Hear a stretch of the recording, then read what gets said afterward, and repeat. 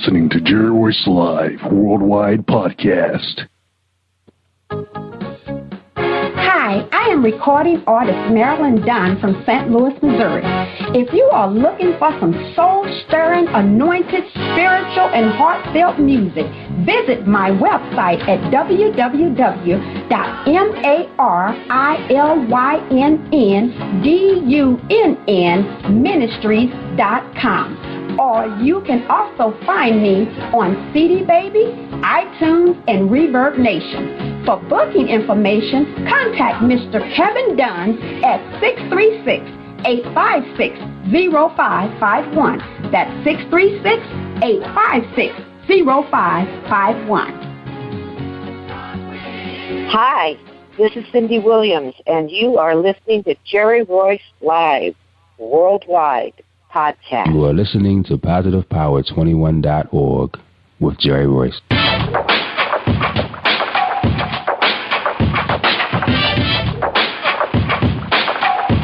What up? It's your boy Kano Kingston. Hi, this is Angel Sessions.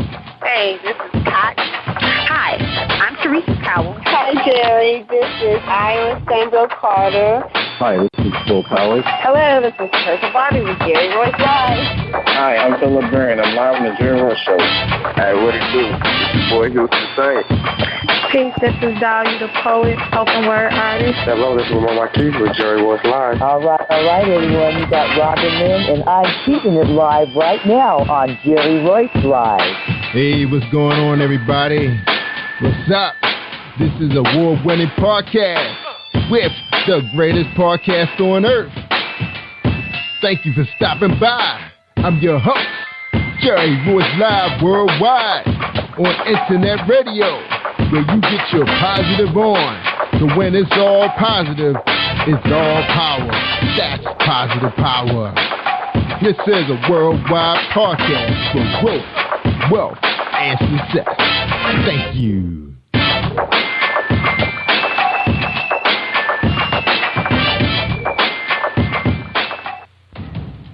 Think you know how drugs get in those little brown bottles? Think again. Set in the green hills of western New Jersey, inside the gilded halls of power of a U.S. pharmaceutical company where decisions are worth billions of dollars and human lives worth less.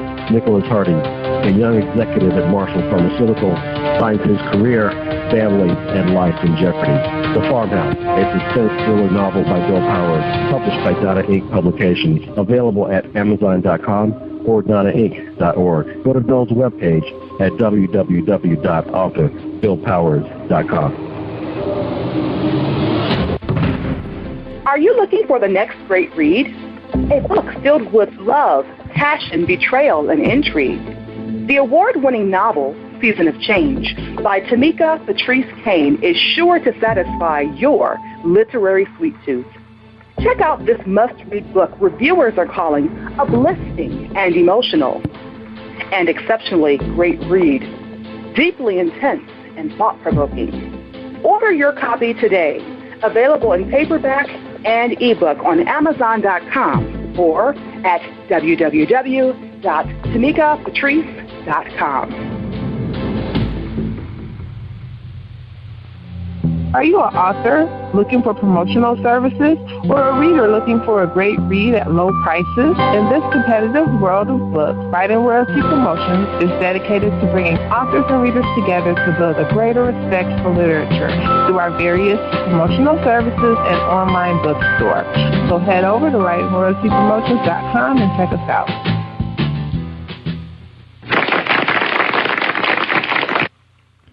Thank you, everybody. Thank you for joining us, and welcome to PositivePower21.org. I am Jerry Royce Live Worldwide, and you're listening to episode 342 with me and actress and writer and producer Cindy Williams. But before we bring her on, let's hear a word from our sponsor, Tiffany Boyle at Emerge Magazine in Washington, D.C. Hey, this is Tiffany Boyle, CEO and Editor-in-Chief of Emerge Magazine, the new voice of business. Here inviting you to come out to celebrate with us at the Emerge premiere May 29th from 6 p.m. to 10 p.m. at the City Club of Washington, D.C., located at 555 13th Street Northwest, Columbia Square. Again, that's May 29th in Washington, D.C. For more information, visit www.emergepremiere.com.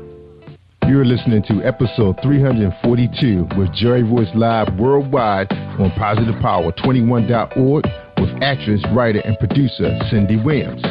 Actress, writer, and producer Cindy Williams has starred in some of the most historical movies and television programs in entertainment history.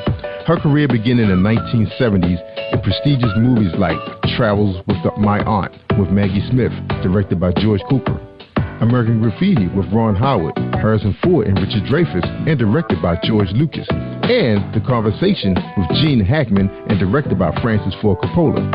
Once she and Penny Marshall played loose girls on the hit TV show Happy Days, the network quickly ordered a spin-off of the dynamic comedy duo.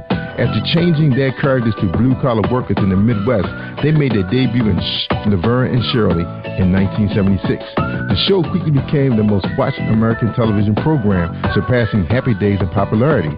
The show remains in syndication around the world and has a very loyal following of original and new fans. Cindy continues to work in her first love, the theater, and she performs in musicals all over the country. And she is the author of the book, Shirley, I Just. Ladies and gentlemen, thank you and enjoy this presentation of Jerry Royce Live worldwide on PositivePower21.org. All right. Thank you, everybody, for joining us. Episode 342 with actress and writer and producer Cindy Williams from Laverne and Shirley is here with us tonight. What's up, Cindy Williams? How you doing tonight? Okay, Jerry. And how are you doing? I'm doing awesome. I'm just so happy to have you. I have to reveal something before we move the show forward. You ready? I am, Jerry. Hit me with you know, it. I used to have a crush on you back in the day. Oh, yeah. Thank you. What a compliment. Oh, you can jailbait. A whole lot of guys back then had a crush on Shirley. Sweet. You're so sweet, Jerry. Thank you. What a compliment. I told a few people, and they said, "Oh my God, I had a crush on her." Yeah, and they were younger than me. Well, you made my day and my night, and possibly tomorrow. That's such a compliment. Thank you.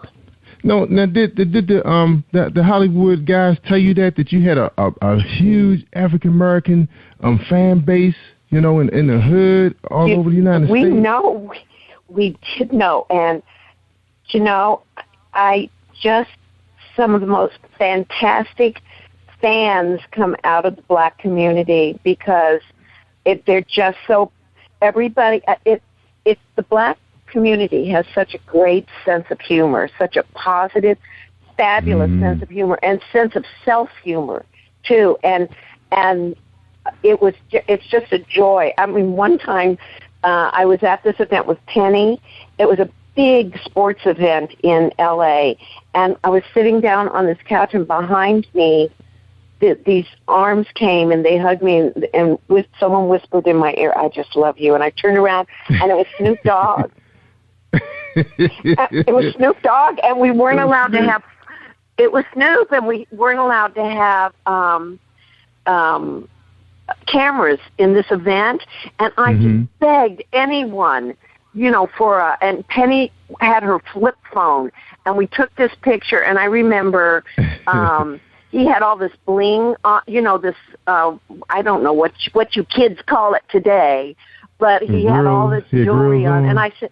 Yeah, and I said, let's hold Snoop's, you know, what's at the end here, this bling, and it was like this silver, I don't know, it was like just this huge silver plate, and so Penny, somewhere there's a picture of me and Penny with Snoop holding this big silver plate that he had on a chain around his neck. Anyway, he was such a great guy. I wish I could have spent more time with him. But yes, in answer to your question, Jerry, yes. And it's quite a compliment. you know, that the African American community embraces us and the show, and still does. Yes, absolutely. You are all-time favorite. I mean, people still remember you like it was yesterday. When your publicist contacted us, I was like, is she talking about the other Cindy Williams that was on that movie was with Wesley Snipes? I don't know if you remember that movie. Cinda. That's Cinda. Cinda Williams. She called Cinda. Oh, okay, that's what she called herself. Yeah, okay. she's a very good actress. Yes. Yeah. I believe that's who it was, Cinda. Yeah. I couldn't remember exactly how she pronounced her first name, but I remember she came out of New York, and that was a big, But she's an African-American actress, right? Cinda. Right. Yeah, yes. Cinda, okay. She's very good. Yeah. Yeah, but everybody knew what I was talking about, though. They knew it. You did? Yeah. Yeah, they knew. They knew who. They knew it was you. That's great. They knew. Laverne and Shirley. All right, well, I got to ask you the first question. Enough about me. That's right. Well, it's all about you tonight. So, you ready for the first question? All right, this is my signature first question. The first question for the night is, who is Cindy Williams? Oh, I better make some phone calls and get back to you. I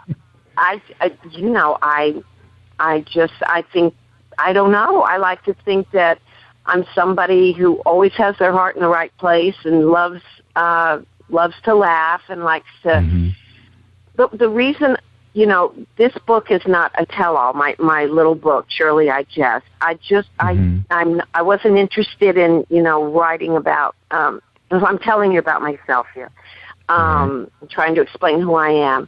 I was not interested in writing anything where I threw people under the bus or a tell-all book or anything like that. I took great care to have none of that in this book and only fun stuff that would make people laugh out loud. That was true about my life, which is blessed, because it's just blessed. I don't even have to say why. I'm just so blessed, and I've had such a fun life and such fun adventures, and I wanted to share them with people, and I wanted to do it in a way where I took people there with me. And I'm a fan. I like to think of myself as a very, like everybody else. I have my foibles. I have my, things that, I'm not exactly proud of in my life, things that I am proud of in my life. I try to every day make myself better by, the 7 deadly sins, like trying to weed them out one at a time. So when I die. Uh-oh, did Cindy go out? Oh, I think her call dropped. Cindy, you still there? Because I think your call dropped. You're just about to throw down. All right, we'll wait till there she go. All right, you back? There we go. Okay. Anyway, I just like to think of myself like, a friendly kind of person, a friendly, sort of person that's like everybody else. So that's kind of me. I mean, I took myself, how they talk about people buying their own publicity and, and getting all haughty and caught up in themselves. I did that for about 2 weeks when Laverne and Shirley was a big success. Penny and I both did. They had us in New York, and we were like, we were like the Golden Girls, and not the show, although right now we could play any of the Golden Girls.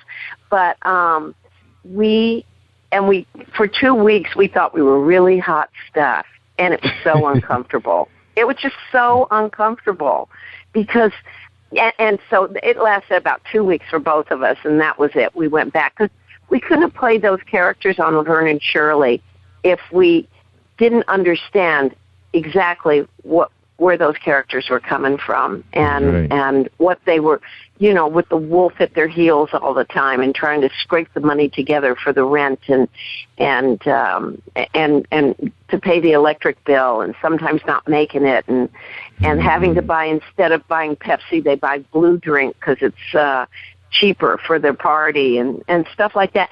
And it just hits a note with everybody, and especially us, me and Penny. You know, I mean, we really. So I really identify with like, and I wouldn't call it like any. There's nothing common about it. I just identify with everyone that struggles in a fun way. I mean, you've got to look at it. You know, you've got to look at it with humor. If you have struggle in your life, you have to look at it with humor, and that's what Laverne and Shirley did. And and the joke was always on us. And anyway, Jerry, that's a long way around your question, an answer to your question. I'm sorry. Answer. All right, now people can always look you up on the internet and find out other things, but what they really want to know is, you know, tell us a little bit about your childhood. What was it like growing up being Cindy Williams before the fame? You know, what was it like? Where were you? Where were you from? What were your classmates like? Well, I was born in the San Fernando Valley, and then when I was 1, we moved to Texas. So I grew up, basically, my childhood was in Dallas. And my father was alcoholic, but he had, when he was sober, he had a fabulous sense of humor. I mean, just was the greatest guy. You just would have loved him. But when he drank, he was the devil himself. And so I had that in my childhood. And so when I wrote the book, you know, they wanted me to start there, which I did not want to. But I started there, but I picked out I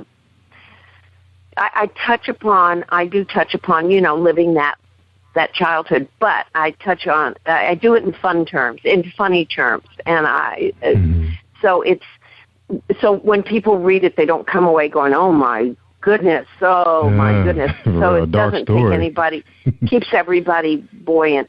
And then when I was 11, we moved back to California, and my grandma was the first one on the street in Dallas to get a TV set. And so I started watching TV, and I started living in those characters and those situations on television. And it was basically soap operas and wrestling back then, you know, Gorgeous George and I Remember Mama and those programs and Lucky Strike commercials. And I was mesmerized by the dancing boxes of cigarettes.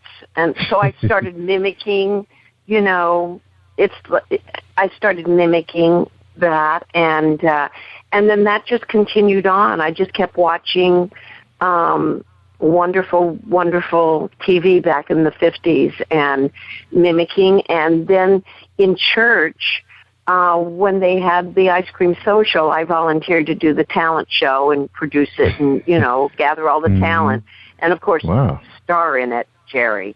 And so I did that, and we sold out two big performances, and then in high school, you know, it was just like that from the time I was a kid. I'm sure it's the same for you with your podcast and everything, that you, at one point, you know, when you were younger, you just had an affinity toward it. Oh, yeah. You're right. CB Radio. Remember CB Radio?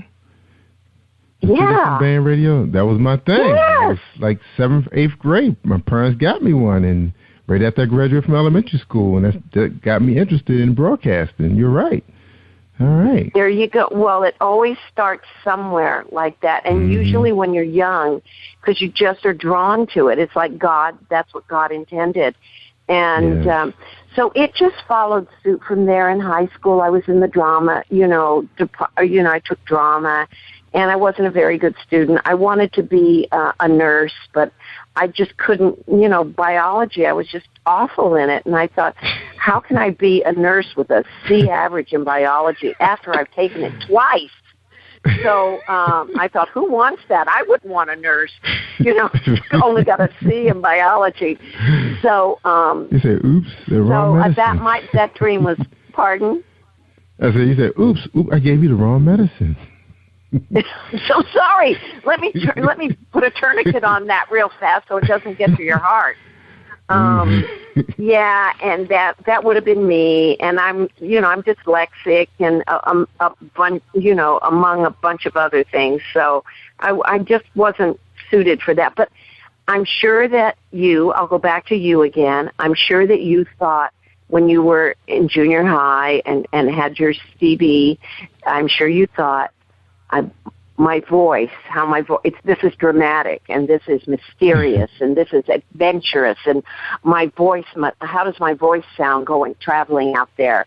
And I used to think about, as being I wanted to be an ER nurse. I thought, oh, it's so dramatic, flying through those double doors and hearing over the speaker, Nurse Williams wanted an emergency, and that's how, and that's how things begin for kids, and they dream them first. And but I didn't dare dream that I would ever make money on it. My parents were terrified, my mother especially. She said, learn to type faster, become a secretary. And I thought, I'll never type faster. I type 32 words a minute with 3 mistakes. Nobody's going to hire me there either. I couldn't have even typed up my nurse's notes at the end of the night if I'd become a nurse. So it was just by hook or crook. So I went to the theater arts department at City College, and at Los Angeles City College, which is a brilliant, it has a brilliant theater arts program. And I learned more stage and stage work, which is my first love. And Laverne and Shirley ended up being a little stage show because we would rehearse it for 4 days, and then an audience would come in, and we would present it on the fifth evening in front of the audience, and it was being filmed, but we would start at the beginning and go all the way to the end, so the audience got the gist of the whole show, and we would always, anyway. I hope I answered that question. I'm not sure I did. I rambled on. You did a great job. Great job. But you answered a couple questions for me, because I was going to ask you, did you guys have any idea during that point while you guys were doing the theater, the live performance in front of the audience, that Laverne and Shirley would be so popular, so huge like that, so funny in every family's household? They glued in every day right after school. Did you guys have any idea? No, we went on. We were writers. I wrote about this in the book. We had been put together as a writing team for this movie, this spoof movie, with other writers, Steve Martin, Martin Mull, Harry Shearer, bunch of writers, and we were working on that when Gary Marshall called us and said, I've got these 2 parts of Girls Who Date the Fleet. That's how he put it. Girls Who Date the Fleet. And I want you girls to come over and, stand and play these 2 girls, Laverne and Shirley. And so we said, sure, and we got a week off and went over. Neither one of us had seen Happy Days. And but I had worked with Ron, and Penny knew a lot of the people on the set because of The Odd Couple that she had been on. So we went over. We saw these girls as just the cheapest. Oh God, just these gum-chewing, cigarette-smoking. In fact, when we came on in rehearsal, we were smoking cigarettes, and we flicked them across the room. And Jerry Paris, the director, screamed, "Stop! What do you think you 2 are doing? This is a family show." You can't That's be right, you're right. We didn't know. Y'all, you were smokers. Yeah, I remember that. Yeah, now, you guys were smokers. Y'all was a little different. Yeah. Wow. So, and then, we were fixing each other's, lingerie, fixing each other up and taking pin curls out of each other's hair and chewing them. And we played them as really girls who really date the Fleet. And they toned it down. And then we did it. And then 3 weeks later, we get a call, and we're back to writing, and we get a call, and they tell us that the network had seen this episode of Happy Days and loved the 2 characters and wanted to spin them off for their own show. And Penny and I, Jerry, had no idea what that meant. We spin off to where? Spin, we had no idea. We had to look it up. And anyway, so then they ordered 4 shows for us to do that they were going to put on the air. And Penny and I both thought, okay, 4 on the air and 4 off. That's good. No idea until the end of the first season. Even when Gary came down and said the overnights, do you know what, is that an archaic term these days? That's the scores you get, how many people watch the show overnight. Mm-hmm. They come in with the tally. And Gary Marshall came down with the overnights, and he said it was something like, it was historic. It was like 32 million people the first time. I think it was more, but I don't know. But it was like this astronomical number, and we couldn't compute it. And it took us, I'd say, a full season and a half to figure out that the show we were on was popular. And that happened at the Thanksgiving Day parade when they rushed us. You know, we were in the parade, and the crowd started coming toward us on the float. We looked behind us because we thought somebody great was there. And you know, we looked over our shoulders behind us, and then we realized they were rushing us. And that was the first time. And that, I go back to those 2 weeks in New York when we thought we were like really hot stuff. We came down fast from that. Anyway, it's all in the book, Jerry. It's all in the book, and it's a real fast read. And we can't wait to read it. Now, we're going to take a quick break, Cindy, and then we're going to come back, and we're going to finish talking about you, the book, how you marketing, do you understand social media, all that good stuff, okay? So we're going to take a quick break. We're going to listen to a song from a recent guest we had, Kimberly. Everybody just loved to sing on this Dude out real soon. So this song is called I Want to Be Yours. All right, Kimberly.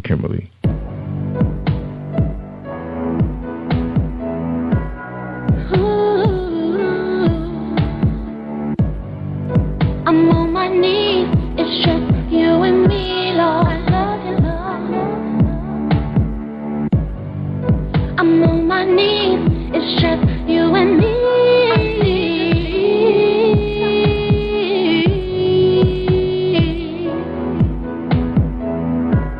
I love you, Lord. I'm on my knees, trying to get through, Lord. I'm on my knees, trying to get through.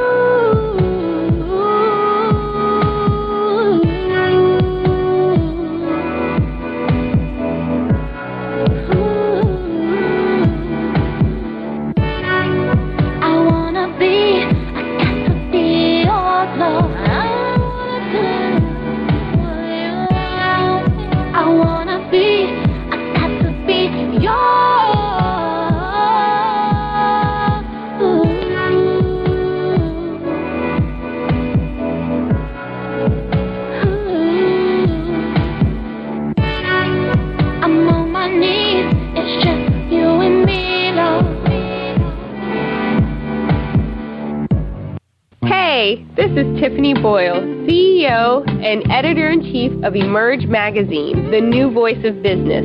Here inviting you to come out to celebrate with us at the Emerge premiere, May 29th from 6 p.m. to 10 p.m. at the City Club of Washington, D.C., located at 555 13th Street Northwest, Columbia Square.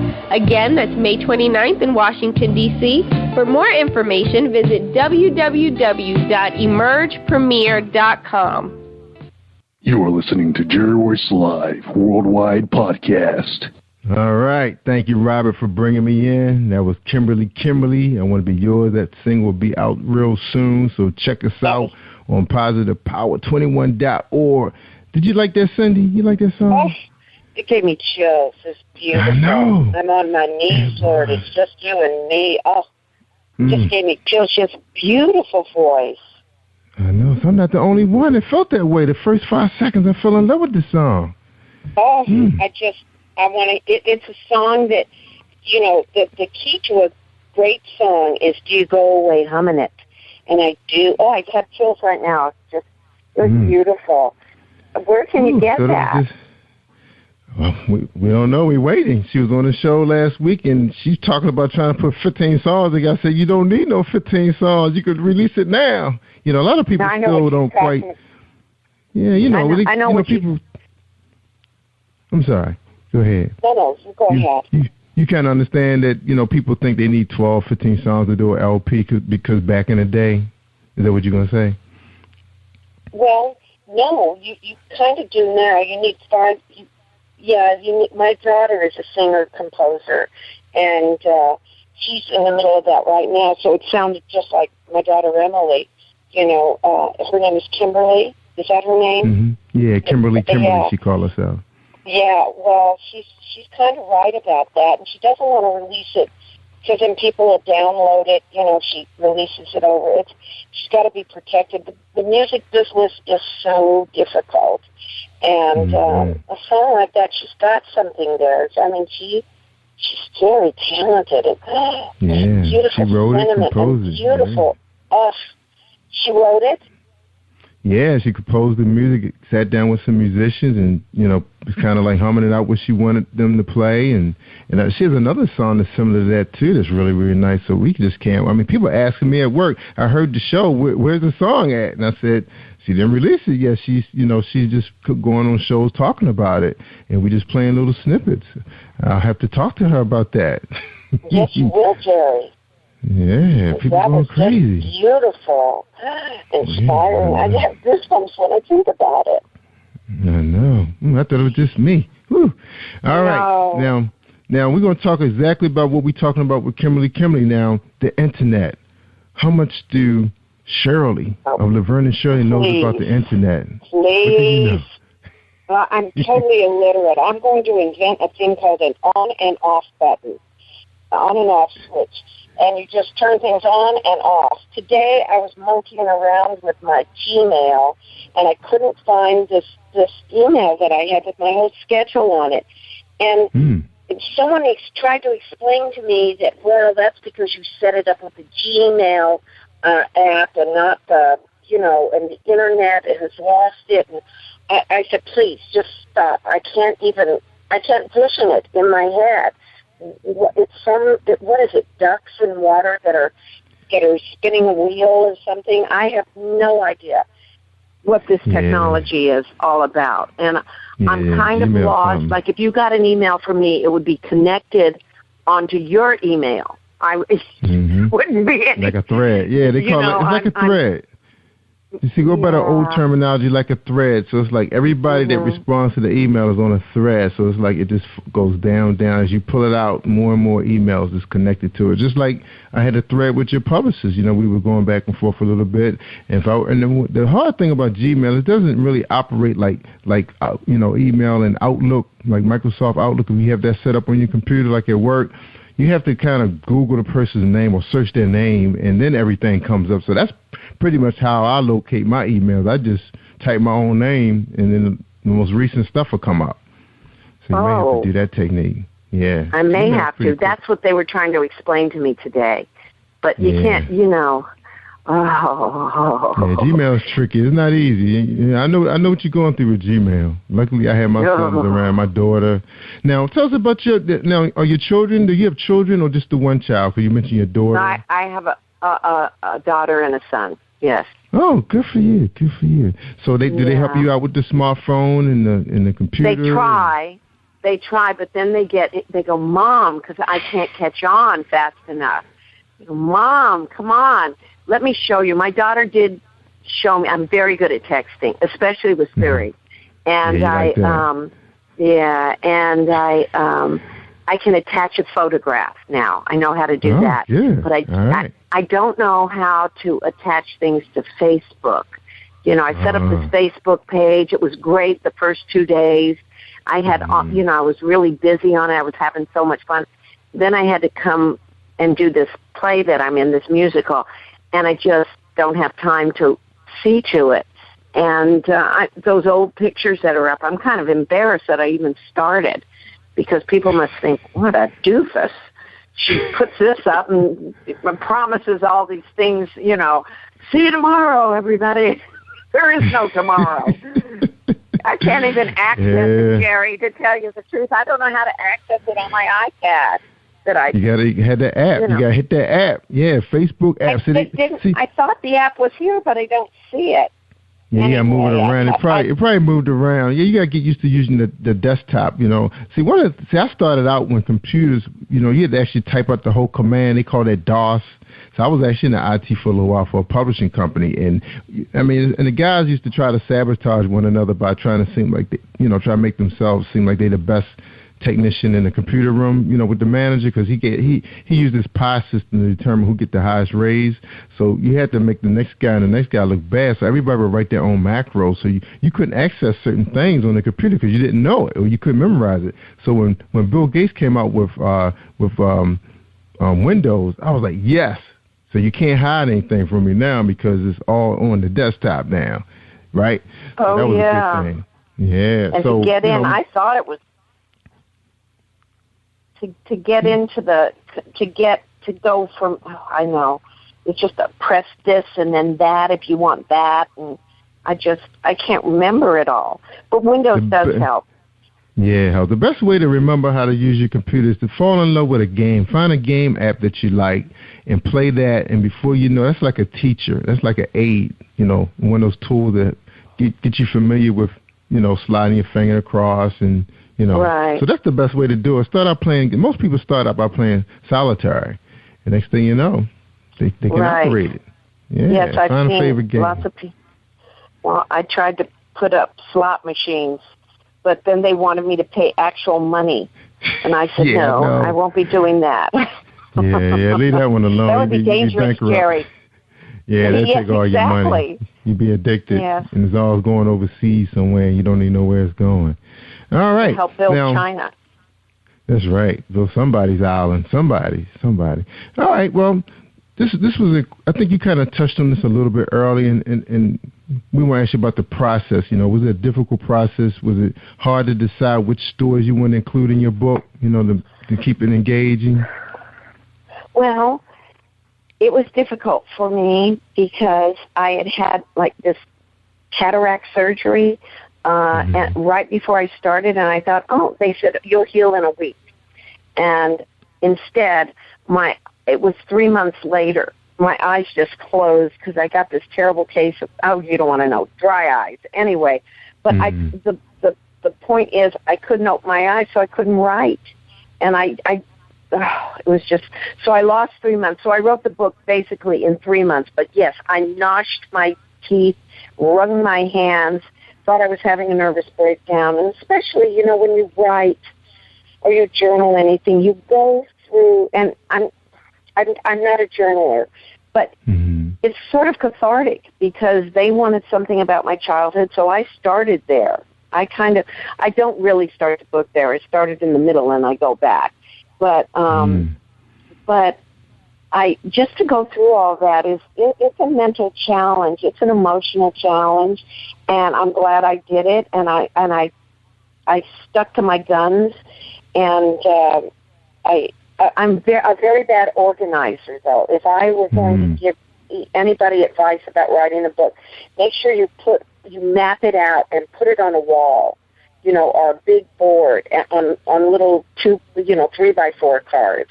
You know, this chapter is about high school, and this chapter, and then you can move them around in the order you want. And but I had to learn that, and I learned it the hard way. And the way I wrote was not on the computer, as you might guess, Jerry. It was pen to paper.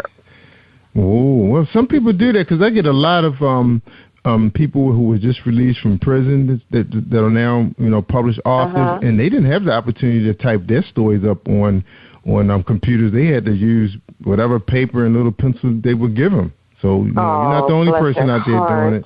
Yeah, some of them are bestsellers right now on Amazon. And speaking of Amazon, now your book is on Amazon.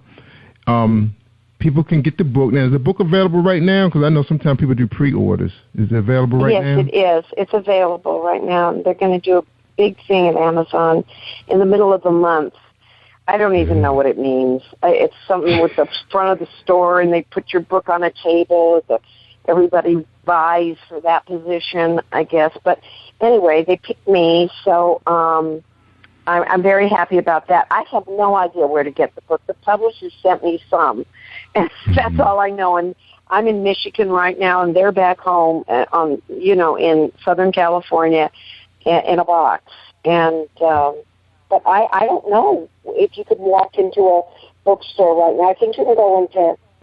They should have them at Barnes and Noble. Not right, they will be Barnes there. and Noble that's doing that. So right, because Amazon's I don't know how online. you kids get books these days. You get them online, you read them on a little thing. You have digital downloads. You can actually order the hard copies to your house also, and Amazon will if Amazon is printing them for you, they can order them through them or through your distributor. So that's probably what's going to happen. Yes, that's awesome. Now everybody's going to be so amazed, because we haven't heard your name in a long time. I remember seeing Penny Marshall. She was doing quite a bit with the directing, and you saw her little director's hat, doing great work. Where were you doing that time? After of course your show was still running, but what was Shirley doing? Well, where was she? I had started my family, and I just sort of stuck to that. I did produce Father of the Bride, and I talk about that in the book. What else have I done? And I've done a lot of theater, which I love doing, and that's just sort of where it's fallen, where my career has taken me, and I love it. And that's what I'm doing right now with Eddie Mecca, who was Carmine on the Vernon Shirley. We've worked in a few plays and musicals together. Oh, wow. In New York? So you're doing that in New York? Yes, we're in Michigan right now. Oh, in Michigan. Okay. Yeah, doing this show called, it's called Meshuggah Nuns. And it's about nuns and a boat with an actor who's playing Tevye in the boat's production of Fiddler on the Roof, and then the ship is in a storm, and so all the cast in Fiddler on the Roof gets sick except for this character Howard, who Eddie plays. And so the nuns, and I play the Reverend Mother, the nuns come in and help him out, and we put on a show. And it's one of Dan Goggins' shows, and it's a lot of fun. And, a lot of fun. Is it traveling? So it's traveling right now? It's a sit down here in Michigan at the Meadowbrook Theater, and and so far the audience is loving it, and it's a lot of fun. Yeah. Always fun to work with Eddie, and it's a very amusing show and very entertaining show. Now you said who's Eddie? Who's in it again? Eddie Mecca, who played Carmine on the Vernon Shirley. Eddie Mecca. Oh, awesome. Good for y'all. Good. Now, Happy Days went big too. Of course, wow, that was an incredible group that came out of that. Ron Howard being the director he is, and a fantastic actor, because the last movie he did with about the Africans attacking his ship, and I can never remember the title of that movie, but it was so engaging. I never thought in a million years I could sit and watch a movie where a guy's just sitting inside of a submarine the whole time. With Tom Hanks? Yeah, that's right. That was Tom Hanks. That's right. I don't get those two mixed up, but I think Ron directed that, correct? I'm not sure. I'd have to Google it, Jerry. Yeah, Google it right now. But I believe he did direct that. But that was awesome. Now, Shirley, she decided to go start her family, because that's everybody's American dream, to have that family. Yep. I know you're proud of your kids. Now, you mentioned your daughter's getting into music. Is she going professional? Yes. She right out of high school, she had a recording contract, and then a bunch of stuff happened, and that sort of went south, and it was a big contract with Interscope, but she kept at it, and her music is beautiful, like Kimberly's, and but she doesn't see, it's not gospel. It's sort of, I can't even figure out what it is. But it's wonderful. It's like rock and roll and then ballads, and she's just a wonderful songwriter and singer. Beautiful voice. Would you classify the inspiration? Would you classify inspirational? Would I classify her as inspirational? My daughter? Yeah. No, not in the same way. No, it's not gospel, but it's inspirational as far as her ballads. Oh, when she was, well, it'd take me too long to explain it, but she's been writing songs since she was, 12, 13, and she just, this new stuff is really good. And when she does get it out, I'll call you. Have her on the show. And let her, would be awesome. Yeah, let her come on the show and play some of her stuff. Or one of her songs. Yeah, and how about your son? Where did his career lead him? He's a musician also. I have 2 musicians. Someone asked me today, do you have grandchildren? I said, oh, no. No, my kids are musicians. I don't want them to have any children yet until no.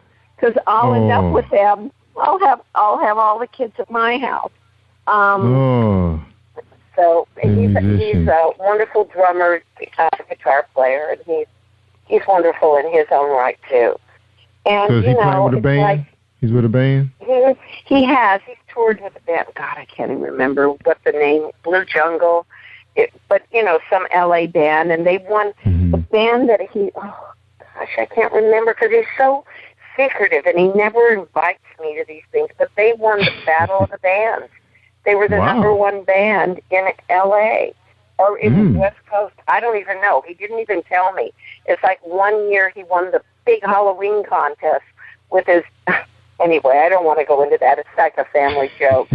But Zach gets all these little awards, and he collects them all, and then he tells you 10 months later that he's accomplished that.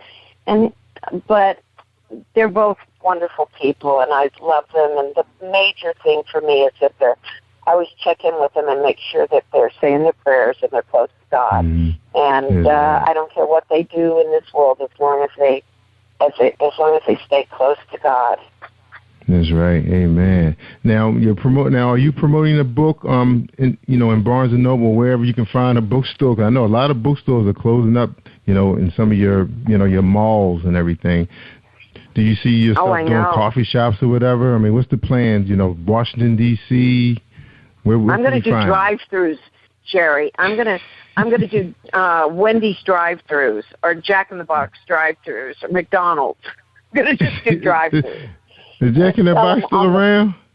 What? Jack in the Box. I haven't seen that restaurant in a long time. Is it still around? I don't know. Yeah, on the West Coast it is. On the West Coast, okay. Yeah. All right. It's big on the West Coast. But yeah. So you're just going to show up. I'll be at Jack in the Box. So you just show up at a restaurant, and people could just find you sitting there eating a Wendy's burger with your books with you. And they say, hey, I recognize her. With a stack of my books and a pen, and I'll be happy to sign the books for them and do a little reading there in Wendy's. Oh, that'd be awesome. And people start texting, and guess what? People start inboxing their friends on Facebook, and the place probably jam-packed. You could do that. You could do that. Who could stop you? You Cindy Williams. Shirley. Yeah, I guess I could. I don't know. I don't know, Jerry. I don't know. You don't have to share the profits because it just be you showing up. Oh, no. They won't let you do that. They won't let you. At Wendy's? At Wendy's. Yeah, I'd probably end up working there. I'd probably end up being very happy getting a job there and working the drive-through window, which is no easy task. No, it's not. It's tough. I always thank them so much. They love me at Dunkin' Donuts. They know it's me because of my voice. You were right about the voice thing. They recognize me at those places when I they know my order. I don't even have to tell them what it is. If I switch it, they switch it back. I tried to change from going. I wanted number 10, which is the turkey sausage sandwich on flatbread, right, with a large coffee and cream only, no hash brown. I tried to switch it to an Angus burger on flatbread, and the guy said, "Oh no, you want number 10." Like, okay. Jerry, you want number 10? Yeah, when I was pregnant with my daughter, there was this thing I craved at Jack in the Box. It was their nachos. It was the most delicious nachos in the world, and I wanted extra jalapenos on them and they would know. I'd go, they'd say, may I help you? And I go, I would like to. I go, hey, Cindy, you want the nachos? I said, yes, thank you. Drive on up. We'll have them ready for you. And they'd have my order, just like you, Jerry. McDonald's was the same way. I was there almost every day with the kids because they had activities every day, and they knew I was going to order the cheeseburger, the nuggets, and and all. They knew the order. And the guy, we were friends. We talked. We had the window chit chat, and he ended up getting another job, and I had to get to know a new guy. It was crazy. Somebody offered him a job. Yeah, he knew my order. And the funny thing was somebody liked him so much they hired him at a big company, and he had just graduated from high school. They gave him a job that you needed a college degree. Yeah, they said he got a job that you needed a college degree to get because they really liked him at the drive-through. I said, wow, they took my guy. Yeah, I had to start over. Yeah. I stopped going to McDonald's. I started going to Wendy's. I love that. I love that. Yes. You're so funny. Wendy's. You're still funny. You're still funny. Aww. You're so awesome. Oh, thank you. Wow. So are you. Thank you. That's a wonderful story. I used to work at IHOP. I worked at the International House of Pancakes. Yeah, in college for years and years. The one on the Sunset Strip. I worked the graveyard shift. I have nothing but, and my mother was a waitress, and I have nothing but respect and admiration for people who work in that industry. And it's so much, I just love it. I'd love to do a movie about that because what goes on, and it's like a team effort there. And just like you said, your customers and, I just had so much fun. I didn't write about it too much in the book, but if I ever write anything else, I'm going to dedicate a whole chapter to when I was a waitress at the IHOP on Vermont and Santa Monica and the one on Sunset. I was also a cocktail waitress at the Whiskey a Go-Go. I wrote a whole chapter on that because that was something else in the 60s. And Jim Morrison was my first customer, and Jimi Hendrix came in there, and I almost got fired because of Jimi Hendrix because I reached out and touched his buckskin, the fringe on his buckskin suit. Oh, just beautiful, man. Oh, my God. And then it's the first time I ever heard this term.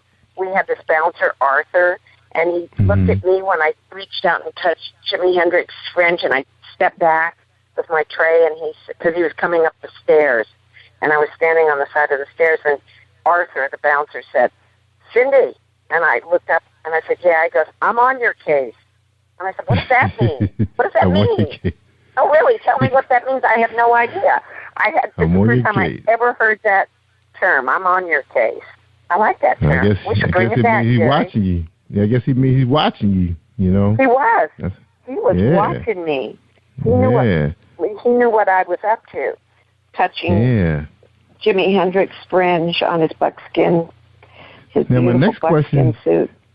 My next question is a pretty big question. Again, you was the cutie pie, of the 60s and the 70s. Did you have a hard time with guys, like dating guys? Were guys afraid of you? Because you were so cute. What was the deal back then for you dating? Could you do that? Yes, I dated a lot, but all I wanted to do was get married, like most girls. I just wanted to get married and have my family. But I nothing, I don't know. It was such a whirlwind. I was at work so much, and work was so hard and rewarding. But every person I met was in show business, and that it just didn't lead to anything. Yeah. I dated some very interesting people. I do not write about that in the book, and you know why? Because they're all married with families now, and I don't want to, I really put my foot in it at one time, and, People Magazine did this article, and they sent someone out, and I just opened my mouth about, oh, yes, I dated so-and-so, and I was seeing so-and-so, and everybody got freaked out, and including me, when it was in print, because it just, it just didn't look right. And so I learned my lesson, and I just I don't say boo in this book about anybody.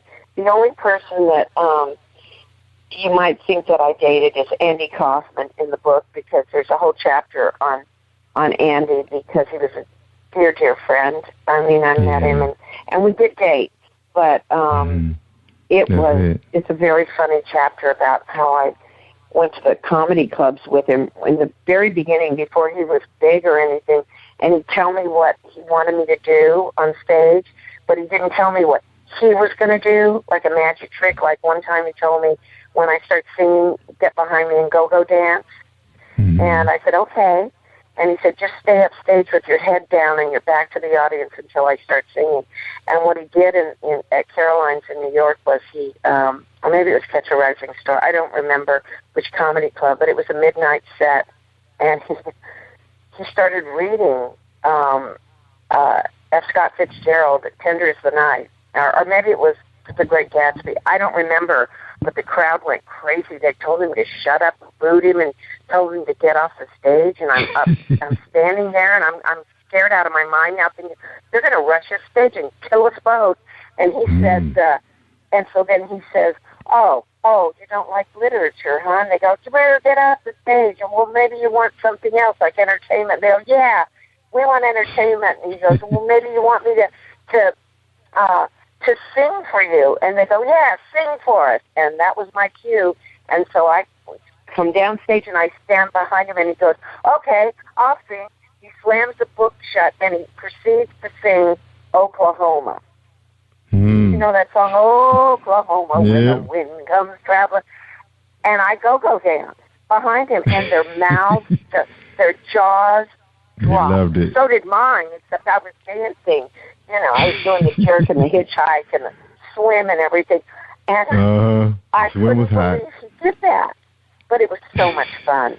It was so much fun. He was so mirthful. That's right. That's what it's all about. Yeah. And speaking of your fans, now, when people know, you got the book out now, what are people saying when they so relieved that you're doing well, and they just so happy for you? That's what you're getting back from fans? Yes, because the fans of Laverne and Shirley are the most loving, fun-filled, wonderful human beings. And they I don't know, it's like a mass of consciousness that just wants the best for everybody else. That's how I see our fans, and that's why and they're always happy to see me, and I'm always happy to see them. We're like cousins. That's how I treat everybody who loved that show. It's like a cousin, like a first cousin. And I'm just so blessed like that it was such a mirthful show. And that's why I wrote a happy book, a book that'll make people happy when they read it. And hopefully laugh out loud. And but that it's true, and everyone is happy for me, and I'm happy for them. And it's so it feels so good, doesn't it, when you're happy for somebody else's success, truly happy for them, because you share it with them. Because it's it's all gifts from God, and He just chose different people to give different gifts to, and you have to acknowledge that. My friend Lynn Stewart, she's my best friend, and she was Miss Yvonne on Pee-wee's Playhouse. I don't know if you ever watched that, but we were in school together, and then we started, professionally acting, around the same time together, and we traveled that whole path together. And when she'd get a job and I wouldn't, or I'd get a job and she wouldn't, we called it our emotion, our feelings, we called happity. Because you were happy. I would be happy for Lynn and get to pity myself a little bit. But I have to be happy for Lynn. And she would do the same for me. And you practice that, and then there's no jealousy, no envy. Right. Yes. Just love and happiness, and you share in their success and their happiness. That's a good friend. That's a good friend. Yeah, because I was going to ask you, something a little bit about that, like, getting your big break. Did you ever think it would happen to you, or it just happened? You wasn't even thinking about it because it happened so fast. That happens to some people. Things just happen for them. It was like lightning in a bottle. I didn't know what I was going to do when I left college. I just had youth and enthusiasm, you know, and I've been taught theater, taught stage, and I was full of confidence, and I was happy in my waitressing job, and I just said to myself, I'll be in the right place at the right time someday, and it'll all happen. And it did. It happened like that, Jerry. And it was, you know, and there's a lot of praying going on, believe me. And just like Kimberly's song, it's just, I'm on my knees, it's just you and me. And there was a lot of that. But it, you know, but I always felt good, and I always felt blessed, even when I had nothing. I remember one time I should have written this in the book. I lived in this little room in this house, and we had shared a bathroom. You know, there were like, I don't know, 8 bedrooms in this big old house. We called it a hippie house, but you know, and this is when I was waiting tables, and I had this tin foil that somebody had given me a piece of chocolate in, and the tin foil was on this dresser. I had this tiny little room, but there was a window, and when the sun hit this tin foil, it glistened, and it was like a rainbow of light. It made me so happy, and I thought, I don't need a diamond or any kind of jewelry. Look how beautiful this tin foil is. And I remember thinking, that's what the world is. It's all there for everybody, you know, whether it be a diamond or tin foil. And I always think of that tin foil. I wish I had saved it. That it was like thin and pink, and when the light hit it, it just glistened.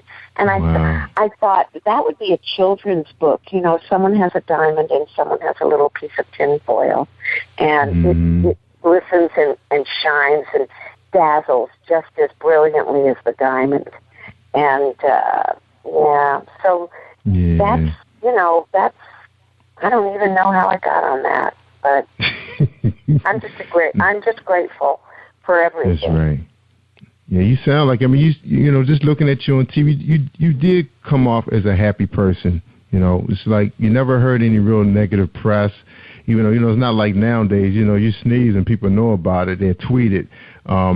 You guys were awesome coming into our households.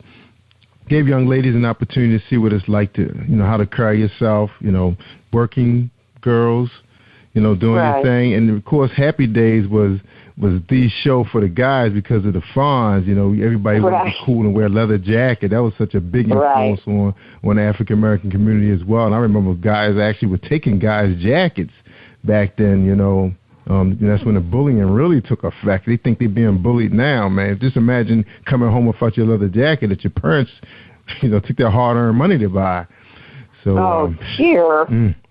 Yeah, it was rough back then. Henry wouldn't like that. The Fonz wouldn't like that. Yeah, I know. The Fonz. He was the man. He was like the Don Johnson of the 70s. Yes, Fonz. he was. The coolest guy. Yes, he was. The Fonz. Yeah.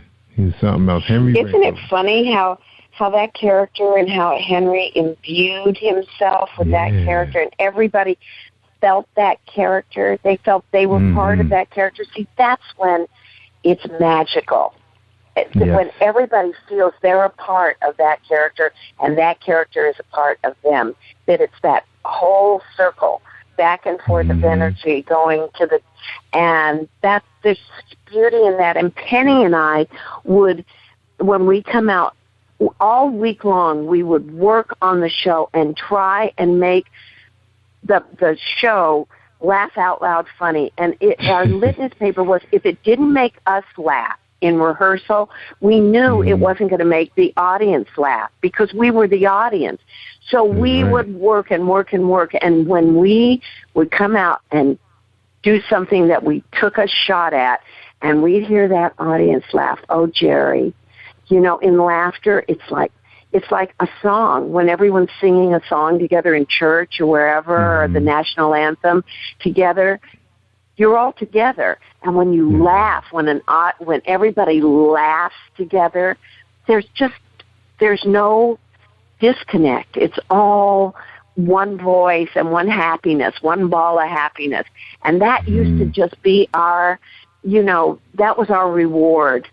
Every time we'd go, okay, and we'd set a joke up and say, here, we'd be thinking, here it comes, we're going to see if this is going to work, and then everyone, and then when they burst out laughing, and there were times that we would be biting our tongues so we wouldn't laugh because it would just be, it was so much fun. It was such a blessing.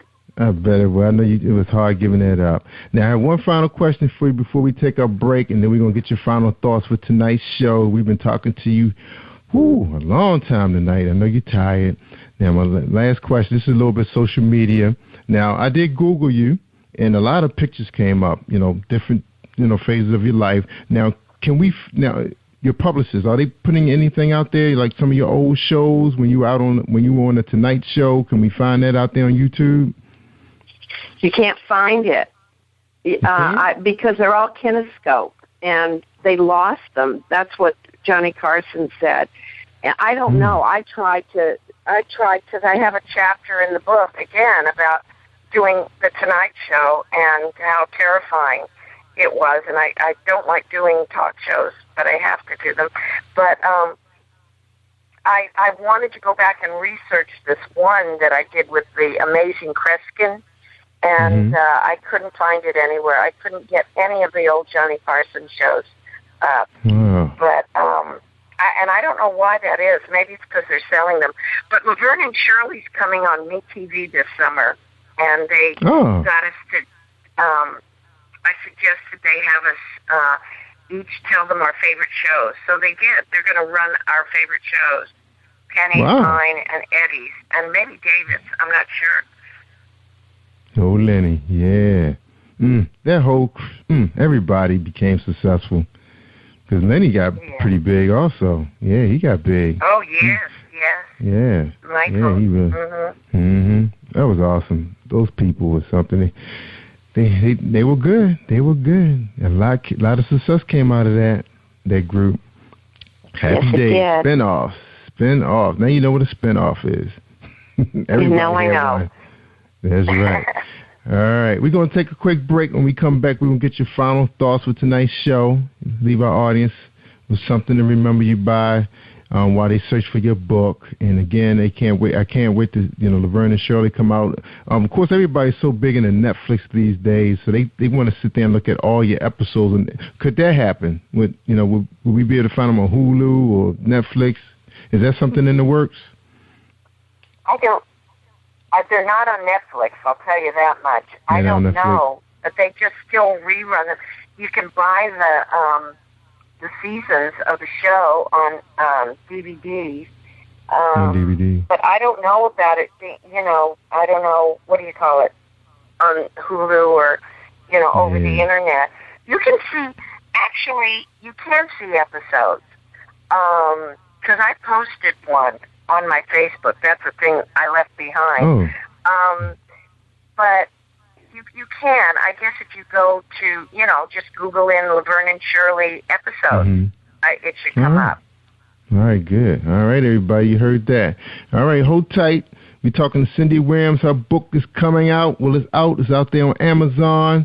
It's called Shirley, She's also being featured in a stage play right now. I think you said it was called Sugar Nuns, playing up in Michigan. So get your tickets while she's there. And how long are you going to be playing for the stage play? How long, we expect to have you there? Through the 17th of May. Okay, people got time. 2 more weeks. All right, All right, good. So hold tight. We're going to hear a commercial from Gerald Manuel. Well, he's not in it, but it's his commercial. Hold tight, everybody. If you're struggling with your relationship or you just can't seem to find the right one, author Gerald Manuel has written an enlightening new book entitled How to Identify Your Spiritual Soulmate. You may order a copy today from Amazon.com or at BarnesandNoble.com. This book is sure to answer many of the questions you may have. Thank you and God bless you. All right. All right, it's Gerald Manuel. Check that book out. For those of you who haven't gotten married yet, you need some help deciding if she's the right one for you. All right, good, awesome. But we're featuring Gerald Manuel monthly on our podcast, so you'll be able to go to www.positivepower21.org and listen to 2 shows that he produced. They're not up right now. Well, they are on Spreaker.com, but they're not quite on our site yet, but it will be coming this week. You get an opportunity to hear him and I go at it when we talk about relationships, the spiritual side of it. All right, and we'll be having some guests come on and join us as we go through his topics and his chapters. That's going to be simply awesome. Pretty deep gentleman, too. All right, we're talking to, she used to be called Shirley, now she's Cindy Williams. All right, Cindy Williams, your final thoughts for tonight's show. And again, thank you so much for being here with us on PositivePower21.org with Jerry Royce Live Worldwide. Thank you so much. Oh, Jerry, it's been my pleasure. Believe me, it's been a lot of fun. I think I've talked to you more than I've talked to several other people in the last week. Wow. Awesome. All right. Are you ready for your final thoughts for tonight's show? I am. Are you going to ask me a question, or do these thoughts just have to come out of my head, which is... Yeah, just let it flow. Has squirrels running it right now. Yeah, just let it flow. All yours. Ad-lib. Oh, well, I don't know what to say. I've had a wonderful time talking with you, and this is the reason why, because you're such a positive person, this is the reason. Thank you. People like you that it makes me happy that I chose to write this little book in positive terms. And I was going to call it in the beginning, if you can't say anything nice about somebody, don't say anything at all. My mother used to always say that to me. And one thing I neglected to say is, my dad was alcoholic, but he always dropped me off at church by myself. Any church he found, every Sunday. And I won a Bible for perfect attendance at Tent Revival in Texas. And I went to just every different kind of church. And that's, in my mind, that passion play of Christ and just all the great people of the Bible really molded me and saved me from an otherwise, my father was a person who could be a tormentor, but he also saved me. He knew what he was doing by dropping me off at church every Sunday and making me go to Sunday school. And so that's why Kimberly's song was so, it just resonated in me. And I'm just going to tell you one other little story, because people don't talk about God enough, I don't think. They don't, you're right. It's not the love, the real rapture love. And but I'll tell you something, this little story, and then I'm done. I'm going to go try and figure my computer out. Take your time. When Penny and I first met each other, we were on a double date. And our dates took us, that's when we first met. Our dates took us to the Coconut Grove, which is no longer there in Los Angeles, to see Liza Minnelli. And opening for Liza Minnelli was Little Richard. And after the show, we were going to go back and say hello because our dates knew, they were in show business and they knew Liza Minnelli. So we were going to go back and meet Liza Minnelli.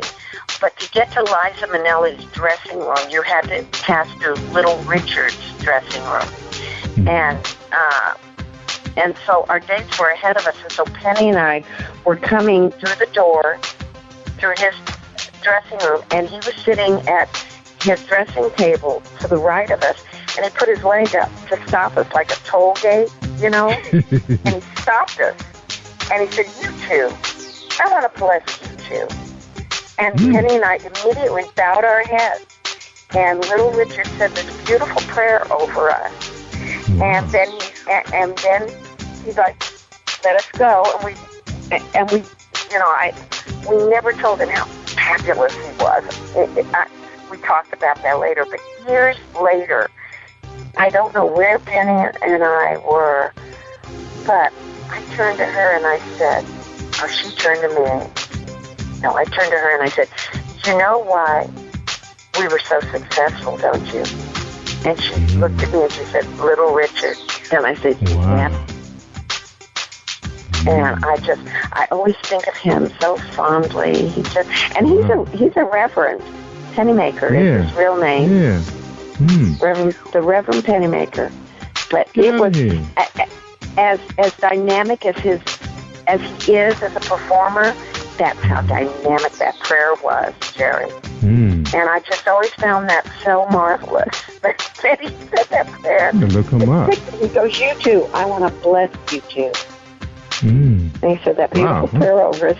Anyway, I thought that was an interesting, lovely little story. And that was awesome. Love that story. Yeah. God first.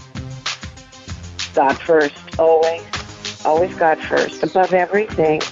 That's right. And he's the go-to, no matter what. And he will always answer your prayers, always, in one fashion or another.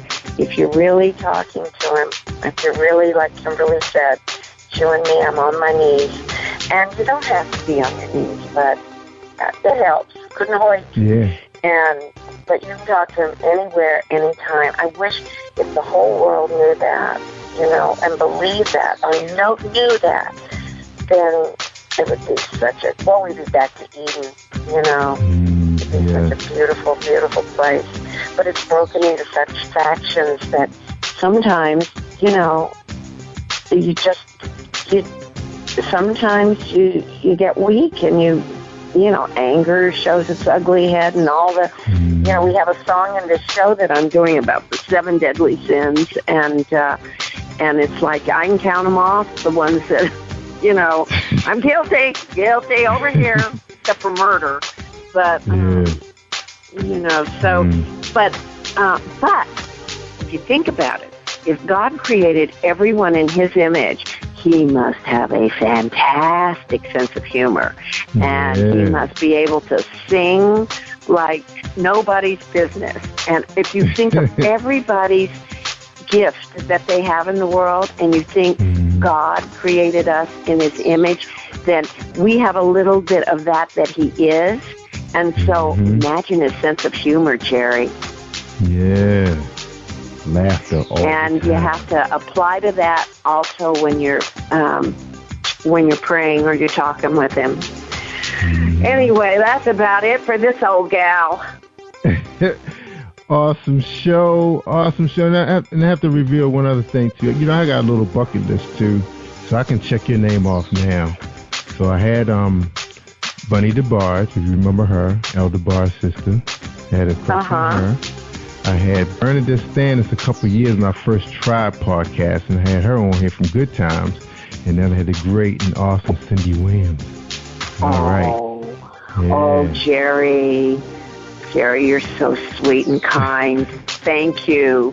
What a compliment. This whole show has been a compliment. Thank you. You're so wonderful. Thank you. I hope you get a gazillion listeners. Yeah, that's right. We can use them to help our sponsors out. That's right. But the main thing is we sharing information that can help someone who's aspiring to be an actor or actress. And you talked about your children being in music. Everybody's aspiring to be a musician or a singer. So, that was good things to hear. Your family's involved heavily with the arts. That is awesome. Awesome. Yes. You're supporting them. That's the main thing. You're supporting them no matter what. So you want grandchildren, right?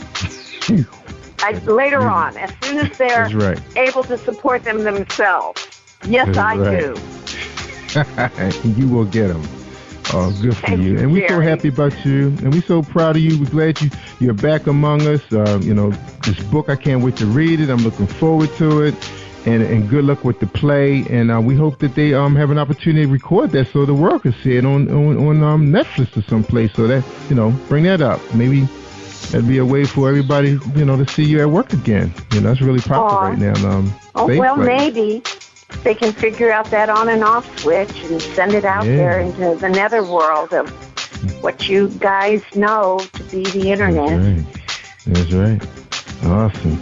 All right, Cindy, we're going to get out of here. Cindy Williams, a.k.a. Shirley. And by the way, what was Shirley's last name on that show? I remember was it an Italian name? Feeney. It was Irish. Feeney. Shirley Feeney. That's right, it was Feeney. That's right, it was Shirley Feeney. How did I forget that? Man, my mind's getting a little better since I'm off my diabetes medication. It's a lot better now. Good for you. Yeah, I lost 20 So you got pounds. your diet under control? Oh, yeah. Is that how you did it? Yeah, a lot of fruits and vegetables. No more driving through that protein. McDonald's, Jerry. No McDonald's. They don't see the kids don't even like McDonald's anymore. That was a good thing. They like Chick-fil-A. Chick-fil-A, is that what it's called? Chick-fil-A. That's what they like. Chick-fil-A, yeah. Yeah, that's their spot. All right, we're going to get out of here, and you hold tight for a second while I sign everybody off. All right? All right, Jerry Royce. Now, Jerry Cindy, Royce Live. That's Okay. right, Jerry Royce Live. Look, see, I tell them all the time, they want to hear the good stuff, the real good stuff. They got to tune in to Jerry Royce Live worldwide on PositivePower21.org because they get a chance to hear shows like this, an opportunity to hear how well you're still doing. Still doing. That is awesome. God is good. And the way you talked about God and how the music, Kimberly's music, really gave you that feeling, filled you. And that's what it's all about, sharing one's art.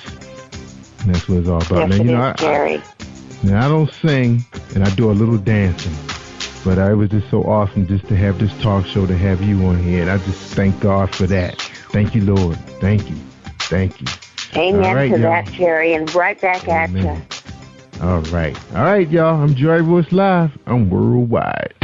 Thank you for tuning in to Jerry Royce Live on PositivePower21.org and Spreaker.com/PositivePower21. This is a Royce Enterprises production. And don't forget about replay on Facebook.com/Jerry Royce Live.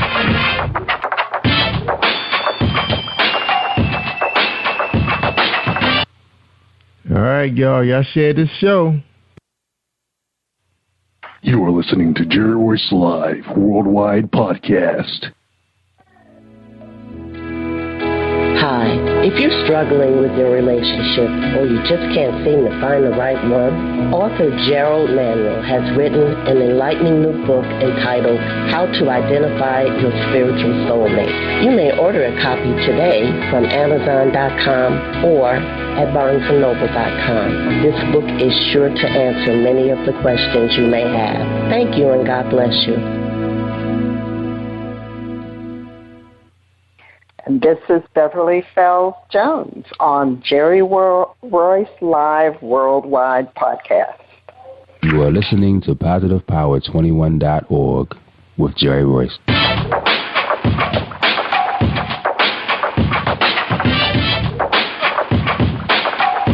What up? It's your boy Kano Kingston. Hi, this is Angel Sessions. Hey, this is Pat. Hi, I'm Teresa Powell. Hi, Jerry. This is Iowa Sandro Carter. Hi, this is Bill Powers. Hello, this is Teresa Bobby with Jerry Royce Live. Hi, I'm Philip Barron. I'm live on the Jerry Royce Show. Hey, what it do? It's your boy Houston Saint. Peace, this is Dahlia the Poet, spoken word artist. Hello, this is Mama Keith with Jerry Royce Live. All right, everyone. You got Robin Lynn, and I'm keeping it live right now on Jerry Royce Live. Hey, what's going on, everybody? What's up? This is a award-winning podcast with the greatest podcast on earth. Thank you for stopping by. I'm your host, Jerry Royce Live Worldwide on Internet Radio, where you get your positive on. So when it's all positive, it's all power. That's positive power. This is a worldwide podcast for growth, wealth, and success. Thank you.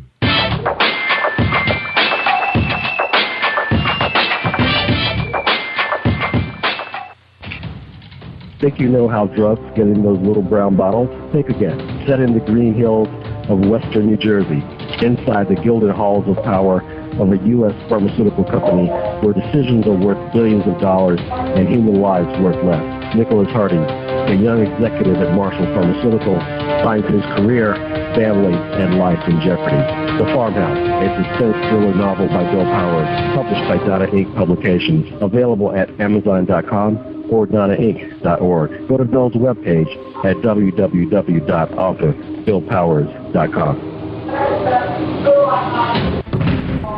Are you looking for the next great read? a book filled with love, passion, betrayal, and intrigue. The award-winning novel, Season of Change, by Tamika Patrice Kane, is sure to satisfy your literary sweet tooth. Check out this must-read book reviewers are calling uplifting and emotional, and exceptionally great read, deeply intense and thought-provoking. Order your copy today, available in paperback and ebook on Amazon.com or at www.tamikapatrice.com. Are you an author looking for promotional services or a reader looking for a great read at low prices? In this competitive world of books, Writing Royalty Promotions is dedicated to bringing authors and readers together to build a greater respect for literature through our various promotional services and online bookstore. So head over to WritingRoyaltyPromotions.com and check us out.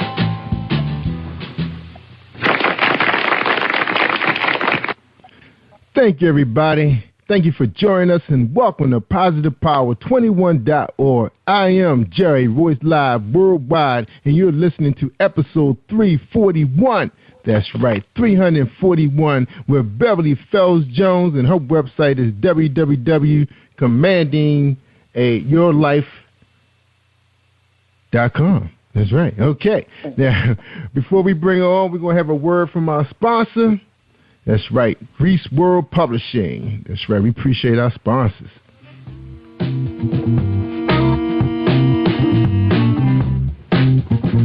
Are you an avid reader of urban fiction, looking for drama, suspense, and more?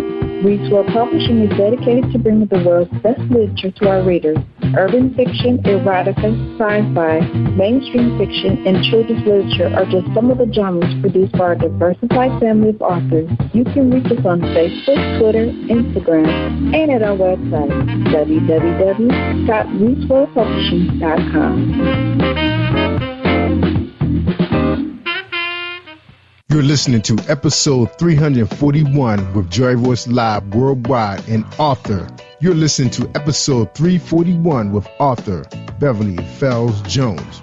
Beverly Fells Jones has had major success within the corporate world and as an entrepreneur.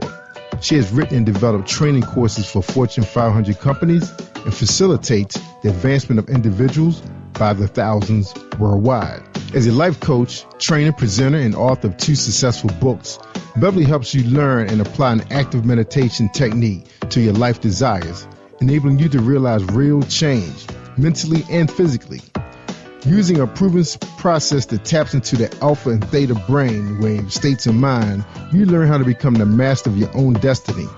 Beverly helps to empower you to change your negative mental programming, replacing a negative voice with a neutral voice, thus programming your mind towards success and opening your potential to create a new reality for yourself. Within a short amount of time, you begin to live life from a completely new perspective, naturally and easily. She helps you find and negate self-sabotaging behaviors that keep you from your success. Ms. Jones is a certified hypnotist, certified One Command practitioner instructor, theta healing practitioner, and certified Silver Ultra Mind ESP instructor, and she holds certifications in a myriad of subject matter. Ms. Jones graduated from Dallas Baptist University with a BS and MBA. Ladies and gentlemen, we present to you on Jerry Royce Live Worldwide on PositivePower21.org and our smartphone app, Spreaker.com/PositivePower21, Miss Beverly Fells Jones. We hope you enjoy this presentation. All right, ladies and gentlemen, we bring you Beverly Fells Jones. How you doing, Beverly? How you doing? I am doing fantastic, Jerry. This is a great day, and thank you for having me on. My pleasure. Welcome back. Your second time, your second round with Jerry Royce Live. All right. Glad to have you back. We had such a good time. I learned so much from you the last time. We had to have you back. I was so glad we was able to talk a couple weeks ago, get you back, because I know you're always doing big and better, exciting things all the time. So we have to share that with the world. So they know how to, control their actions, and their mind. That's right. Don't let nobody else do it, right? Absolutely. All right. Okay. Well, my first question always is, who is Beverly Fells Jones?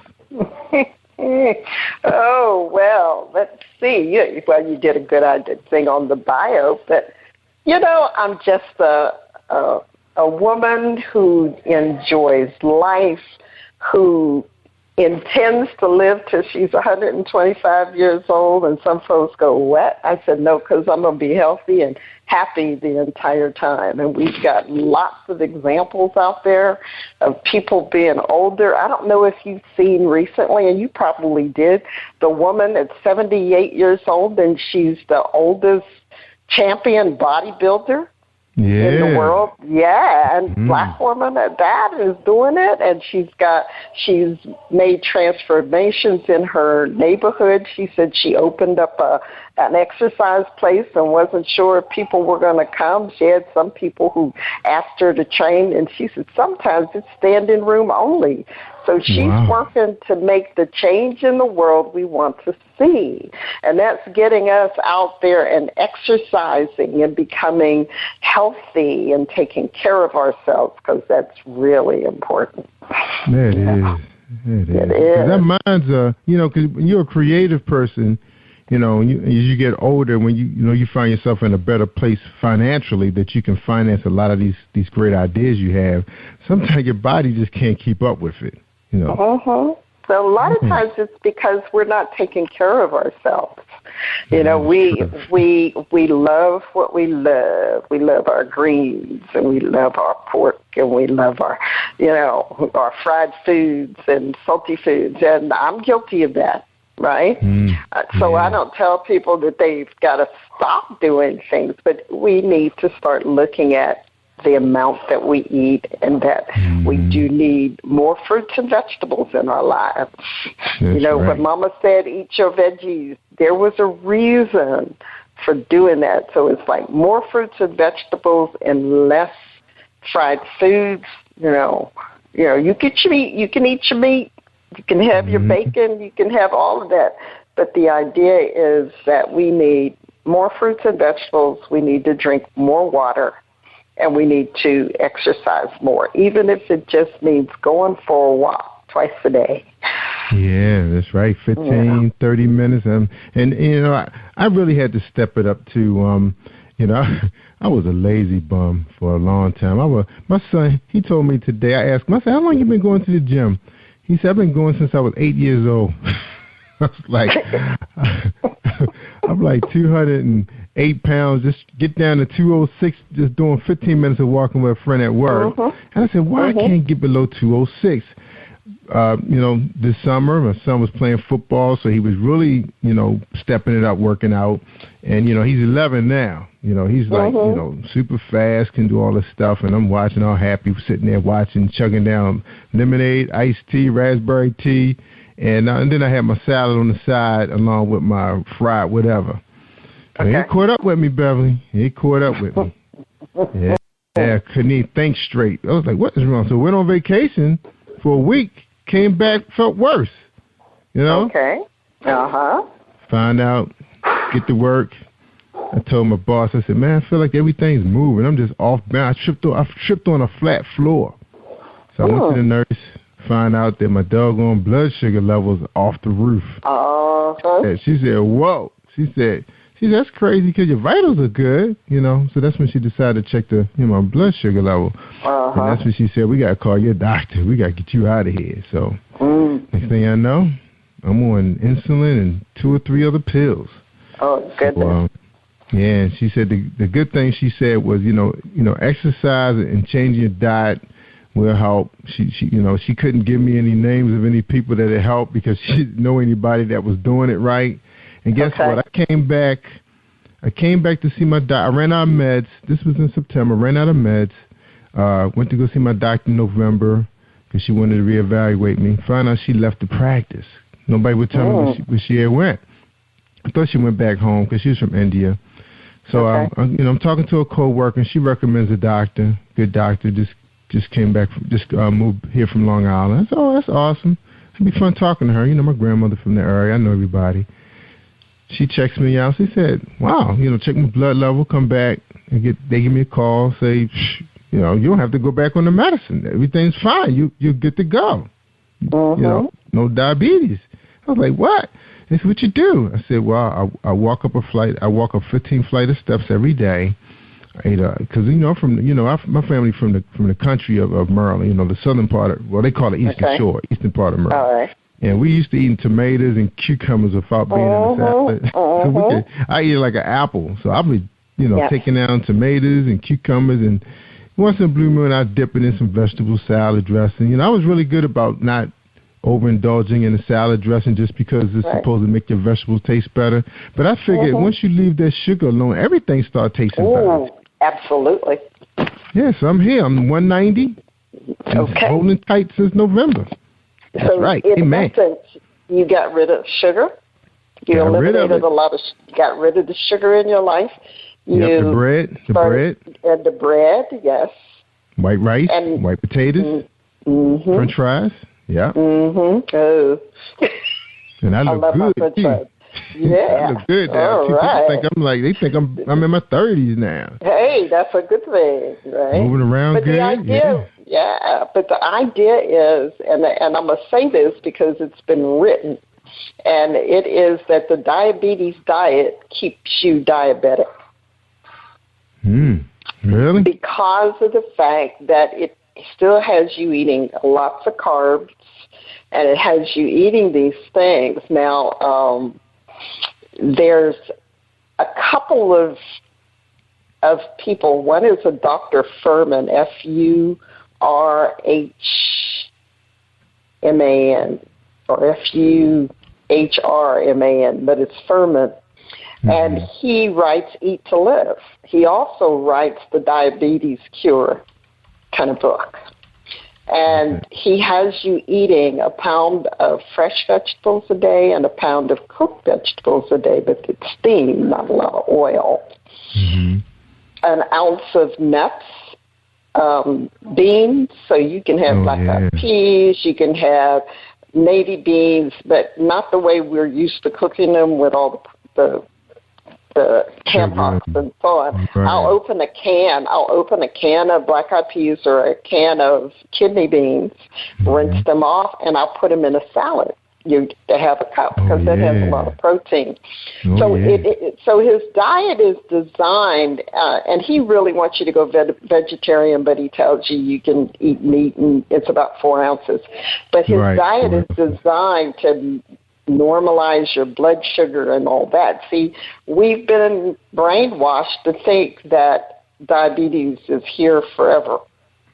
Right, but all it is get rid of the sugar, get rid of the white stuff, like you said, the bread and the rice and the those kind of things. Eat quinoa, which is new bulgur. I'm discovering all kinds of grains that are good for us. And, is that a bread? That's like a bread, so that could be made into a bread. Well, I think so, but I've used it as there's a recipe that you use the quinoa and bulgur in, and parsley and onions and tomatoes, and you dice up the parsley. A lot of folks say, you eat parsley? I said, oh yeah, there's a parsley salad. Yeah, you look it up on the internet, and it's basically that, and it is really good for you, and the grains are good for you, and chia seeds and all that good stuff. But yes, we can get away from pills and insulin and metformin and all those things by starting to use food as a drug. Because your food really will make you healthy, but you've got to eat healthy. And I don't care what your economic status is, you can eat healthy. Even, in a lower economic status, you can eat healthy. Because beans are good for you, and lentils are good for you, and all of those things. It's just learning to cook a little differently. So you hit one of my hot buttons. We've got to talk about and that's my health and your health and everybody else's health around, is being able to get healthy, and you don't have to lift weights and all. You can just do like you said, go for a walk, 30 minutes a day or twice a day. In between, park at the farthest parking spot and walk to the building that you need to do. But you can do this in 5 and 10-minute intervals multiple times a day. So you don't have to take an hour and go to the gym. You can take... Used to be you could take a can of vegetables, but now vegetable cans are like 15 ounces and not 16, so they're not quite a pound. But you can still take vegetable cans and use them to exercise your arms, to do that, to give you some resistance in exercise that way. So there's multiple ways you can do it without spending money. That's right. Like I said, I like them steps. I like doing the steps. But you have to have good knees to do that. And but I always try to make sure I take in some, the food that'll help, keep the joints healthy. Yeah. So, and one of the things I thought I was going to miss sandwiches, but my nutrition, she is so awesome. I go see her like every other month. I missed my visit for last week because I was in transition to go back to my old job.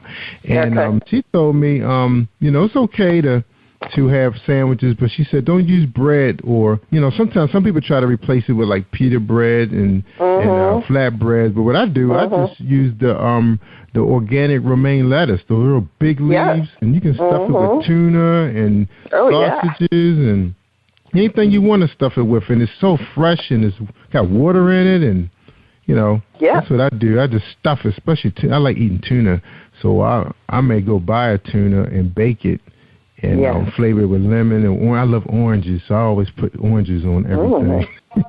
And I do 3 pieces of fruit every day. I do a big grapefruit, an orange, and maybe 2 apples. Sometimes I do 2 apples because I love apples, and that helps with gum disease too. A lot of people having problems with gum disease, and apples will help get down in there, take care of that problem. So that's what I do, my little magical diet, because I was I really did a about face because I was really bad, man. I love my big gallon of iced tea. I mean, we go through iced tea around here, and it was mostly me and my daughter. The idea being, one woman told me this, and I said, interesting. They said, if you're taking medicine and you read the warnings or things you shouldn't do, look to see what fruit or vegetable they tell you not to eat. So on statins, I think it's statins, the ones for cholesterol, they tell you not to eat grapefruit. Well, oh, really? Oh, because of the medicine? Yeah. Because of the meds? So this guy, he said, I'm going to start eating grapefruit every day and forget the medicine, right? And it took his cholesterol down. So I'm not giving any, by the way, disclaimer, I'm not giving any medical advice because I am not a medical doctor. I'm just telling you things that other people are doing, right? So check with your doctor before you try anything. That's right. Get yourself a nutritionist. I mean, and I read that same thing for a long time about, be careful. Like even when I was taking the medication, they did say be careful with the grapefruit. But as soon as I came off those meds out, man, sometimes I eat 2 grapefruits, and they are so delicious this time of the year. Especially during the winter months. They're one of the sweetest fruits you can get during the winter months because some of the fruit doesn't taste like anything. Right. And I got to the habit. I don't put any sweetener on it. I use stevia now for sweetening. I don't use sugar. I don't use saccharin. I don't use it. But stevia is a natural plant. Actually, I'm growing it in my backyard now. So. Yeah, I heard about. I tried that too. That's like a laxative for me, so I can't really. I used to drink my coffee. I used to drink my coffee with just straight creamer, sugar-free creamer, because I love coffee. So I'm like getting into the different flavors and I'm almost like the way you guys are with cigars. I'm kind of getting that way with coffee, So I got my little Keurig machine. I've been having a great time. All right. Well, good. All right, so let's talk a little bit about you now. I know you're really big on that, and I know that's important for our community about the diabetes because that's pretty much keeping a lot of the doctors' pockets fat, and and the pharmaceutical companies and all that. Yes, that's right. Now, what have you been working on lately, Beverly? What you working on? Well, I've been working on a number of things. Even though I'm out talking to people and helping folks. We still need to learn. We still need to study. We need to keep our game moving and just learn a number of things. So I've been working with this group called the Thrive Academy, and I've been getting training on speaking and training on developing programs. I'm working on developing a program that's going to be 24 weeks, but it's going to be using something that is in existence today, and it's called the Master Key System, and that was written in 1912, but I want to make sure that it's available for the future, right, and help people take that course and make the training. So I'm working on that and developing meditations that go with each one of the lessons. So that'll be coming out in a couple of months. And then working on a one-day program that's called Mega Manifesting, so helping people learn how to use techniques that will help them make the thought changes and so that they can concentrate or learn to focus on one thing so that they can work to bring that into their life. So those are a couple of programs that I'm looking at, and we've already, we didn't discuss here, but I've gotten to the point where I am, working on a book that's coming out in June. So I'm working on that to get it done and out there. Good. Let me ask you, that one-day program, is that a webinar or is that offline? Well, right now it's offline. So I will be working offline with that and building it in such a way that eventually it'll be a webinar. Okay, so you're going to film that? You're going to film that presentation? Yeah, I'll probably do that, and it will be a webinar, but it'll be a live webinar. Ah, good. Yeah. You got to let me. You got to keep us abreast of that one, so I can put that in my newsletter. Yeah, y'all. Let everybody remember. You want to get that newsletter from me because it'll have a lot of juicy stuff like this that you won't find nowhere else. Because there's nowhere you can't be everywhere at one time. But if you follow Positive Power, I will keep you in the loop. Especially in Beverly's loop, because you want to stay in her loop. It's hard to stay in her loop if you're offline. You're not connected with nobody. Right, Beverly? Yeah, you're right. And the great news that Beverly didn't get a chance to share is that we're going to carry a lot of Beverly's programming, because she's been programming for a long time, since about 2009, and we're going to be carrying a lot of her programming on Saturday. So you have an opportunity, to put your headphones on while you clean the house and listen to what Beverly's been working on for the last, how many years, Beverly? 20 years? You've been in I wish. No, it's going to be more like 4. 4 years. All right, we got 4 years of programming. That'll be awesome. I'm so excited about that. So it'll be right here on PositivePower21.org. And we got some religious programming coming, so we're going to bring it all together. So once you get to Beverly, you're going to be all ready, all spiritual, and able to focus and concentrate. Now, Bev, you've been in the corporate world. You've been an entrepreneur. Why is your training is so important? Why is it so important for people to understand what you're trying to facilitate to them? Why is it so important this day and time? Well, first of all, people want to be successful. They look and they have desires, they have dreams, they have ideas that they want to put in place. However, when they do that, when they go to do that, there are all these negative forces or negative ideas that are moving forward. All right, so what...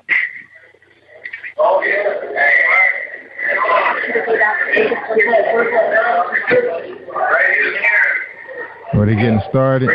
Yeah, they're getting some stuff there. But so what's going on is that the reason that they want to do that is because we've got all these negative ideas and thoughts and processes that keep running in our heads. And so what I do is I work to help that person get rid of those negative ideas, those things that says I'm not worthy, or I can't do that, or there's all these other people doing it. Why would they listen to my idea? So the idea being is let's work on those, find out what those negative thoughts are or their self-sabotaging ideas are, and eliminate them from your self-talk. I kind of think of it as a virus. When you're got that negative self-talk, you've got the viruses that are running in your computer, and you want to get rid of them. They run in background, they do all kinds of things, and you're not sure about what's going on. You just know your computer's running slow and all of these. And so it's the same way with your mental programming. You may say, I don't know why. Every time I get to the point where I'm about to be successful, I do something stupid or something happens. And what it is your subconscious makes you right all the time. So if it's a negative program, then you are right that you can't do it because your subconscious is going to work to make it right. Now, so what I do is teach you how to change it, huh? Yeah, I was going to ask you.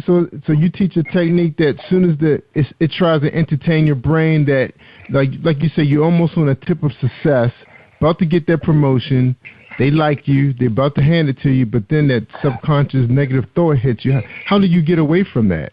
Because it's going to hit you. Well, yeah, because first of all, what I do, and that's what part of what Mega Manifesting the class is about, is identifying what those negative ideas are, those negative programs running in your head. And then we look at what those are, and then we say, what is it that you want instead? So if your negative program is, I'm not worthy, then what happens is that we turn around and say, I am worthy. I am a good person. I am a great person. I can do those kinds of things, right? Mm-hmm. I can make the changes that are necessary in my life. And so you want to switch from the negative and go right into the positive. Right, quickly, in seconds. Mm-hmm. I've been hearing a lot of that lately. I heard Dr. Wayne Dwyer talk about that. That I am, trying to switch it around instead of saying, he said, be real careful about this. You're thinking I am weak. Oh, I am this. Like you're about to lift some weights. He said, I'm going to be tired. I'm going to get tired. It's like you're thinking negative before you even try it. Mm-hmm. And so what happens is that, like I said, your subconscious turns around and it makes it true. So when you're working on the I am, it's like I am bold, I am beautiful, I am brilliant, I am an author, I am a speaker. And you just start thinking of who you are and what you want to become. And you do it in such a way, and you don't have to shout it to the rooftops. You can just sit in your chair and relax and get totally relaxed, and you start visualizing yourself in that position that you want to be in. Yes. And eventually what will happen is your subconscious starts working, and you'll start getting ideas of the changes that you need to do, and you start making those good decisions. Inspired actions come to you, and the good decisions start coming up for you. Now, for individuals that have that really busy life, as soon as they hit the front door at home, they got to take care of the kids. They got to get dinner ready, to check the homework, get the clothes ready for the next day. They at work. Sometimes that's like their time to themselves, but yet you're still dealing with the boss and coworkers. How do they take that lunchtime to, come back to themselves? Any Well, it all depends. I tell people, just go to the restroom and sit down and just sit down and take 5 minutes, take 10 minutes. But you take a few minutes and you make that decision, right? And then you just do a short meditation, or you just go into relaxation. If the day is long, see, one of the things that the prime directive, which is going to be in the book, and I'm going to explain how that works. But the prime directive is basically, I know how to be awesome in my job. Yeah, I like that concept. I am awesome in my job. So right. So and you're doing that in a relaxed state. So you really do get to your subconscious. Now, do you recommend like any type of music? Does it have to be a favorite type of genre, or is it music out there for meditation that can help a person kind of separate themselves? Now in corporate America, you don't have no real privacy. The cubicles have gotten smaller. They pretty much saying you're gonna be working at home pretty soon, so they just make it smaller. What do you recommend to kind of get your own space? Well, for me, I love classical music. So I'm looking for music that doesn't have any words. It doesn't have any, anything that's going to distract me, but it's relaxing and it'll help you relax. So what you want is music that will relax you. And then as you're saying your affirmations or you're saying your commands, then you don't have that additional distraction that's dealing with you. Yeah, awesome. Yeah, that's a good idea, classical music, like violins and real quiet, I guess, wind instruments. Right, and then there's Celtic music. I picked up a CD when I was in New Mexico, and it's wind instruments, and it's more of on an American Indian type sound. So you can use those types of things also. Awesome. All right, now I know you have to hack it up and get out of here in a few minutes, but we were so happy to have you. Now tell us a little bit before you go, because we're going to get your final thoughts after this real quick commercial break. How much time you have left? You good on time? I got about 4 minutes because they're getting ready to start the second half, and I want to get into that. Okay. Tell us a little bit about Manifest Your Life, the life you want, Prime Directive for Abundant Living. Tell us a little bit about where it's Manifesting the Life You Want, and it's Prime Directive for Abundant Living. It's due to be released on June the 12th. As soon as I get all my editing done. And basically it's going to talk about just what I've talked about here, is how to issue those commands. And I talk about 6 areas where you might want to make change. Part of it is in trust, spirituality, relationships, purpose, wealth. Of course, we're all interested in health. And in the book, I talk about Dr. Furman, and I give you a list of books and things that you can look at as far as your health is concerned. So I talk about that. I teach you the Prime Directive. That is the meditation process to help you make those changes. And then I'm going to give you a few others. One is the Spiritual Sanctuary, which is where you're going to also go into a meditative state and go into the process of asking for what you want. Another one is going to be, what would it feel like if? So what would it feel like if I got the promotion that I wanted? All of it is designed to make you relax and be able to do the things you want. So the book is going to cover a lot of areas, give you a lot of examples. On my website, I've got a manifestation log, so it gives you examples of things that manifested based on these techniques. So I don't just tell you to do it, and I give you examples of where it works, and then I tell you how to use it so that it works for you. Because, Jerry, I'm not about just giving you a bunch of stuff and saying, okay, try this. I do it myself, and I have other people do it. And as you told me after my last show, you did some of the things I told you, and you got things showing up in your life. Yeah, boy. Long list, laundry list. Long list, yes. Unbelievable. And so, so we do that. But thank you again for having me on the show. And, everybody can go to commandingyourlife.com and look at things, or they can find me on Facebook, because that's where I'm going to initially announce the book and do a book cover reveal in the next few weeks. And that's where it will be listed where they can pre-order when it's time for pre-order. That's right. We got to have you back, too, so don't forget about us in June. We got to have you back. All right. Okay, Beverly, appreciate you spending this time with us. So just give us your final thoughts real quick, and then you can go ahead and hang up, and I'll close the show out. That you can be anything that you want to be, and be everything, and create the life that you really want. You just have to learn how to focus on the things that you desire. That's right. Amen. Okay. Thank you so much, Beverly, and we'll see you soon. Right? All right. Thank you. All right. Take care. Have a good evening. All right, ladies and gentlemen, that was Beverly Fells Jones. And you can find her at Commanding Your Life with the Life You Want to Live. I always forget the name of her website. Let me pull it up. Here we go. Commanding Your Life. That's right. Check it out. Commanding Your Life with the power of your state of mind. That's right. That's the route she goes. So check her out. I'll make sure you guys have her website. It'll be on the landing page. Right now, we're going to take a quick break, and we're going to hear a message from Marilyn Dunn. Hi, I am recording artist Marilyn Dunn from St. Louis, Missouri. If you are looking for some soul-stirring, anointed, spiritual, and heartfelt music, visit my website at www.marilyndunnministries.com. Or you can also find me on CD Baby, iTunes, and Reverb Nation.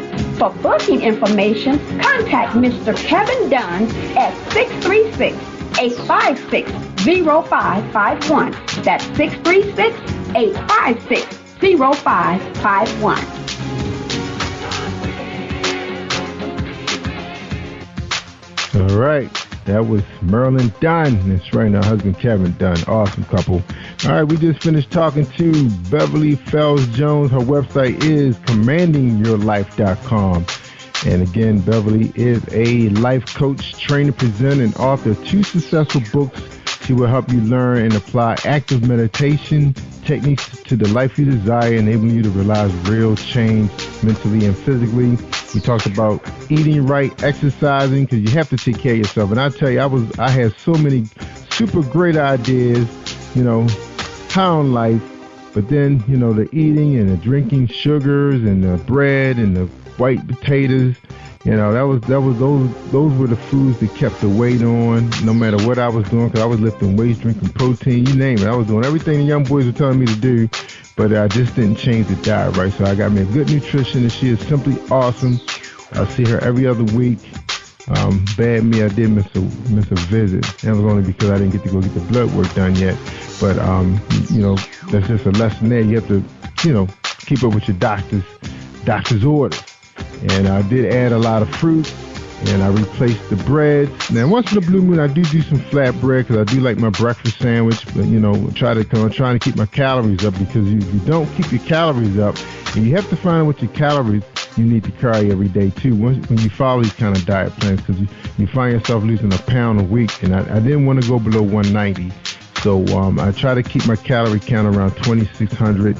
That's around the number that I need, because I'm 6'1", and I need to stay around 190 because I have my closet is full of suits, and I would hate to try to have to pay for each one of them to be altered again, because it's almost like buying another suit when you pay those guys for good work. So anyway, we appreciate you guys tuning into the show. I'm Jerry Royce Live. I'm worldwide, and we're going to have one last commercial from our sponsor, James and Shay, and support these independent authors and musicians. Thank you. Are you looking for a great book of poetry that is romantic, heartfelt, and full of male emotion? Then get Thoughts, Love, and Reflections by James K. Deshay. That's D-E-S-H-A-Y. Go to www.jamesdeshay.com. You will enjoy Thoughts, Love, and Reflections.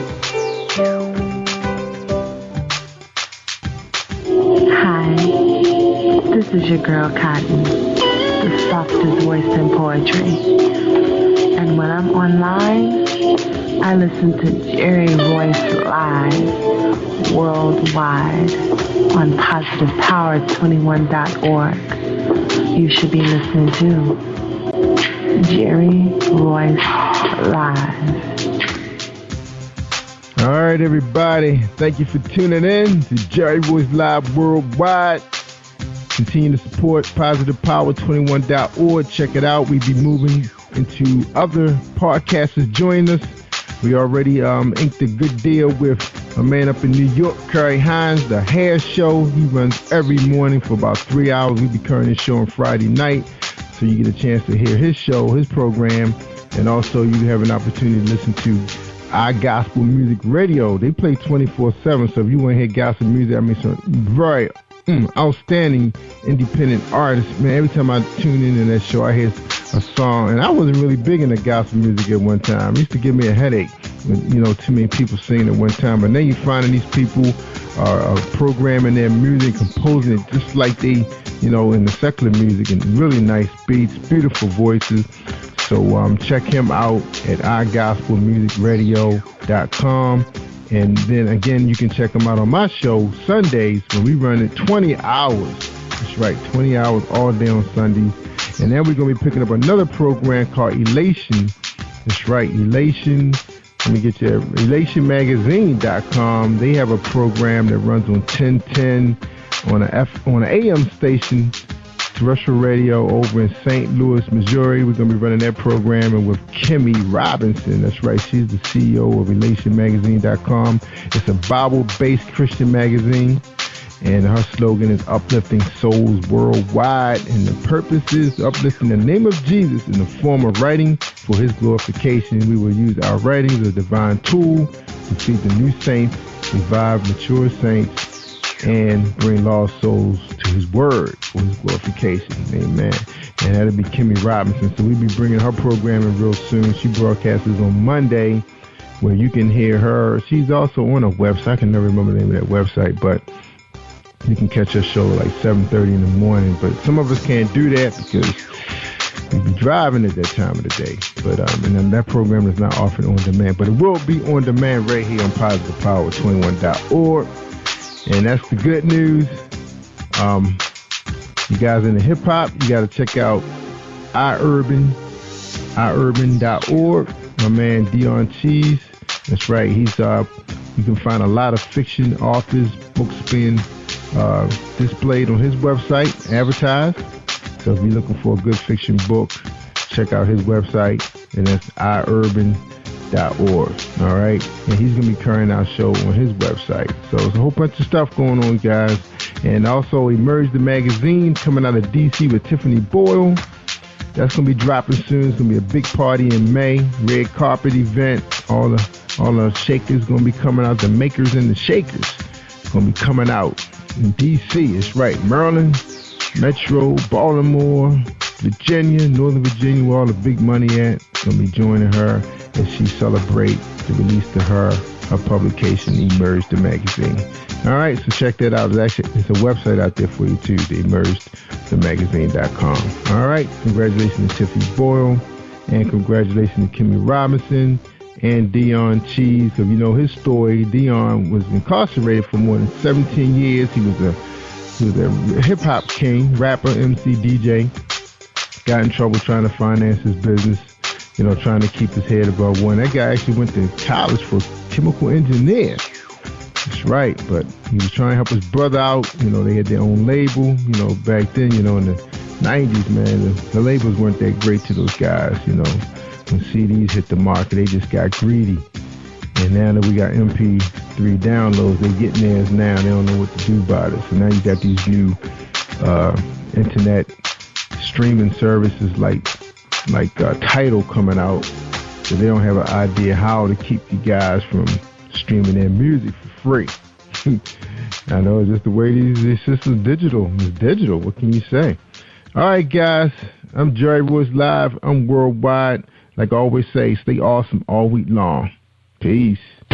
Thank you for tuning in to Jerry Royce Live on PositivePower21.org and Spreaker.com/PositivePower21. This is a Royce Enterprises production. And don't forget about replay on Facebook.com/Jerry Royce Live.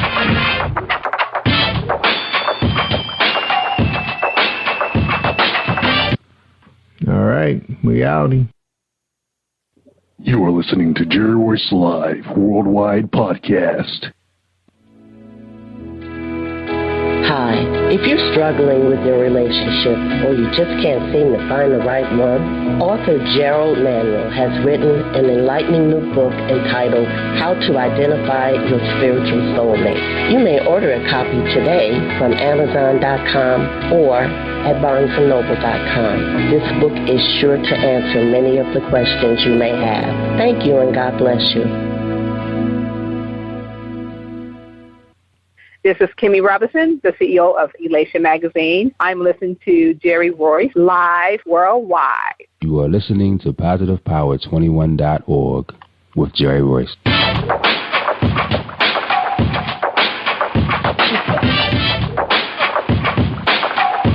What up? It's your boy Kano Kingston. Hi, this is Angel Sessions. Hey, this is Pat. Hi, I'm Teresa Powell. Hi, Jerry. This is Ira Sandro Carter. Hi, this is Bill Powers. Hello, this is Teresa Bobby with Jerry Royce Live. Hi, I'm Philip Byrne. I'm live on the Jerry Royce Show. Hey, what it do? It's your boy Houston Saint. Peace, this is Dahlia the Poet, spoken word artist. Hello, this is Ramon Marquis with Jerry Royce Live. All right, everyone. You got Robin Lynn, and I'm keeping it live right now on Jerry Royce Live. Hey, what's going on, everybody? What's up? This is a award-winning podcast with the greatest podcast on earth. Thank you for stopping by. I'm your host, Jerry Royce Live Worldwide on Internet Radio, where you get your positive on. So when it's all positive, it's all power. That's positive power. This is a worldwide podcast for growth, wealth, and success. Thank you.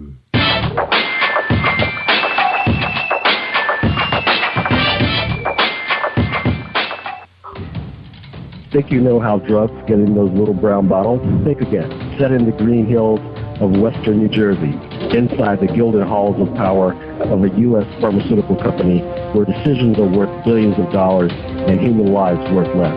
Nicholas Harding, a young executive at Marshall Pharmaceutical, finds his career, family, and life in jeopardy. The Farmhouse, a suspense thriller novel by Bill Powers, published by Donna Inc. Publications, available at Amazon.com or DonnaInc.org. Go to Bill's webpage at www.author.BillPowers.com. Are you looking for the next great read? A book filled with love, passion, betrayal, and intrigue. The award-winning novel, Season of Change, by Tamika Patrice Kane, is sure to satisfy your literary sweet tooth. Check out this must-read book reviewers are calling uplifting and emotional, and exceptionally great read, deeply intense and thought-provoking. Order your copy today, available in paperback and ebook on Amazon.com or at www.tamikapatrice.com. Are you an author looking for promotional services or a reader looking for a great read at low prices? In this competitive world of books, Writing Royalty Promotions is dedicated to bringing authors and readers together to build a greater respect for literature through our various promotional services and online bookstore. So head over to WritingRoyaltyPromotions.com and check us out.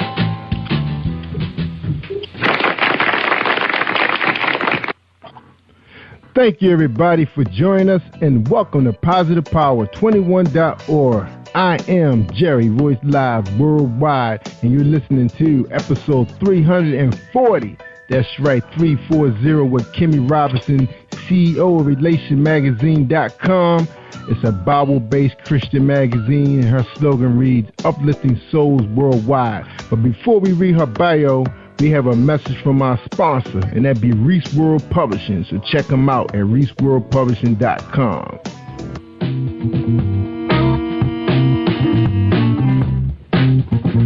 Are you an avid reader of urban fiction, looking for drama, suspense, and more? Reese World Publishing is dedicated to bringing the world's best literature to our readers. Urban fiction, erotica, sci-fi, mainstream fiction, and children's literature are just some of the genres produced by our diversified family of authors. You can reach us on Facebook, Twitter, Instagram, and at our website, www.reeseworldpublishing.com.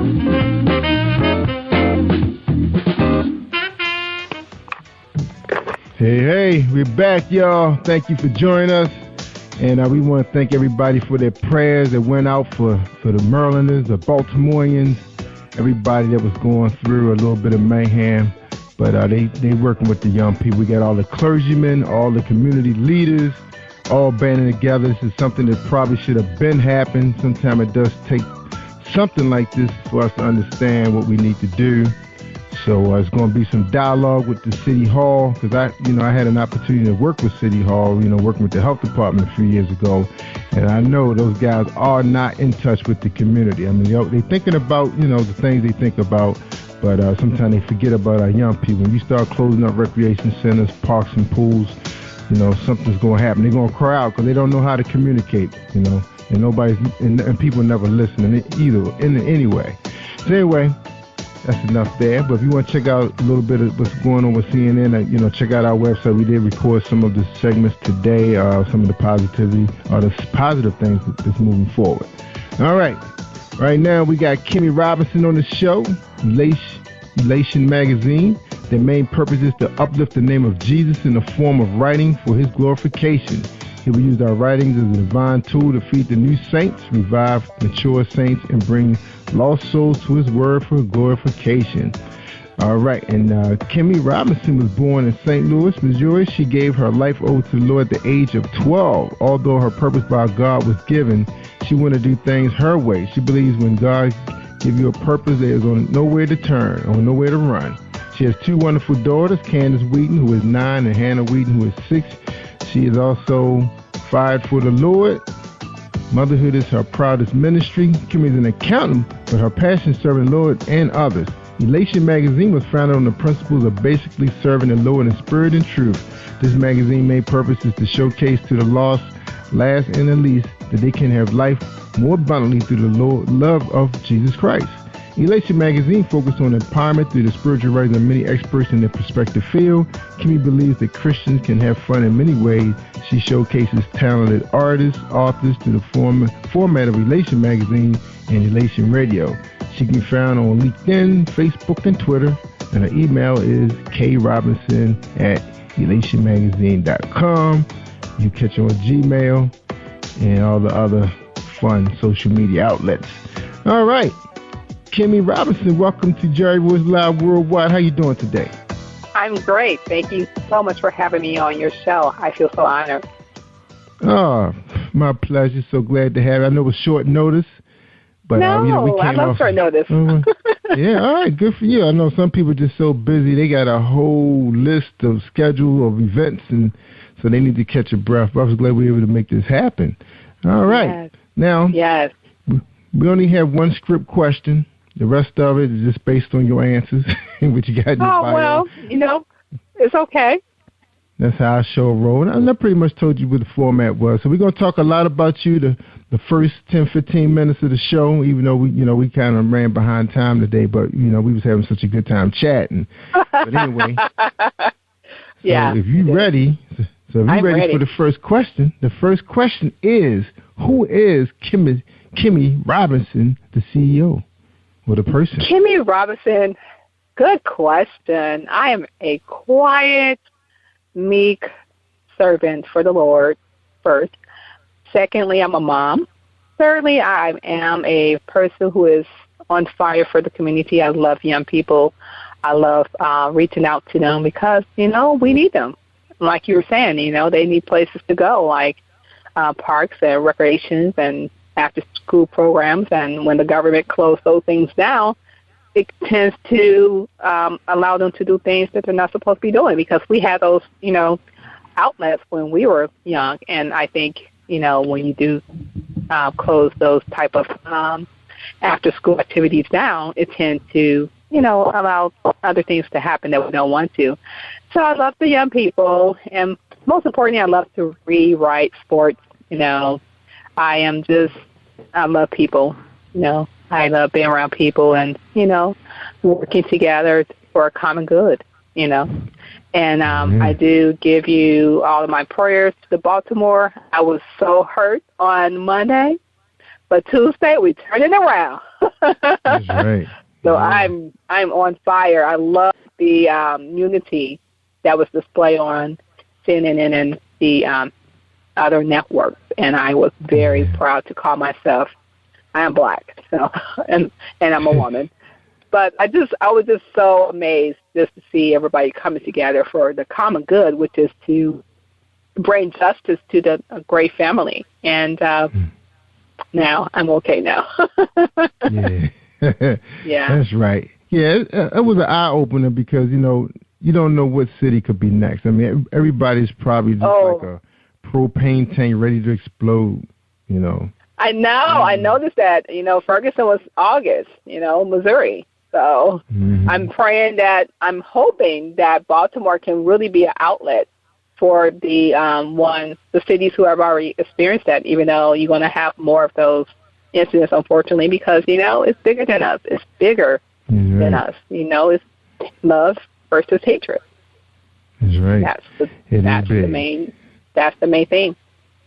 That's right. And I guess the big picture of it all is, like you said, just the communities coming together. You're talking about, rival gangs. You're talking about clergy who, in other words, they're rivals too, because they, them guys, that's the only way you can grow your church is taking other saints.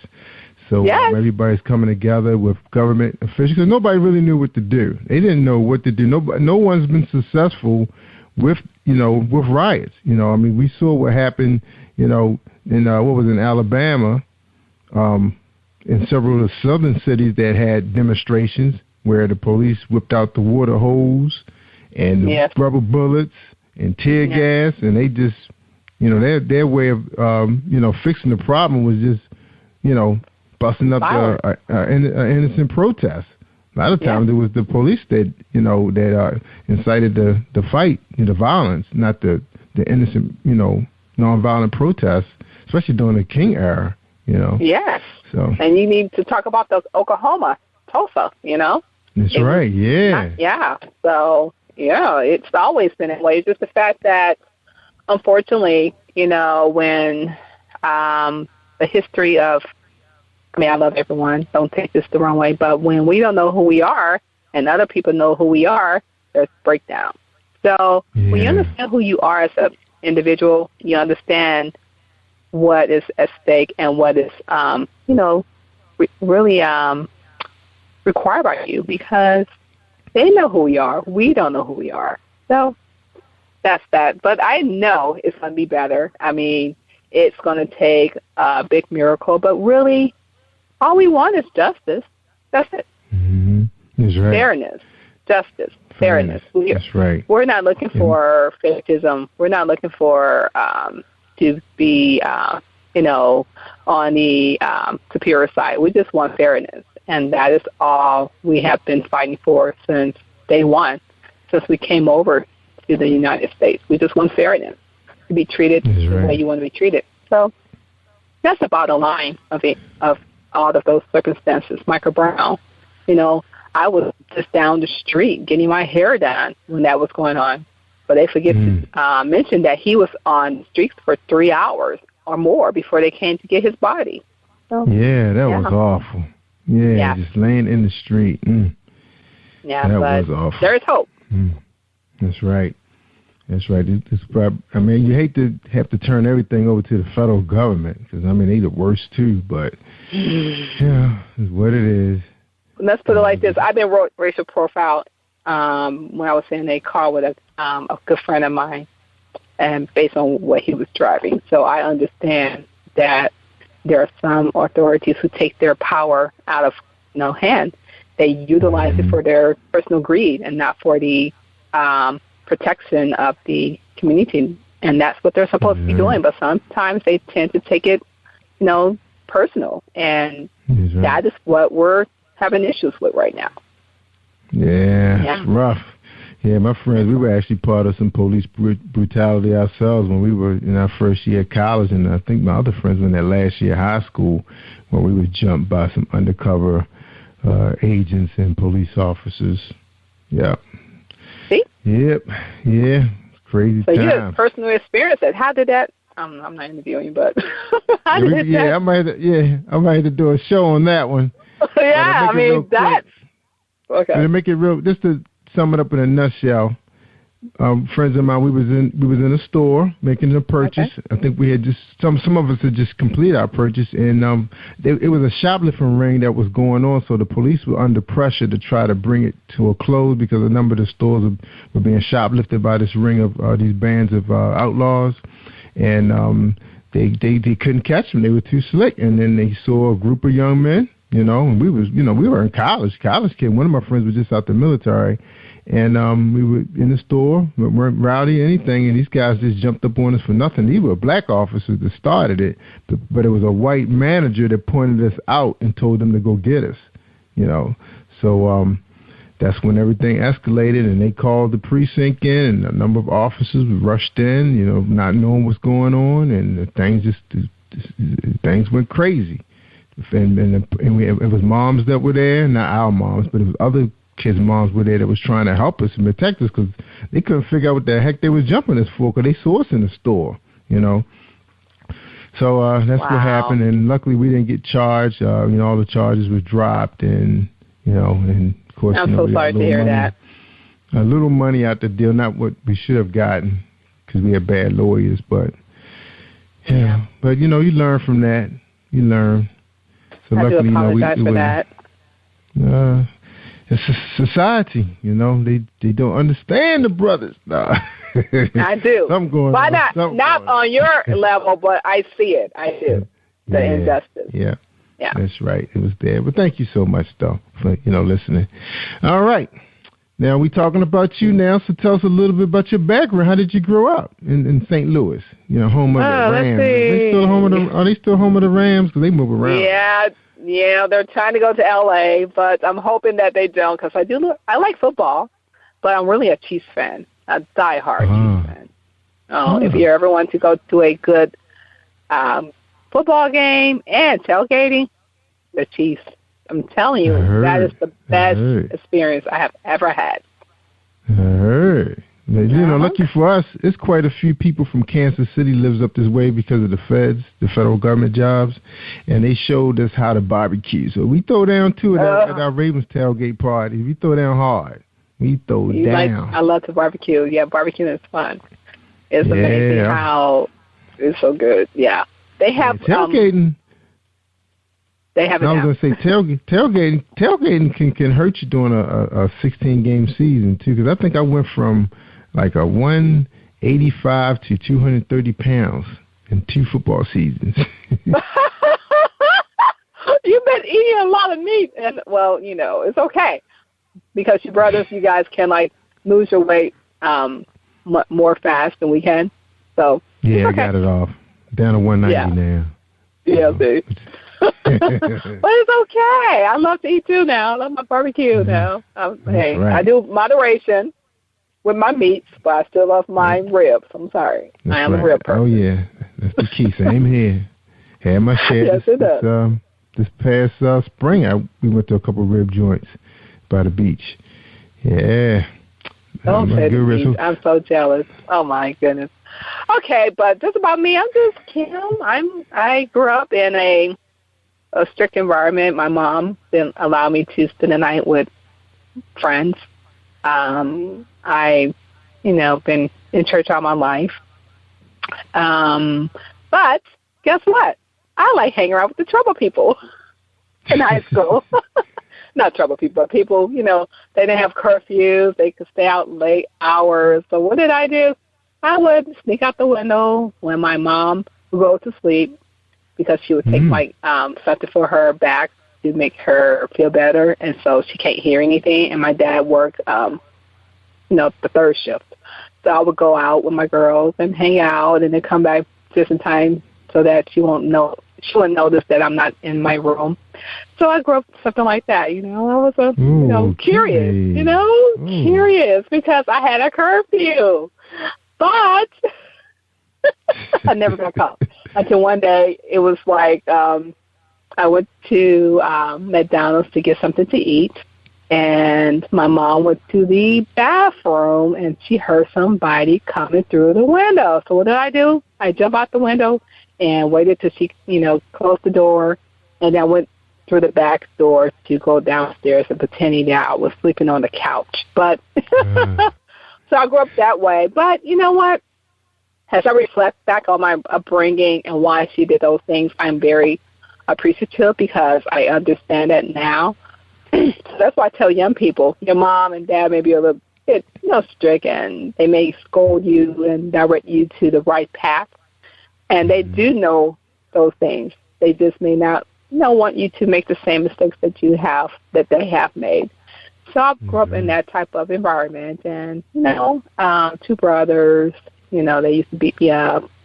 And I enjoyed, like, sports, and my mom kept us in church all day, and I accepted the Lord and Savior Jesus Christ at the age of 12, so I got baptized. I didn't know what I was doing. I was just doing it because I really felt him, but I didn't understand it until now. So that is how my upbringing was. I must admit, I can't complain, that the hide and seek, the double dutch, the real fun stuff, hanging out with the community, going to the next door neighbor house. You don't have that interaction right now, and that's what's missing. We don't have the backing of the community, because it took the community to raise me and my brothers, because at times, my mom would, let us go outside, but you have somebody on the porch telling you, if you don't behave, I'm going to tell your mom. But you don't have those things now. So you don't. So your brothers never ratted you out. They didn't notice you were gone. See, that's the thing. No, my oldest brother was like 5 years older than me, so he was in college. However, my younger brother, no, he never ratted me, and he tells me to this day, I know I used to sneak out. Then I confess to my mom and dad what I used to do. But then, you're young. It's like that movie, The ATL.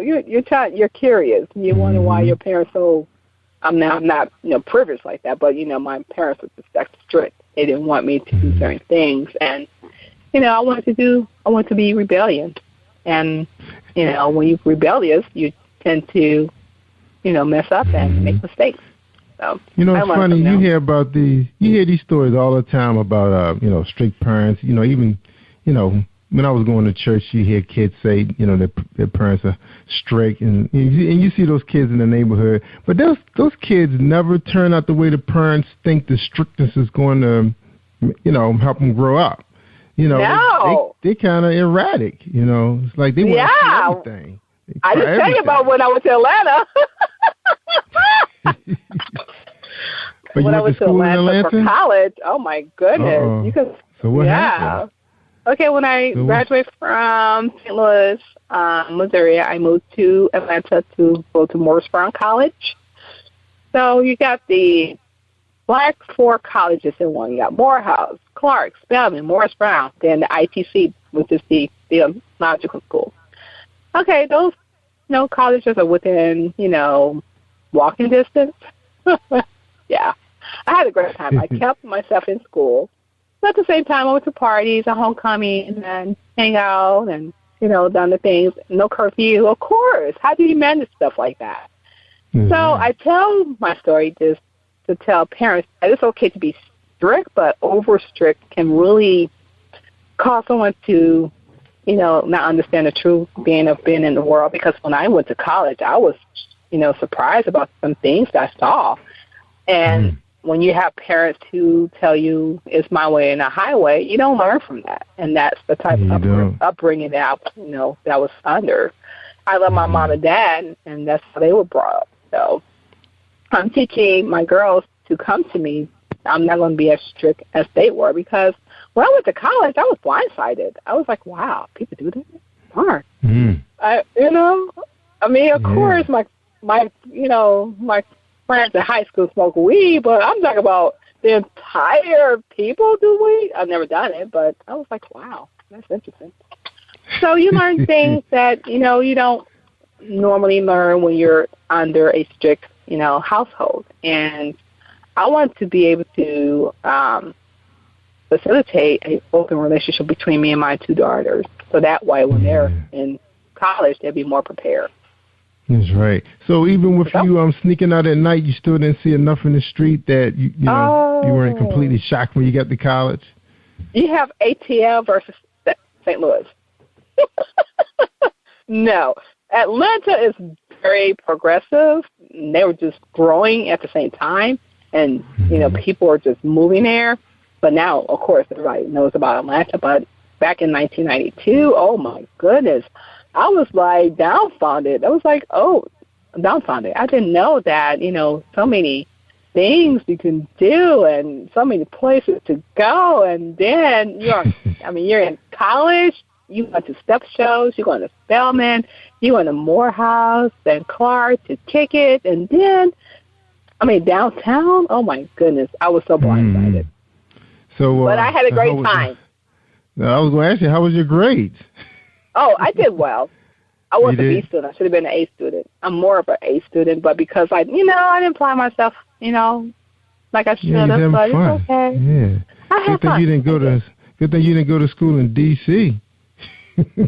Now, I've been to D.C. twice, and your house parties are off the chain. Oh, my goodness. I love house music. And I went to the house party there. Oh, my goodness. I would never forget that. Look, in D.C., didn't really have the hardcore house music like we have in Baltimore. They have some Baltimoreans that lived there that was playing house music, the ones that were attending Howard and those schools, because a lot of the DJs used to commute over there. But mostly D.C. was more about about the hip hop, Chuck hip-hop. Brown and all those guys. They were really into what they call that music. But then you also had my boy, what's his name? Dougie Fresh, Oh, my goodness. Yeah. Oh, my. A lot of New Yorkers, had the influence. Yeah. But see, those guys, a lot of those guys were also going to school. Like, P. Diddy went to Howard, some of those guys. Right. So they were bringing a lot of their, they were promoting parties and making money and promoting rappers. A lot of those guys that, hung out in D.C. And, I love D.C. I like Baltimore, too. I've been there about 4 times. I love your the Bay. Yeah, and the harbor and everything. The harbor and the food. Oh my goodness, the people. Yeah, Oh my goodness, I like your people because you to the point. You don't sugarcoat. I like people like real. that. They real. And see, we got a lot of people that come from Virginia and New York. And then you're talking about two marriages. You got two people, come the Southerners, coming up and then meeting the Northerners, and then they meet and have family, and then they mix the culture, the food, and then we have a lot of Jamaicans and Africans come from New York, and we get a little bit of that culture. Then there's the Irish, and we have Germans, the Russians, Yugoslavians. We have so many cultures coming out because everybody always go to New York first. And then when it gets too expensive in this time, because their families really help one another out a lot in New York. But once it's time for you to get their job and move on and you're on your feet, they usually head south because the cost of living is a little better than New York. New York is a visitation for me. I love New York, but cost of living, it's interesting. And especially what you paying to live in a closet, the money they pay to live in a closet, they can have a colonial house here with 4 bedrooms and 3 baths. So they do pay out their nose to live. But nothing like New York. Nothing like it. Party all night. I did do that one time when I was there. That's right. That's right. All you need is a room to sleep. You just need to get your rest and a place to hang your hat, and you get to go. My goal is to get there this year, so New York. Yeah, me too. I got to get up there and see my grandmother. She just turned 94. Congratulations. That's a blessing. So we're going to try to get to her before it gets too hot, because it gets hot there. So anyway, we're ready to take a break, Kimmy. All right, when we get back, we're going to talk about Elation Magazine. We talked about you. We know what kind of student you were, teen, college. Oh, real. I keep it real now. I think we got the gist of that, and then we understand why you're rich and full of the Lord right now, because you got a chance to see life. That's what they call it, the secular life. So now you know what the deal is. All right. So there's nothing new underneath the sun. That's right. All right, we're going to take a break. We're going to listen to James O'Shea and Dominique Wilkins. So stay tuned. Let's take a 60-second break, everybody. I'm Jerry Royce Live. I'm worldwide. And we got Kimmy Robinson, CEO of RelationMagazine.com. Are you looking for a great book of poetry that is romantic, heartfelt, and full of male emotion? Then get Thoughts, Love, and Reflections by James K. Deshay. That's D-E-S-H-A-Y. Go to www.jamesdeshay.com. You will enjoy Thoughts, Love, and Reflections. Have you been hurt, been backstabbed, got a talking back in, but you're not alone, escaping to another reality, through Dominic Wilkins' good books, audio books, paperback, ebook, good books. Available on authordwilkinsgoodbooks.com.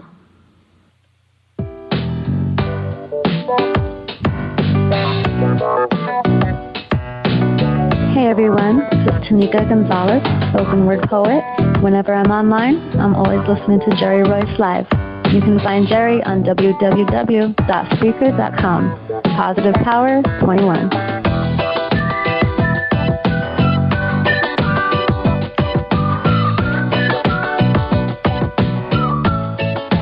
All right, thank you, Tanika. Y'all got to check out Tanika Joy out there on Facebook.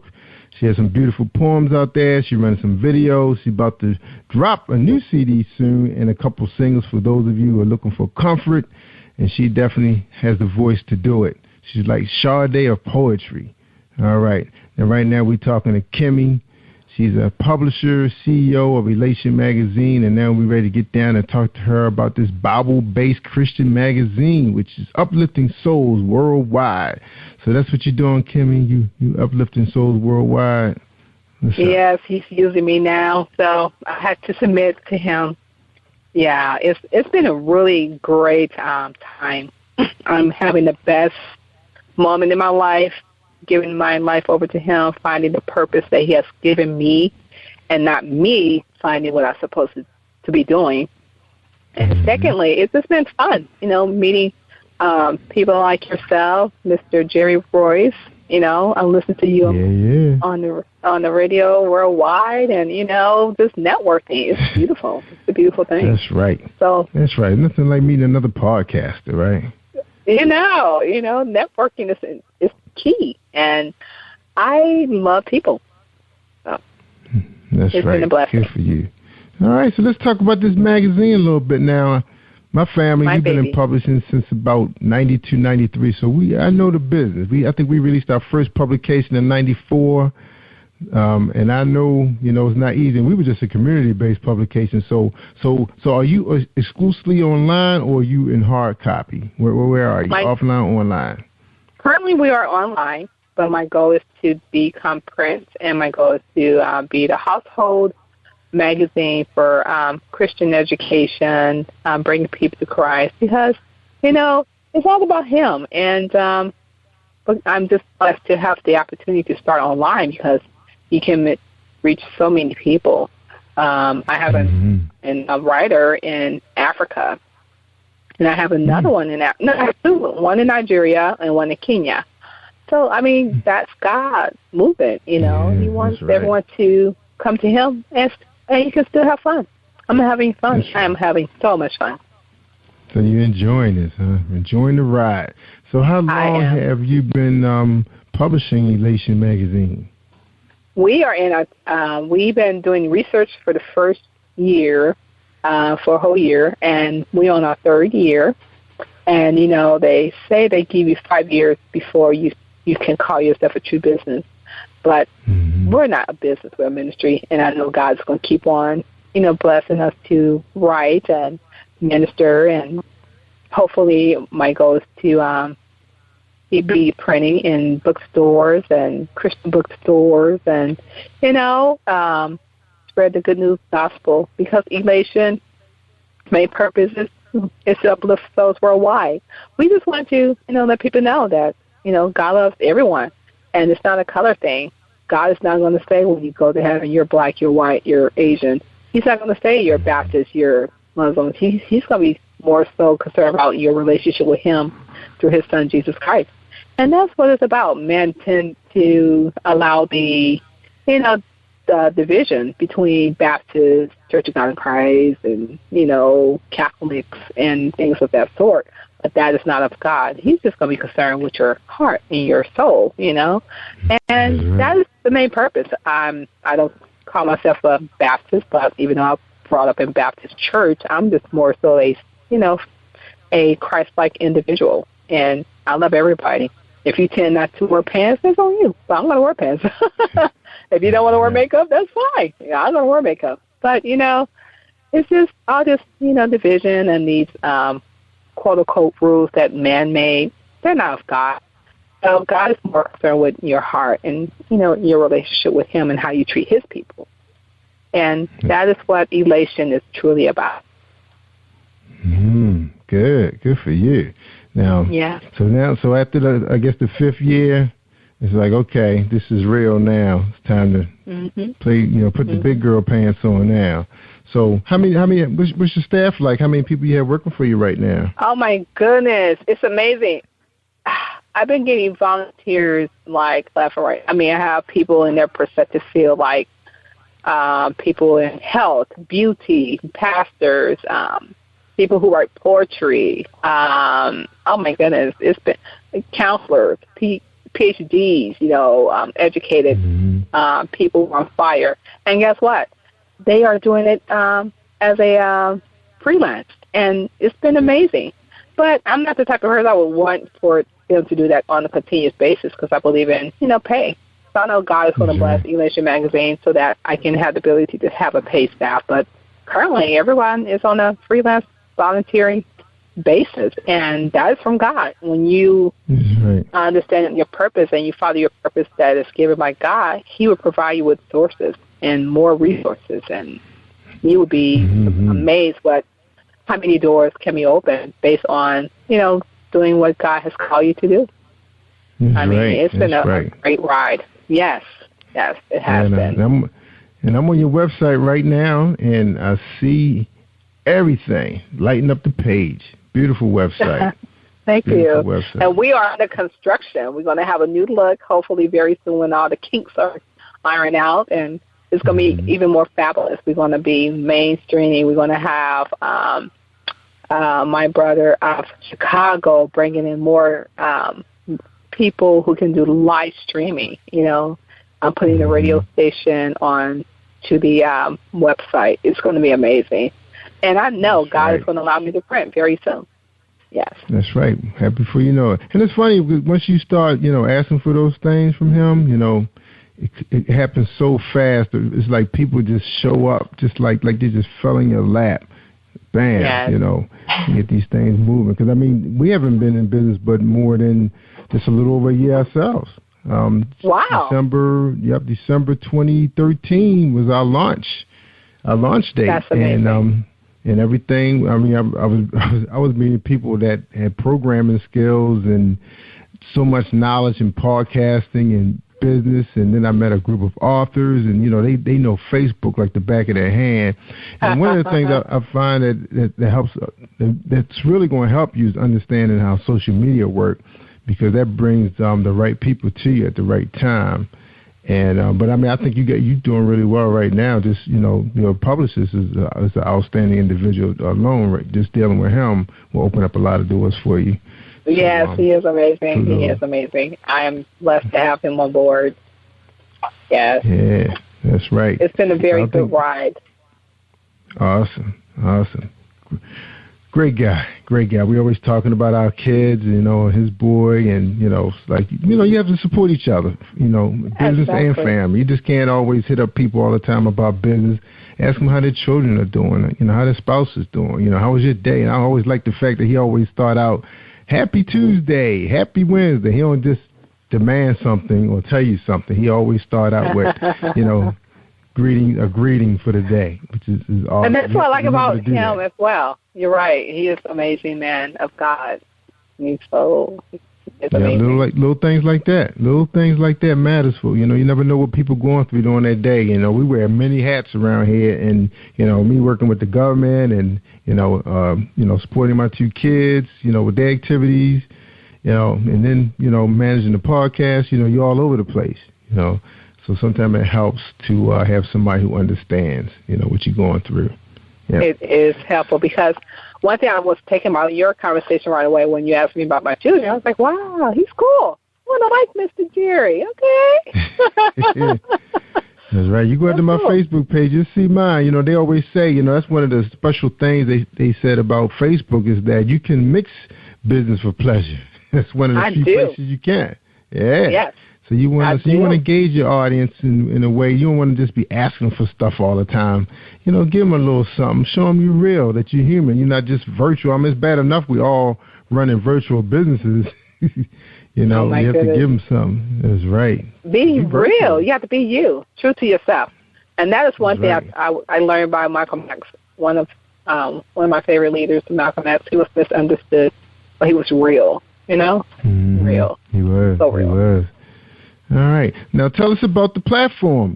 What is your platform? How are you reaching the Christians worldwide? I mean, are you out in the public? Are you trying to attack your community first and bring the churches together, or you just all online, bring together through Twitter, Facebook, and LinkedIn? We do all three. Okay. You're good. Okay, we're on worldwide because, who goes on website? Everybody. Mm-hmm. And people are always online, Facebook, LinkedIn, Twitter. So we got those accounts. So we mingle and we have discussions on those particular social media sites. And we also have a website where you can also come and make suggestions about the articles. And eventually we're going to become a page like Facebook where you can log in and talk with us and talk to us and, give us your, day. And if you need help when it comes to counseling, we'll give you advice. And we do bring churches together. My main goal eventually is to have a thing that's called Elation Honor. And what we'll be doing is honoring a church, a business, an individual who has a big impact on their community. With that being said, we will want to network and market those individuals online, on our radio station, and also online, and give a knowledge to those who are not really recognized. And my platform is really similar to Michael Baisden. I love Michael Baisden. It's just on a Christian level. I believe in reaching out the community based on health, because you need to take care of your body to be a good Christian or a good follower for Jesus Christ. He wants you to take care of your mental state, your physical state, and your spiritual state. I believe in marketing the underground artists. Like, I don't interview like the big people like Timberland or things like that. I like small and underdog artists who are up and coming, and they're real. But the thing is, I have interviewed so many people, and those same individuals have been on the Billboard. They've been at the Stellar Awards. So God has been blessing me with some really talented people. Yeah, they are. And business owners. Yeah. I mean, for instance, my friend Michelle Emmons out of Atlanta, she has a wonderful ministry called Serenity, and her main goal is to, help the church decrease the fat population. And she's doing it out of her ministry. So she's into health and wellness. And then I have my friend out of Arizona, Christina. She is a fashion consultant, and she believes in developing young people from the inner, then look from the outer. And these are beautiful people. But, we want to develop the inner beauty so that the inner beauty can outshine the extra beauty that God has given you. So it's been an amazing ride, this meeting. And then, God is still moving, I'm able to meet you and my publisher and my publication. I have a publisher out of Atlanta, and he is just waiting for me to say it's time to do the printing. And it's been amazing ride. All right. Yeah, it's time. And that means advertisers have to step it up, and that's I will be advertising. Like that's where we are. Yes. Yeah, and that's where we are right now. It's like teaching our entrepreneurs about how to properly brand yourself. How to get your good name out there so people can see, because the game has changed a lot for marketing and branding and promoting. Is like, because people see so much stuff all day long between their cell phones and their computers and TV. It's like, how they gonna remember you among all of that stuff? Those mainstream. And because you talked about independent artists and entrepreneurs, where they probably don't put the money out to promote. They probably do a podcast here and there, maybe a banner ad on this website. If that website doesn't have a lot of traffic coming to it, then, how do they do business but in their community? But this is our community, especially when you're online. Exactly. Those Facebook people, your Twitter people, that's your community right now. Yes. Now, that was one thing I wanted to ask you about, your offline community. What are you doing for your offline community, with the other churches? Do they all know who you are? Have they sat down with Kimmy Robinson, the CEO? Yes, I have help with my pastor and other pastors within, and Elation is about to go to the streets. So we're going to go knock on doors and pass out literature about us, and also give them a few information about churches in the neighborhood. So we're starting to do that because we want to do outreach. We are disciples as well. And so with that being said, we're going to be marketing Elation, churches, and Jesus Christ, but Jesus Christ first. And with that being said, that'd be another form of marketing, because you're right, the game has changed. It's not about commercials or going on TV. People are going to social media, Twitter, to find, products to buy and services to support. So with that being said, we also will be doing T-shirts. We're going to be wearing T-shirts and pencils and bracelets and coffee mugs. You'd be amazed.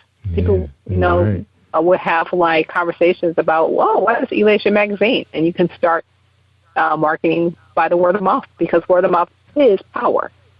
And and our next goal is to do like seminars. Another big passion of mine is women. I love empowering women. So I have a friend of mine. She is a first lady, and we are in the process of bringing a woman ministry where we can do seminars by, teaching the young people and the women that first you need to be in love with yourself and then understand that a man doesn't complete you; they complement you. Because we are so in love with our sisterhood, and I met her at church, and it's going to be powerful. So my main goal is to do seminars in different cities, and I would love to do missionary work in Africa. I do have a connection. I told my friend eventually I will be over there, so I have to, do some funding. So yes, I would like to do seminars and outreach, and our goal is to not only outreach, but eventually start raising money for scholarship funds so that we can help the inner city. Because you have those, scholarships for those who are, from good homes and who, attend good schools and make good grades. We want to reach those, we want to reach Tyrone. Tyrone is someone who may not know how to make good grades. He may need a mentor. So my goal is to tell Tyrone, if he can go to high school and graduate, we would definitely give you a scholarship. I want to reach to those, because the young people, unfortunately, we have a lot of single parenting. We don't have the mom and the dad in the household. We have moms who are raising kids and dads who are raising kids on their own. So sometimes there's a shortage. And you got that split family. Yeah, the traditional family is gone. So that's why it takes everyone to really pitch in. But unfortunately, the resources, like you said earlier, they're leaving. They're closing the parks, the after-school programs. Who would have thought that, they're going to try to cut the pre-K program? And, that's crazy. They've been trying to do that for years, cut those programs where the kids need, the learning centers, where the kids need extra learning. That's a shame when it gets down there like that. But you see all these big buildings going up. Resources. Yeah. Mm-hmm. But yeah, then outsourcing others. But it also too, we have to have the businesses step up too and help out in some cases too, even if it's just a body, because one of the things I was in a leadership development program for the federal government. And one of the things I did was I started an initiative that kind of sprang off of what the White House was doing with my brother's keeper. And we had an area high school, and they were looking for the business community to come out and support them. So every time they give events, for the seniors, and I guess the juniors, we would come out in big armies, because we had different type of council groups that could do those things, and it was easy to network the events through, emails to those organizations. And we would come out and bring plenty of bodies, and including executive leaders also. So that was a big piece I was really proud of doing. And but they changed over principles, and we haven't had much communication with him, because I guess he's just trying to, put his stamp on the school right now. So we're gonna give him some time to get adjusted. So that's a big task when you're dealing with high schoolers, But you sound like you're doing a lot of some of the things that we're doing over here. We're definitely gonna be networking, because I'd love to do that with you and whatever I can do, because it's a partnership. That's right. There's no I in this. If that's that was one of the things. And that was what we forgot to mention, because we mentioned it early before we came on the air, was that you were actually on the radio with Relation Magazine, but you're on terrestrial radio, which is an AM station in Kansas City, in St. Louis, right? In St. Louis, yeah. And you can also listen to it on the website. Yeah. Okay. So they would have to go to the website to hear you? Yeah, if they're outside of Missouri. Mm-hmm. Outside? All right. Outside of Missouri, just listen to me at 7:30 every Monday on Relation Magazine. Yeah. So they can go to Relation Magazine and find, because I'm on your website, I don't see anything about no radio show. Oh, you go all the way down to the bottom, it'll take you to the link. It's like a microphone, Relation Radio. Oh, like an front, icon. on the front page. On the front page. And you click on that link, and it'll take you to the radio station. It's actually 1010 AM, KXPN, 1010am.com. And I've been doing radio for like 2 years, and I'm loving it. I would never thought I would be on the radio, but I'm loving the radio. Yeah, it's funny how things turn on you, because same thing here. I mean, I always wanted it. I thought about going to school, but then my dad was like, he had other ideas. But I was glad, I went that direction in the publishing and graphic design. Got a chance to pick up some other skill sets before I found podcasting. Yeah, because we do a lot of our own in-house work. We used to publish other artists, poets, ministers, you name it. So I got a chance to understand the publishing industry. And I was going to ask you, that's what I'm leading up to. Now, you went to school for accounting. How did you get into publishing? What happened? That's God. Let me tell you, my worst subject, I did not love writing, but guess what? I love numbers. You love numbers. But now, yeah, it's so funny, right? I'm going to be honest between you and I. I mean, when I had to do a term paper, I would ask my cousin or somebody to write it for me. I didn't like writing. So you needed some help. So now, look at you now. So that's why you're the organizer now, right? So you just organize the writers. Yes, and now I love writing. Writing is my baby. Writing has gotten me out of the situation. It teaches me how to meditate. It teaches me how to have a relationship with God. It taught me how to express my feelings. Writing is a huge mechanism when it comes to therapeutic, when you need to calm down or you need to have an outlet to, to your feelings. It gave me an outlet to write based on how I was feeling. And you can create any type of platform. You could create a story. You could create like a fictional, non-fictional. It's amazing how much writing, the creativity is amazing. So now I love it. It is so amazing. You can make anything out of just a piece of paper now, of course, the computer and paper. And it's amazing how people create it. And it's amazing. I didn't realize how powerful, writing is until now. So that's right. I enjoy it. Now you know. That's right. Good for you. Now, so will you see Elation Magazine in the next 5-10 years? Oh, we're going to be the platform for a household, not only in the Christian world, but on the secular world. Because, I want the ones who don't know Jesus, I want them to understand that He can do the changing. He is the person that you should fall in love with, not men, not places, not things. Because once you know Him, He's going to give you those things added. He's going to give you abundance of life. He has given that to me. He's going to give you a purpose. He's going to give you love in your heart, joy on your mind, peace in your heart. You're going to have so much things to do. He's going to give you work. He's going to give you word. He's going to give you the opportunity to understand that this life is more so about Him and not about you.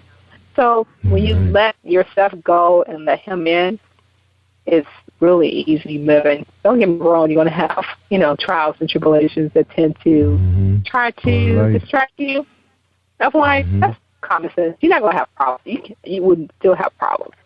But the main thing is you have someone who is going to fight those problems for you. Because I used to be the type of person I would like to fix things and things like that. But now I tend to give it over to God. So Elation is going to be a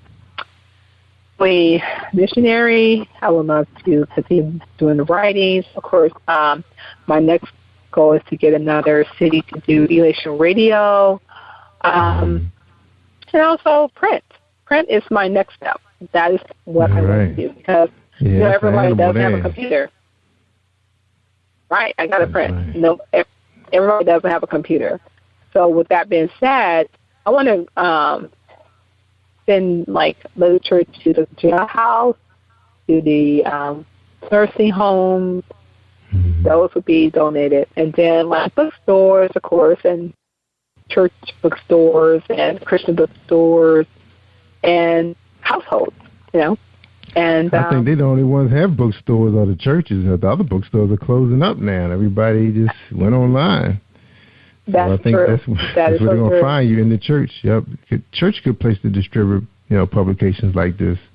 What's the size going to be like? Is it going to be like big tabloid, or is it going to be small like a Jet magazine? Because I've seen a couple church publications like that. No, our writings are not on, who is so-and-so marrying or Pastor Jones just, bought a church. No, our writings is biblically based. We have actually lessons. Like, say, for instance, this particular issue that we're doing is called, Do You Know Your Purpose?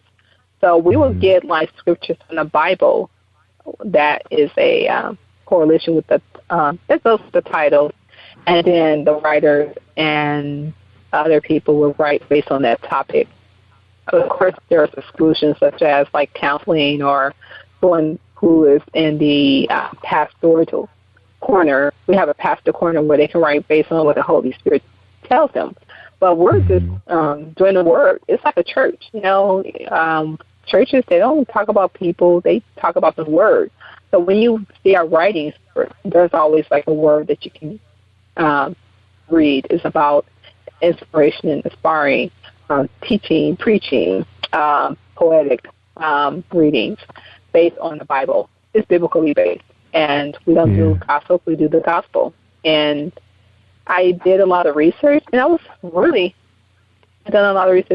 surprised to find that a lot of Christian publications, they tend to do more of the gospel instead of the gospel, and we want to be different. I don't want to talk about people because, when Jesus comes back, He's not going to be concerned about those things. He's going to be concerned about whether or not you know who He is. So we're trying to show people that it's okay to know Him, You have no idea what He can do for you. Yeah. That's right. No, but I meant the size. What is going to be the size of your publication? Is it going to be like a newspaper size, like the tabloids in the supermarket? Is it going to be a small booklet? I would like for it to be a magazine because our goal is to use that. Yes, we're going to be a magazine. Oh, okay. And we're going to be, and we're going to be similar to One of my favorites is the Charism. I do like them. Similar to that. But at the same token, when we're doing our street ministry, we're going to be passing those out so that we can get, people to understand that it's okay to know who he is. And at the same time, that can open up doors for marketing and branding. And ministering to people on the street, because we're going into the urban areas where help is needed the most. And people don't understand that Christians, too, we fall. So, yeah, we fall. The difference is we get up. We just get up. Mm-hmm. All right. We're talking to Kimmy Robinson, CEO of Elation Magazine. She gave us the whole blueprint. Now we're ready to take a quick commercial. And we come back, Kimmy, we're going to get your final thoughts for tonight's show for the audience, okay? Something for them to take home to sleep. This is fun. Right. Okay. All right, hold tight, everybody. A message from Tamika Kane. Are you looking for the next great read? A book filled with love, passion, betrayal, and intrigue. The award-winning novel, Season of Change, by Tamika Patrice Kane, is sure to satisfy your literary sweet tooth. Check out this must-read book reviewers are calling uplifting and emotional, and exceptionally great read, deeply intense and thought-provoking. Order your copy today, available in paperback and ebook on Amazon.com or at www.tamikapatrice.com. Hi, this is Angel Sessions, and when I'm in town, I listen to Jerry Royce live, PositivePower21.org, where they play my favorite music. That's right. You tell them, Angel. That's right. On Sundays, everybody, all day, at least 20 hours from the time we're up. You can hear our gospel music radio coming out of Florida, streaming right through PositivePower21.org. And if you have your smartphone, you can hit me up at Spreaker.com/PositivePower21. So you wouldn't need to download the app at Spreaker.com. We do have some awesome podcasters. Sometimes you can catch celebrities out there doing podcasts. So they're spending a lot of money on that platform, and I think it's one of the best ones out there. As far as quality and dependability, it's there. It's always up and running, even when we're not. All right, we're talking to Kimmy Robinson, CEO of Elation Magazine. We're going to be doing some streaming with some Kimmy soon, too. So we hope to have her broadcast on, too. So we'll check it out. Yeah. Maybe we'll run her Sunday mornings along with our gospel music, or Saturday nights going into our gospel music radio on Sundays. So we'll check her program out and see what Kimmy allow us to do. We ink a deal, right, Kimmy? We're going to ink a deal. Amen. I'm in. Amen. All right. So you ready for your final thoughts for tonight's show?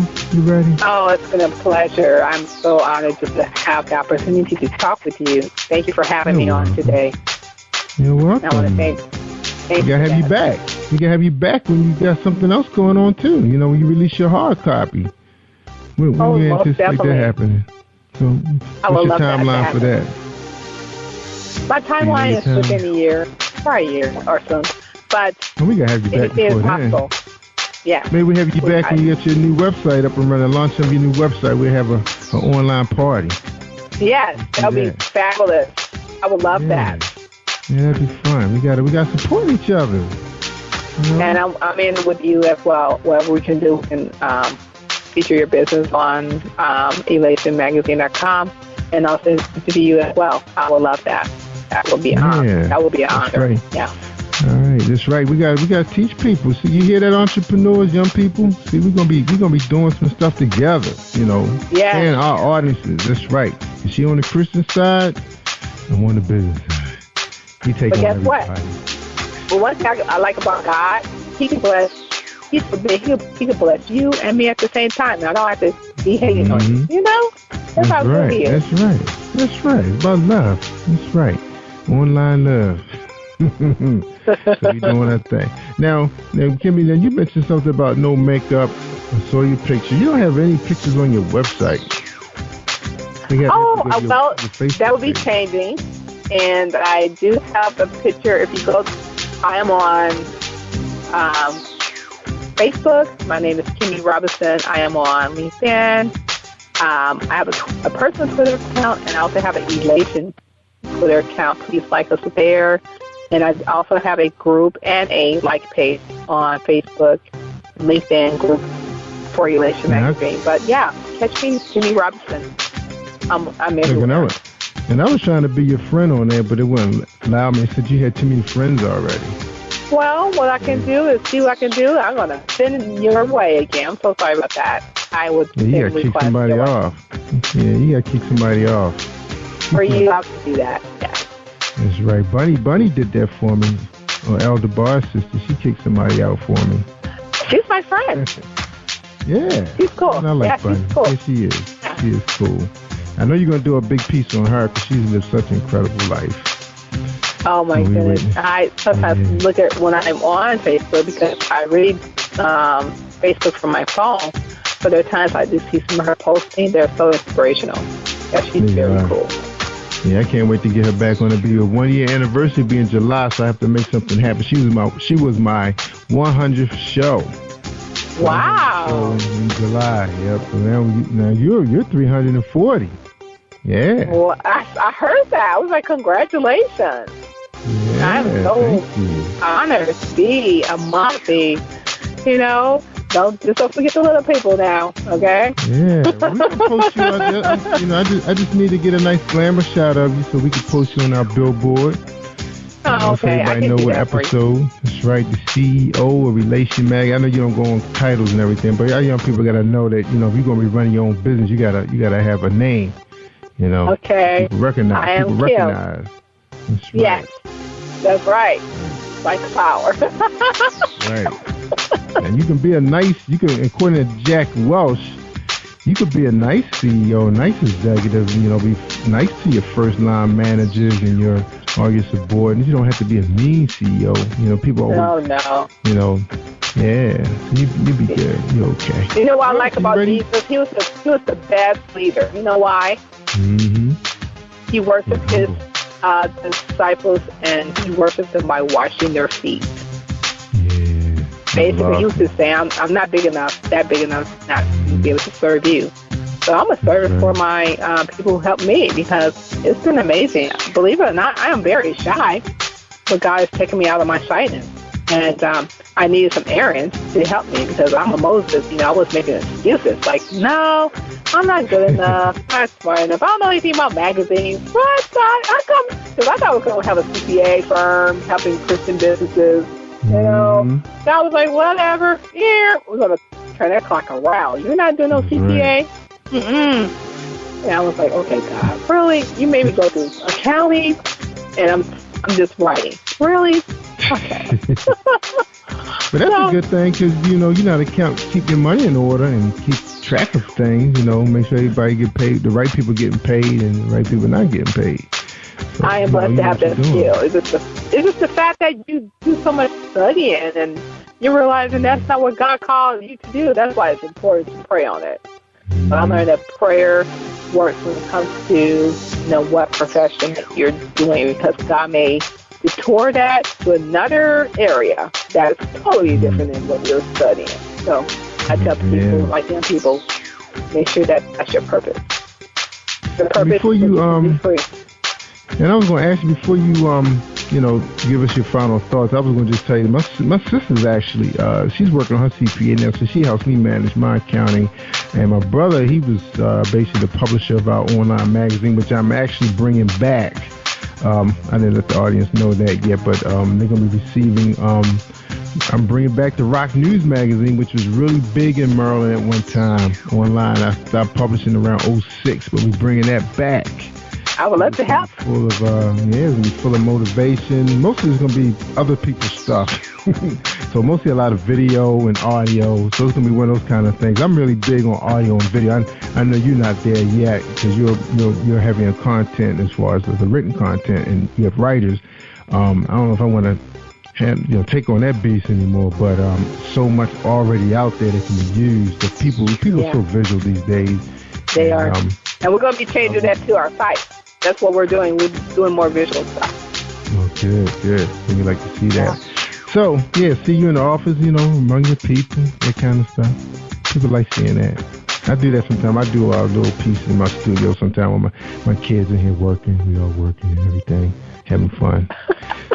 Doing our videos. We do music videos around here because my kids, they have so much talent. I'm just so proud of them. They're so smart. Oh, so you have what, 2 sons? I have 2 sons and 1 daughter. Oh, yeah, she's in here with me right now. Yeah, she's in here with me right now. Hello, daughter. What is her name? Her name is Skylar. Yeah. Skylar, that's pretty. Yeah. Is there a name behind there? Is there a meaning? My wife always wanted that name. She told her friends at Hampton University she was going to name her daughter Skylar. So it was a guy that I think that was going to that school, and she really liked that name. Okay. Was it a girl? That's different. She said it was a girl named Skylar, but it was supposed to. And it's funny because the original spelling she had to change it because the nurse messed the spelling up. She said, "Oh no, I'm not having nobody mess my daughter's name up." So she's changed the spelling right before they printed up the birth certificate. Oh wow, I'm glad she did because then you have to go through so many changes just to change that. Wow. She was like, "No way." She heard the nurse say that name that way. She said, "No." Yeah. That is so funny. That's what it is. So you ready? You ready to I know what I meant to ask you first. Your brothers, do your brothers have a hand in your business? No, they're they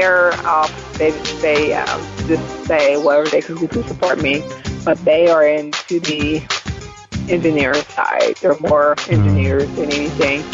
My other brother, I have 2 brothers. They both do engineer work, but one of them is a mortician by trade, but he's going back to the mortician, but he's also doing engineering work right now. But no, they're doing their thing with their family, so yeah. It's just it's funny how sometimes you think it's going to be a opening somewhere. You never know. One day something can open up that one I want to do and join forces with them. You just never know. Yeah, I tell them anytime they're ready, they're welcome. I have open door policy for them. Those my boys right there.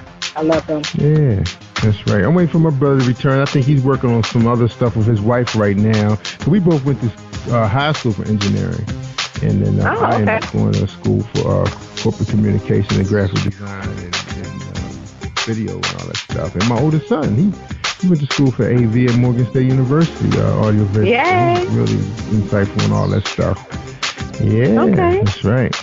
All right, you ready? You ready? 'Cause I know we can talk all night. So you ready? I can talk all night. I am a talker, but I'm from the Show Me State. I do show up too. You do show up. All right, your final thoughts for tonight's show and for my audience. Well, I just want to let worldwide. My name is Kimmy Robinson. I am on Jerry Royce Show live worldwide. I just want to say it was an honor.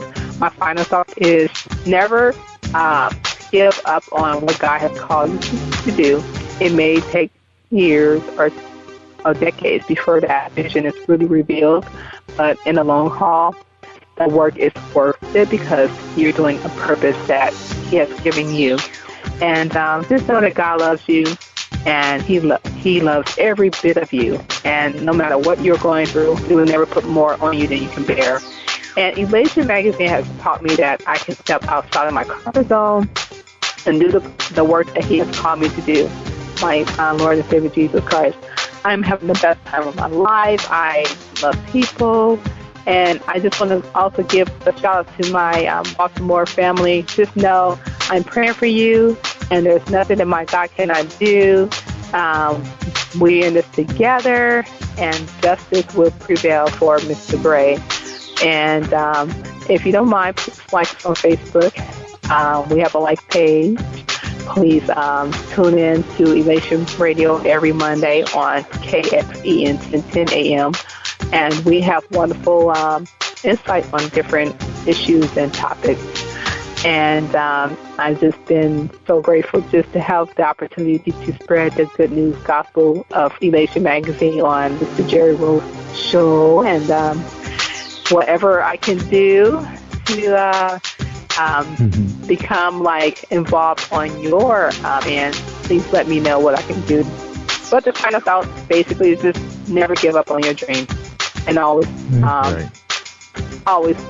remember that he would never put more on you than you can bear. And when you do trust him, he will give you resources. I'm telling you from what I know, because Elisa Magazine is like still like shocking to me right now. I'm like, really, God? Because honestly, I've been there many times I wanted to quit and give in, but then he'll say in this little silent, meek voice, "You're not quitting." Like, oh, great. That's right. You better not quit, because you episode 340. You can't quit now. Oh, no. And he won't let me. That's the thing. I'm like, God, really? I'm tired. I'm a single mom. I'm going to school. I want to go get my PhD. And you still want me to do this. I'm still like in a like sun moment, because this is like sunny for me to talk on the radio. Really, that's God. So it's not about me, it's all about God. And when you give him your life, he's going to drive your life. He's going to be the driver. He's going to be the pilot. He's going to be the truck driver. He's going to be the person who will he will show you your way. And I am a living testimony on that. He will give you what he called you to do when you have to turn your life over to him. And when I surrender, I have, so much peace, so much joy. I'm able to love my enemies, really. Dr. King taught me this. He taught me that it's okay to turn the other cheek. And growing up, I could not understand why you allow someone to spit on you, ridicule you, call your names, hit you, with your wife. So I was rebellious. So when I became like an older adult and understood the method of nonviolence, it shows people who they are. When you don't retaliate back, it shows the person who are doing those things to you what type of person they are. And they're like, wow, they're not retaliating. I must be an animal, And it's just been amazing ride, like giving my life over to him. I'm able to, have more patience, more joy, more laughter. I'm able to make a mistake and not regret it, because I'm still human and I still fall. I fall daily. But the thing is, I could get on my knees and ask for forgiveness. So that's about. Yes, he is amazing. You're not by yourself. That's right. You're not walking by yourself. Not walking. I'm not walking, by myself at any time. And going through like a failed marriage and, gone through, my ups and downs, and I'm still able to say, wow, I'm having fun. That's God. That's right. Amen. All right, we appreciate that webinar, Kimmy Robinson. That was awesome. No, I appreciate you. Thank you for having me on your show. And whatever I can do, I'm going to like you right now. When I get home, whatever I can do to support you, let me know. I'm more than eager to do a broadcast, because I believe in definitely doing partnership with other people, so that we can all come together for the common good and help people. The youth is my passion. I love young people. So. Good. Yeah, you know why? Because it's like 800 million people out there. We can't get them all by ourselves, right? So we need help. 800 million Facebook users. That's right. They out there. All right, Kim, we're going to close out the show because we went past your time. Lucky for you, you didn't have anybody come on at 9 o'clock today. So I guess I set that all up for you, because normally I run 2 shows. But I was lazy coming off of my vacation, so we didn't plug that many shows for the remainder of April. So May, we coming in strong because all the publicists been hitting us up. I got to start answering their emails so we can book these people, get it going, get it moving. All right, Kimmy, so you hold tight because we got to exchange some information. But I'm going to close out the show, and I want to close everybody out with this because I know a lot going on in the world with the earthquake going on and, some storms threatening in the south and Baltimore going through its aftermath and its healing. And, of course, we haven't heard the verdict yet. There hasn't been a verdict. We haven't gotten a report yet. So that's going to be kind of nerve-wracking. But, hey, let justice be justice. So anyway, I'm going to leave you guys with this. To achieve success in any area of life by identifying the optimal strategies and then repeating them until they become habits. That's Charles Gibbons. And I'm Jerry Royce Live. I'm worldwide. And like I always say, if you want to hear the good stuff, you got to listen to Jerry Royce Live worldwide on PositivePower21.org and Spreaker.com/PositivePower21. Stay awesome, y'all, all week long. Remember, I'm Jerry Royce Live. I'm worldwide. Thank you for tuning in to Jerry Royce Live on PositivePower21.org and Spreaker.com/PositivePower21. This is a Royce Enterprises production. And don't forget about replay on Facebook.com/Jerry Royce Live.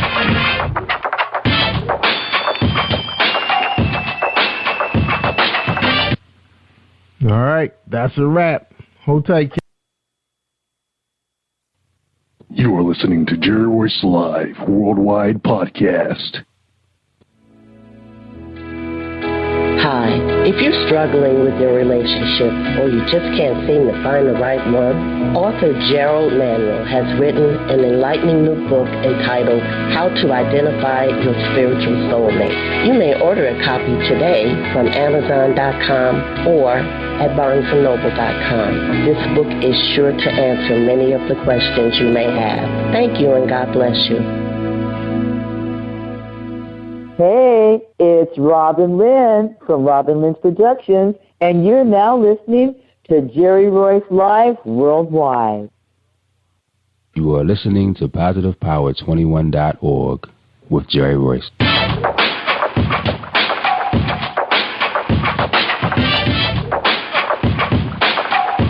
What up? It's your boy Kano Kingston. Hi, this is Angel Sessions. Hey, this is Pat. Hi, I'm Teresa Powell. Hi, Jerry. This is Ira Sandra Carter. Hi, this is Bill Powers. Hello, this is Teresa Bobby with Jerry Royce Live. Hi, I'm Philip Byrne. I'm live on the Jerry Royce Show. Hey, what it do? It's your boy Houston Saint. Peace, this is Dahlia the Poet, spoken word artist. Hello, this is Lamar Marquise with Jerry Royce Live. All right, everyone. You got Robin Lynn, and I'm keeping it live right now on Jerry Royce Live. Hey, what's going on, everybody? What's up? This is a award-winning podcast with the greatest podcast on earth. Thank you for stopping by. I'm your host, Jerry Royce Live Worldwide on Internet Radio, where you get your positive on. So when it's all positive, it's all power. That's positive power. This is a worldwide podcast for growth, wealth, and success. Thank you.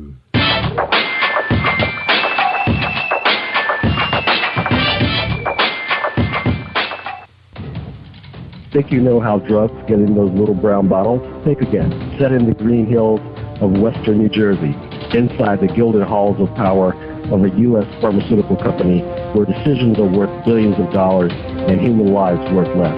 Nicholas Harding, a young executive at Marshall Pharmaceutical, finds his career, family, and life in jeopardy. The Farmhouse, a suspense thriller novel by Bill Powers, published by Donna Inc. Publications, available at Amazon.com or DonnaInc.org. Go to Bill's webpage at www.authorBillPowers.com. Are you looking for the next great read? A book filled with love, passion, betrayal, and intrigue. The award-winning novel, Season of Change, by Tamika Patrice Kane, is sure to satisfy your literary sweet tooth. Check out this must-read book reviewers are calling uplifting and emotional. And exceptionally great read, deeply intense and thought-provoking. Order your copy today. Available in paperback and ebook on Amazon.com or at www.tamikapatrice.com. Are you an author looking for promotional services or a reader looking for a great read at low prices? In this competitive world of books, Writing Royalty Promotions is dedicated to bringing authors and readers together to build a greater respect for literature through our various promotional services and online bookstore. So head over to WritingRoyaltyPromotions.com and check us out.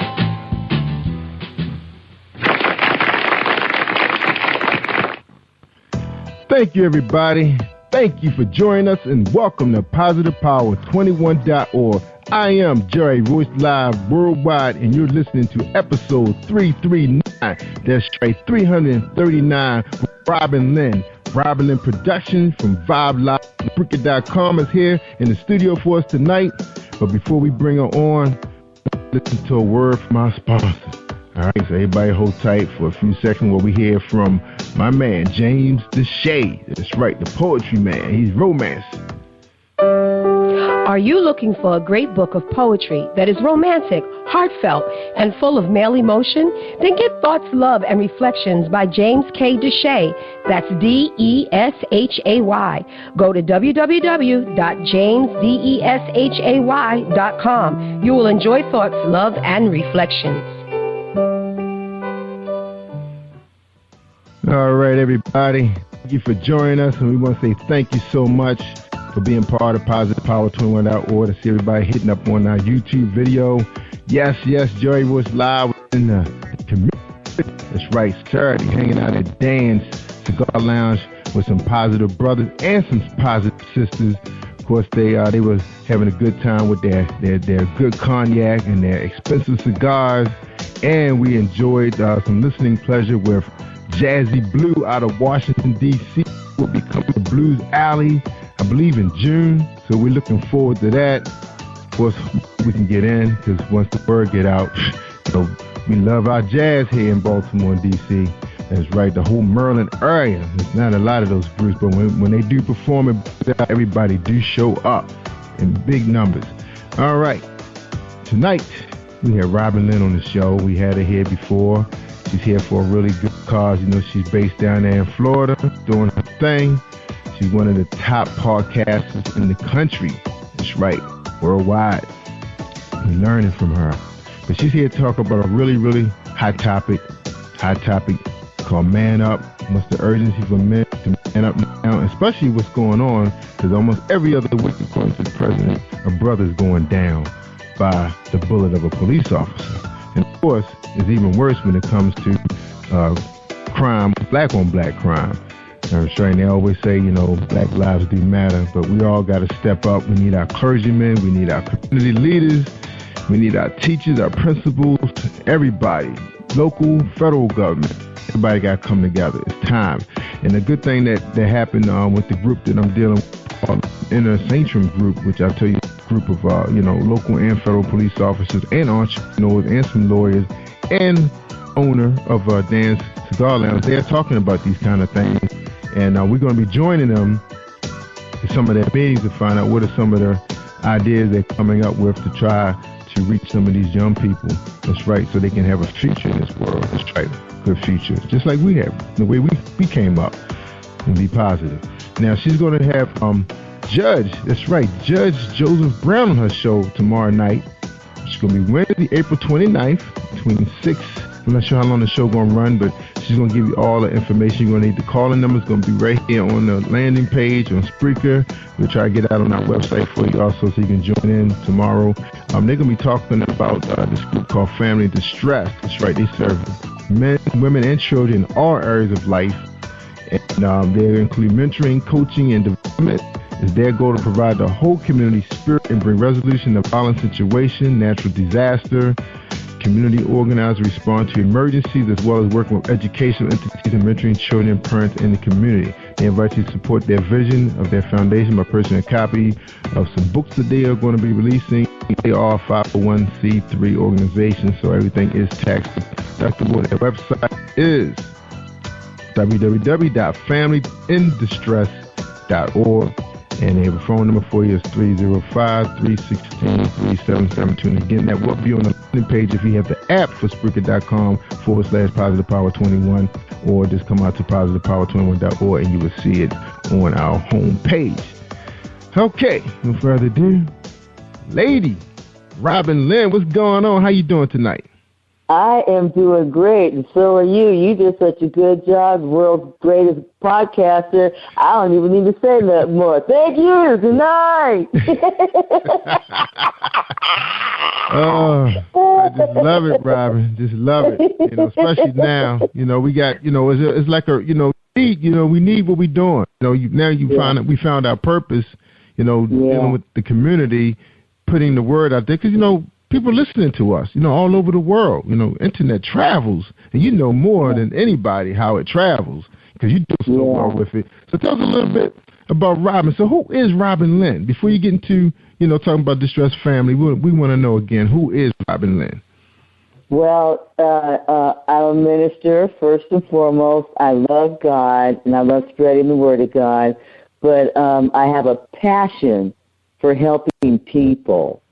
And I've got this gift, just like a computer whiz, and especially on the Internet. There's nothing I can't do on the Internet. And so I just go around, I call myself an Internet producer, and I just go around on the Internet, just providing tech support and supporting others in their ministries and in their line, field, anything that you can do, I can probably support it when it comes to on the Internet.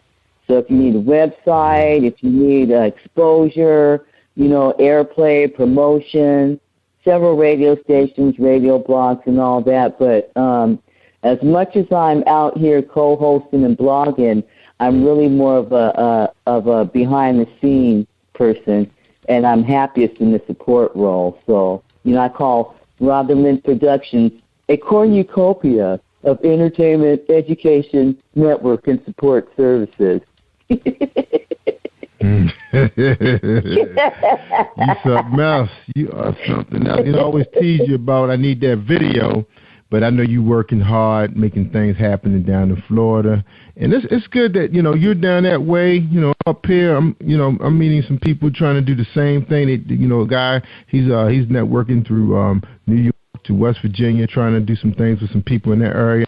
And I'm finding out there's a lot of people trying to do things that's on the internet, not just come on here and just be clowning all the time. It's like there's some people really doing some serious stuff. And I can see how God is really blessing us too, giving us the what we need, the resources to even reach even further, bringing the right people to it. Of course, when you get started, you're trying to entertain whoever you can to get started. But now he got us going upward.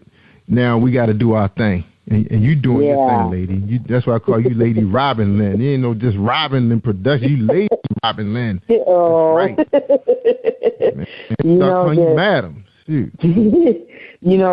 I'm glad that you mentioned about the internet because with the social networking and the social marketing, it just levels the playing field.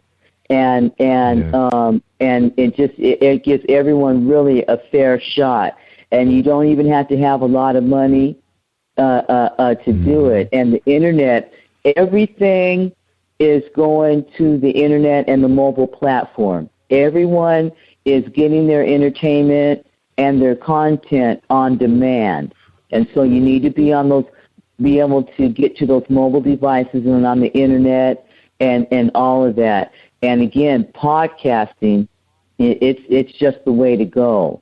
And so you've got an exchange of information and knowledge and technology, and it's just awesome. It's some of the greater exploits that God spoke of back in the Bible.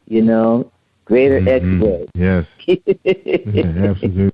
And it's funny. How you talk about technology because I got to take my hat off to Spreaker. Of course, it was a little challenging for me in the beginning to really try to connect, the platform we have to Spreaker because I think, like you mentioned before, it's really designed for DJs, uploading their music, their MP3 files. But as long as we can find another platform to offer a strong audio, clear, sounding like just like where we are now with, using the teleconference system or whatever. As long as you can get an MP3, FLAV, or MP4 file and upload it, they're going to give you super quality, so it has to happen on your end. And then with the equipment that you can purchase now, the laptops and the desktops are so reasonable now. You can have, I got monitors all over the place, so I don't have to hold on, where I pull that up. I can have everything up that I want. And where I'm going at is, when I was at that event on Saturday, my buddy, which he called, we like brothers. We grew up with each other since we were in grade school.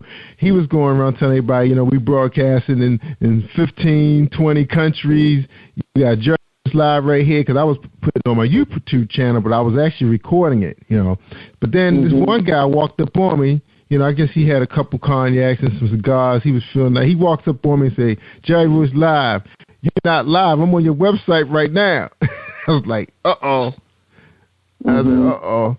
I told my boy, I said, man, I got to really go live, man. Luckily, I had my tablet with me, which I use as my camera. It's, it's like a little carry case, nice and pad. I can, do whatever I want with it, show it up like a TV. It does everything. I can hook it up to a tripod. So I ended up going to Spreaker, hit the live button. I connected to the guy's Wi-Fi in an instant, and, man, I was live like in seconds. Yeah. It recorded everything so clearly, and people were actually checking it out through their Bluetooth, Yeah, that app, that Spreaker app on the cell phones, man, that's hot. It has an excellent mic, and you just get, oh my goodness, I'd be like, man, I'm gonna broadcast all my stuff from my little cell phone. It's like, so I just, like I said, I had my right now. Hey. That thing was awesome. I mean, because I carry like an 8-inch Samsung tablet, and it's inside of a little foam case, and flip. It can do all kinds of things for people. I use it at ball games for my son's football game and everything, and it was a really clean broadcast. I mean, it picked up the band nice and clear. Yeah, everybody was really impressed. I've been playing the show all, pretty much most of the week. And shout out to Spreaker. Awesome platform. So I would just say keep up the good work. And I think that's a new app. If you come to think of it, I don't think it's been out there long. That new app. No, less than a year. I want to say about 7-8 months now, if that long. Yeah. So and it runs on an iOS system too. I haven't used it on my phone yet, but I think I did use it when I went to the Stevie Wonder concert, and that came out really nice too. Yeah. Yeah.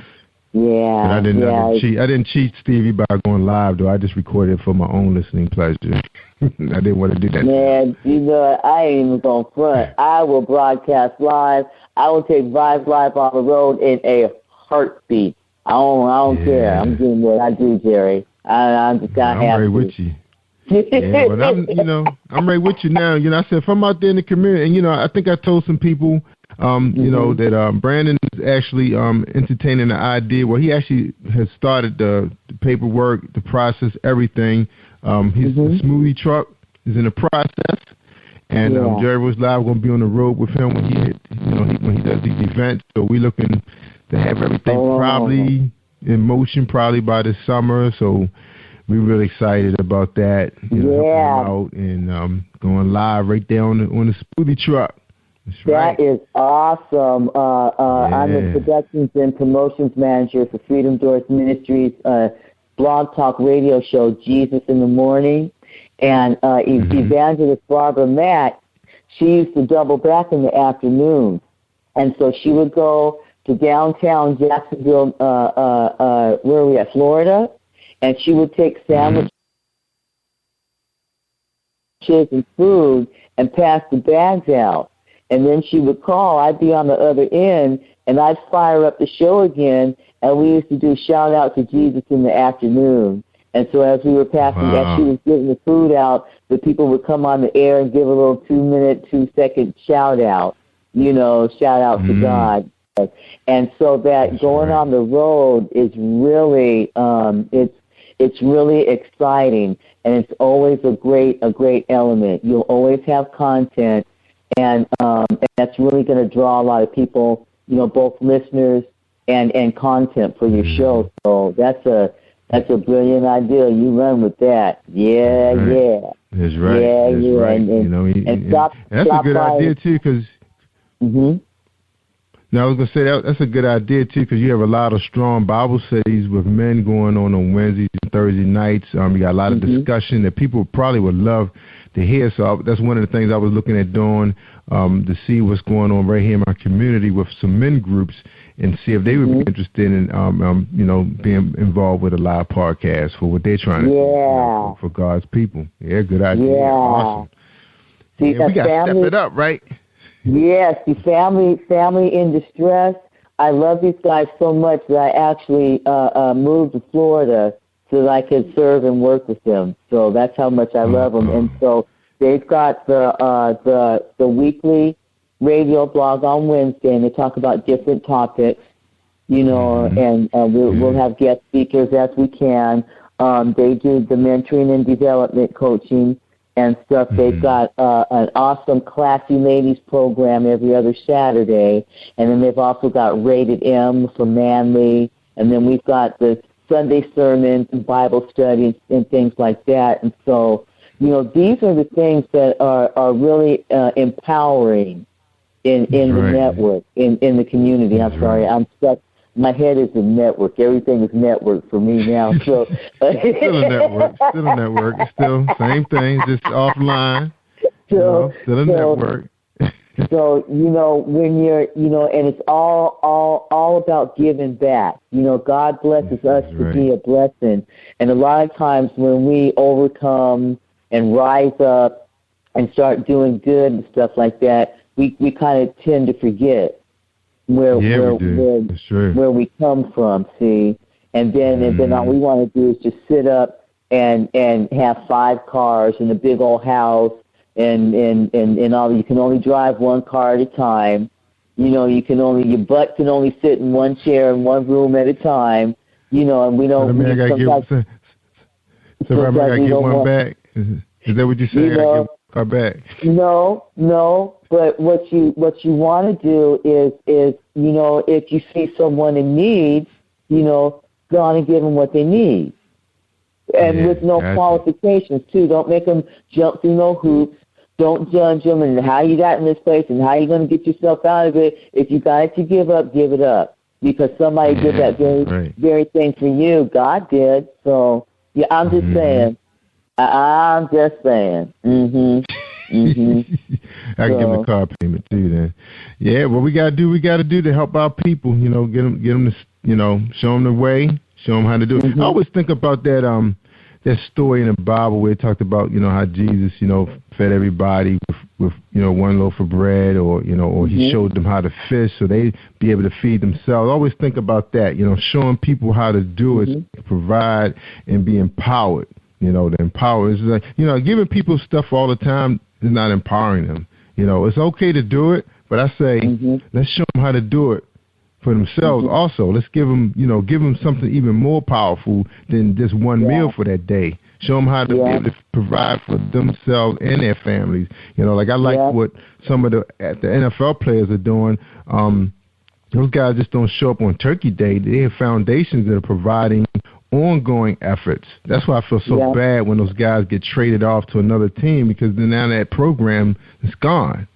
Yeah. And that's the sad part of it. You can't your legacy. You don't live on.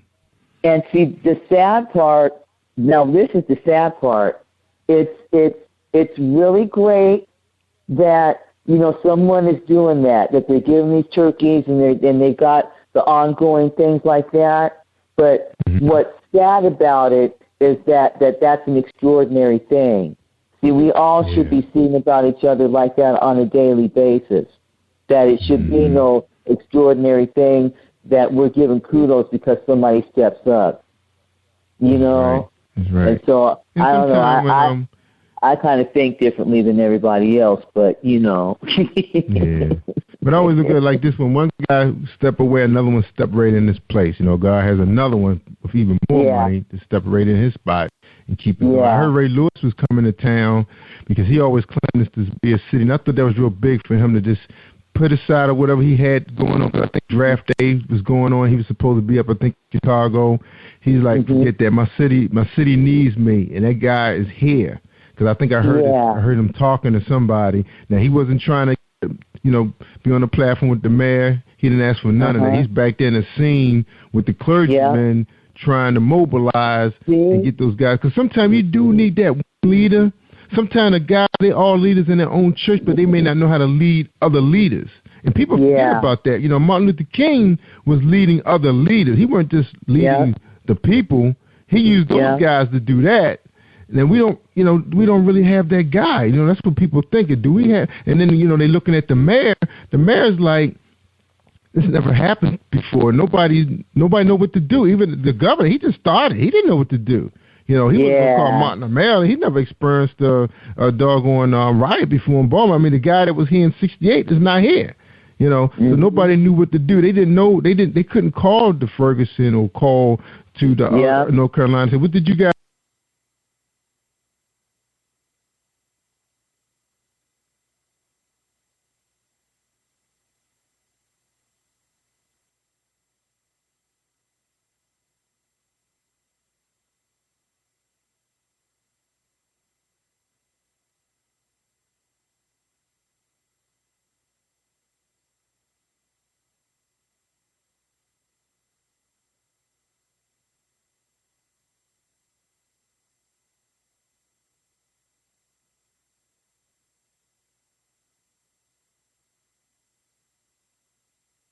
Because they didn't do it right. Nobody knew.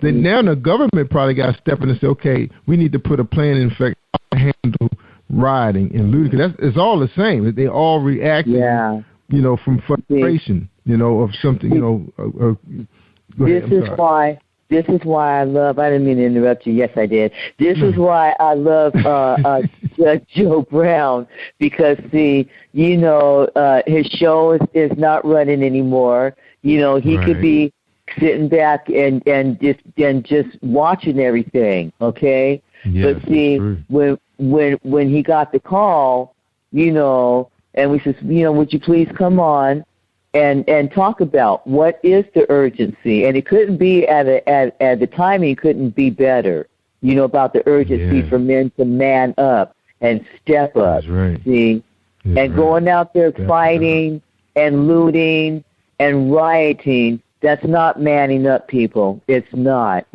At some point, we need to sit down and begin to have some real dialogue, because with dialogue, there always comes resolution. And so, and it's not a race thing. There's actually more white people being killed by the police than there are black. So blacks kill more. Yes. Yeah, I'll get the stats. I saw them somewhere. I'll get them and send them to you. Mm-hmm. Wow, I did not know that. Nobody's talked about that, because I know I saw a group of advocates on the march today that were Asians and Caucasians that were marching, and they were marching because of that young man that got killed, but nobody was talking about the fact it was a race thing. They just said this is something that needs to be taken care of because it's happened too many times. So obviously they must knew something, but they didn't say it on camera, because a lot of people probably don't know what you just said. And I think they knew that. There was a lot of Caucasians and Asians that was among the blacks today that were on the street marching in thousands today. Came together. And they're not gonna talk about that. See, because it's not. They want people to think that it's a race thing, because they want us fighting amongst each other and fighting each other, so that they can, there's some bigger things going on. There's some more devastating things going on, like in the government and in the CIA and in the wars and all this kind of stuff. And they don't want us having enough time or the inclination that we're going to discover this, what's really going on. And so it's really, really sad that that people are are expendable. Whoever they are, it's always they, and we never seem to see them, but they have a lot to say, and they have a lot of power.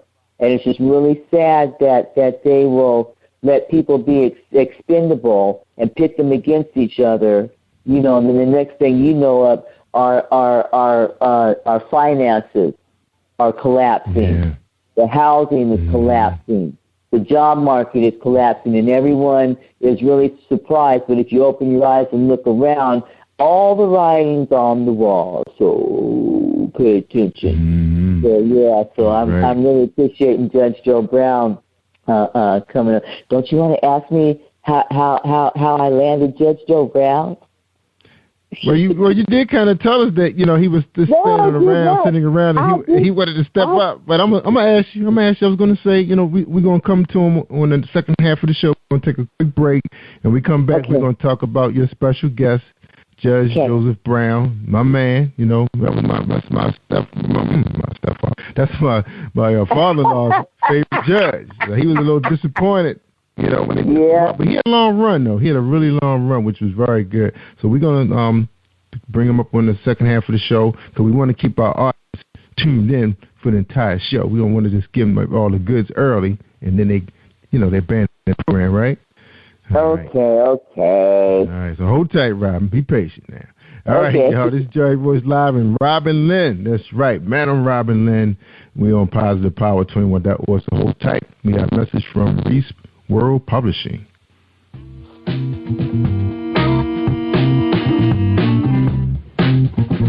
Are you an avid reader of urban fiction, looking for drama, suspense, and more? Reese World Publishing is dedicated to bringing the world's best literature to our readers. Urban fiction, erotica, sci-fi, mainstream fiction, and children's literature are just some of the genres produced by our diversified family of authors. You can reach us on Facebook, Twitter, Instagram, and at our website, www.reeseworldpublishing.com.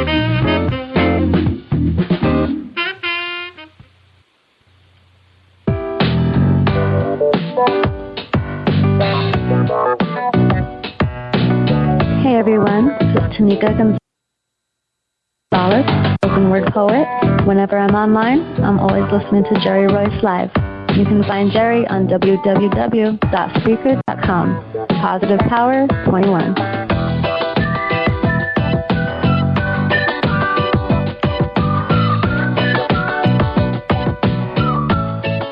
All right, everybody, we're back. We're talking to Robin Lynn. That's right, of Vibe Live.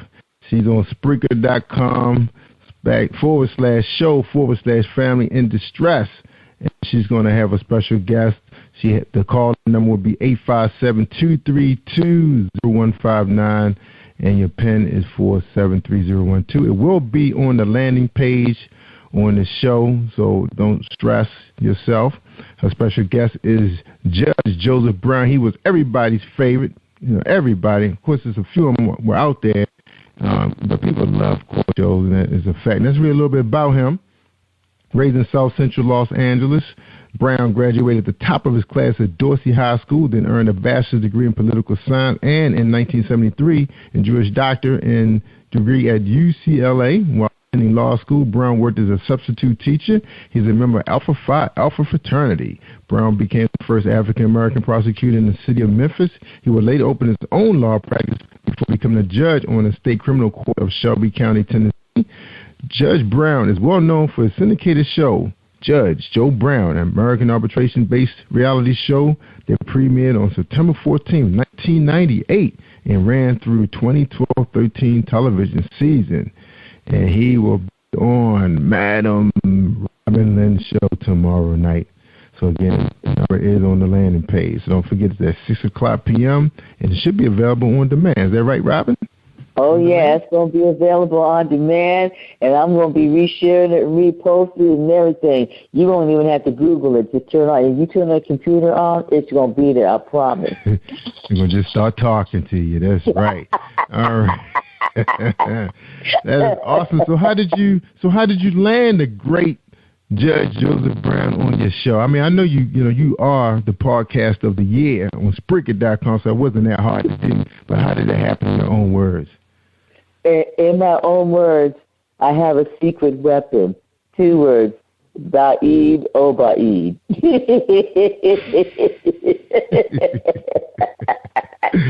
Doing your thing. He's the man. Daoud is my publicist, and he and I were sitting and we were conversing on the phone one day, and he says, I was just asked if I wanted to interview Judge Joe Brown. He said, but I passed on it. And I'm just like rolling my eyes, rolling my breath, falling out. I was like, can I interview him? And he goes, yeah. Just like that. And so I think a couple of days after that, his assistant called and Judge Joe was on the line with her. And so we set it up, and we're doing the gosh darn thing tomorrow, just like that. Yeah. So I want to give a shout out to Daoud Oba'id. I want to thank you, man, because you got me doing some BET stuff and some CBS stuff and things like this and things like that. That's right. That's right, Daoud. He is the man. He, one thing about him, he had disappeared for a little while. Then when he come back, he got something big and better for us. That's my man. Now, so is Judge Joseph Brown one of his clients, or is this part of a connection? It's I didn't even ask him. I don't believe he's one of his clients. So, but I think that he does work with with Judge Joe Brown's assistant, and so I think that they've interviewed Bill Cosby before. Mm-hmm. And so from that connection, I think that's where, where that's the doorway. But I don't know. I don't care. Well, I mean, one thing I learned about I really don't these know. guys, I don't know. Yeah, sometimes we don't really care. As long as they get it done. But one thing I can say about Dario, a lot of those guys, they network. Plus, Dario, he's been in the industry for a while. A lot of people don't realize he's actually been on terrestrial radio himself. So he knows a lot of the people out on the West Coast, that we're not close with. He rub elbows with those people probably on the daily. So all you got to do is ask, right? Just ask. Yeah. Make it, he's like a genie. What is your wish? And he'll make it happen. It's like, I just be sitting up, I'm always talking. And I'm always pushing the limit. I'm still trying to broadcast to Saturn and Jupiter and beyond and all that. The next 27th galaxy. And so I always have ideas that just coming out of my mouth. I wonder if I can do this. I want to do that. And then every so once in a while, actually, he'll come back and he'll say, "Oh, let me see what I can do about that." Right. So a closed mouth does not get fed. That's all I can tell you, And it's just really, if you have an idea, if you have a goal, if there's something that you want to accomplish, go ahead and open your mouth, okay?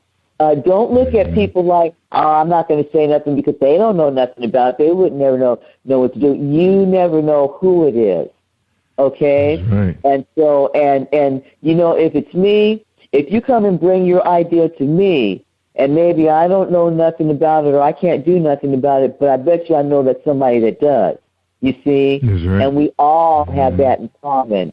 And so I just put that out there for everyone to be encouraged and to go for those things that you want to do, because especially with the internet and social networking, you really can do what you want. It's just, you can do I'm surprised how I'm surprised how interested some of these folks who've been on terrestrial radio and TV for so long, how they love podcasters. They love coming on talking to, like, some of them. Like I remember one agent told me, he says a lot of them only have like 10 people listening to them, but that's 10 people that's listening to the show that, otherwise, you wouldn't be able to reach them. And you don't know who these people know, because social media is so big. Once you send that file out there, and one of the things, and it's out there because, even though, Spreaker, they count out plays and things. Like sometimes I say, wow, hey, this show only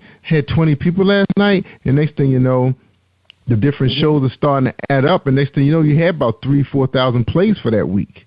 You know, yeah. So it's up to you to keep it moving. You know, yeah, and then you ask people to keep it moving. And if you keep resharing your content, what you want to do is you want to get you a auto poster. So if you have Tumblr or a Buffer, they both will allow you to set a queue. And so all you have to do is load up your post one time, and then it will post it out at however many intervals you set it to during the day. So I've got my Tumblr is set to post 10 times a day between midnight and midnight, and then my Buffer, I have that set to set out once every hour. You see, and so when I load up whatever it is I load up, it's going to put that content out there. And when you take your older content and you reshare it, it's just like re-airing it again. And that's what gives us the advantage over terrestrial. Because terrestrial radio, once they air it, it's aired, you see? And if people don't tune in, they miss it. So we have a distinct advantage. Plus, you know, don't be discouraged if no one, or if it seems like no one is listening to your show live. Number one, there's no tool out there that can actually aggregate every listener that's out there. And we have people listening in by shortwave and things like that. And these measures don't always show up. And satellite and all that, they don't show up. And everyone is getting their entertainment on demand. Okay? So that means, you know, when you're live, they may be sleeping, they may be working, but they like your content. They will go in there and they will watch it at their leisure. And that's how that happens. So that's the reason why you want to keep putting your show out there, and don't be discouraged when you because listen, I get between 400 and 1,000 people to my network every day. Sometimes it's 10,000, sometimes it's only 100. Okay, but it's still a steady flow of traffic.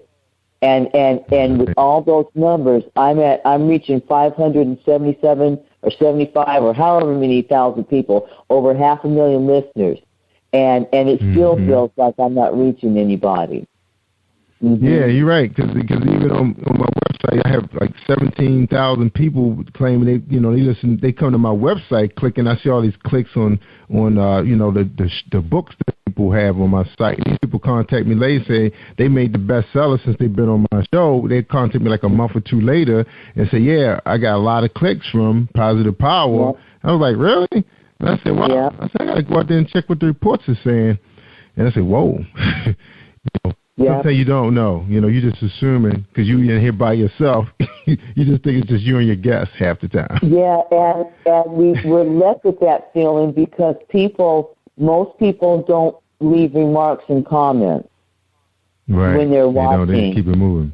Yeah. You know, and some people are quiet. You know, it was a guy I haven't seen him in a long time, and I said, "How you doing with your podcast?" Because he does the Game of Thrones, and he said, "Man, I listen to your thing all the time." I said, "Really, Lee?" He said, "Yeah." I was like, "Wow, okay." So you just never know. You just got to keep it moving. Keep it moving. I started getting feedback from other Spreaker radio shows and channels, and they were telling me, "Yeah, you know, every so once in a while, I go on and I listen to your radio show."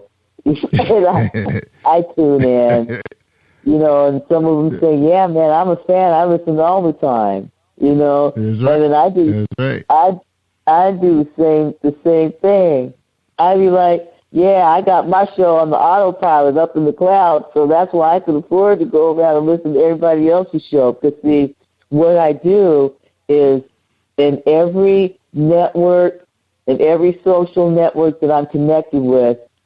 Every account, I actually do take the time to go through and I listen to other people's shows and I make comments on there and I like their comment and I share it. Now watch this.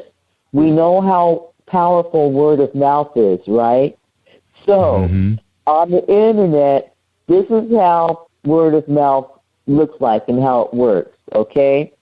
You put out a post, you put out something, and it just sits there. The search engine does not recognize it until someone clicks on it. Now you can be the same someone that puts the post out there, and the same someone that goes and clicks on it. As soon as you do that, boom, you got it in the search engine. The search engine is going, hello, and it makes it look, okay? Then when you put a like on that comment and you share it out, it goes, So then if someone likes that thing that you just put out and liked and commented on yourself, okay, now what you've done is now you put that thing straight to the top of the search engine.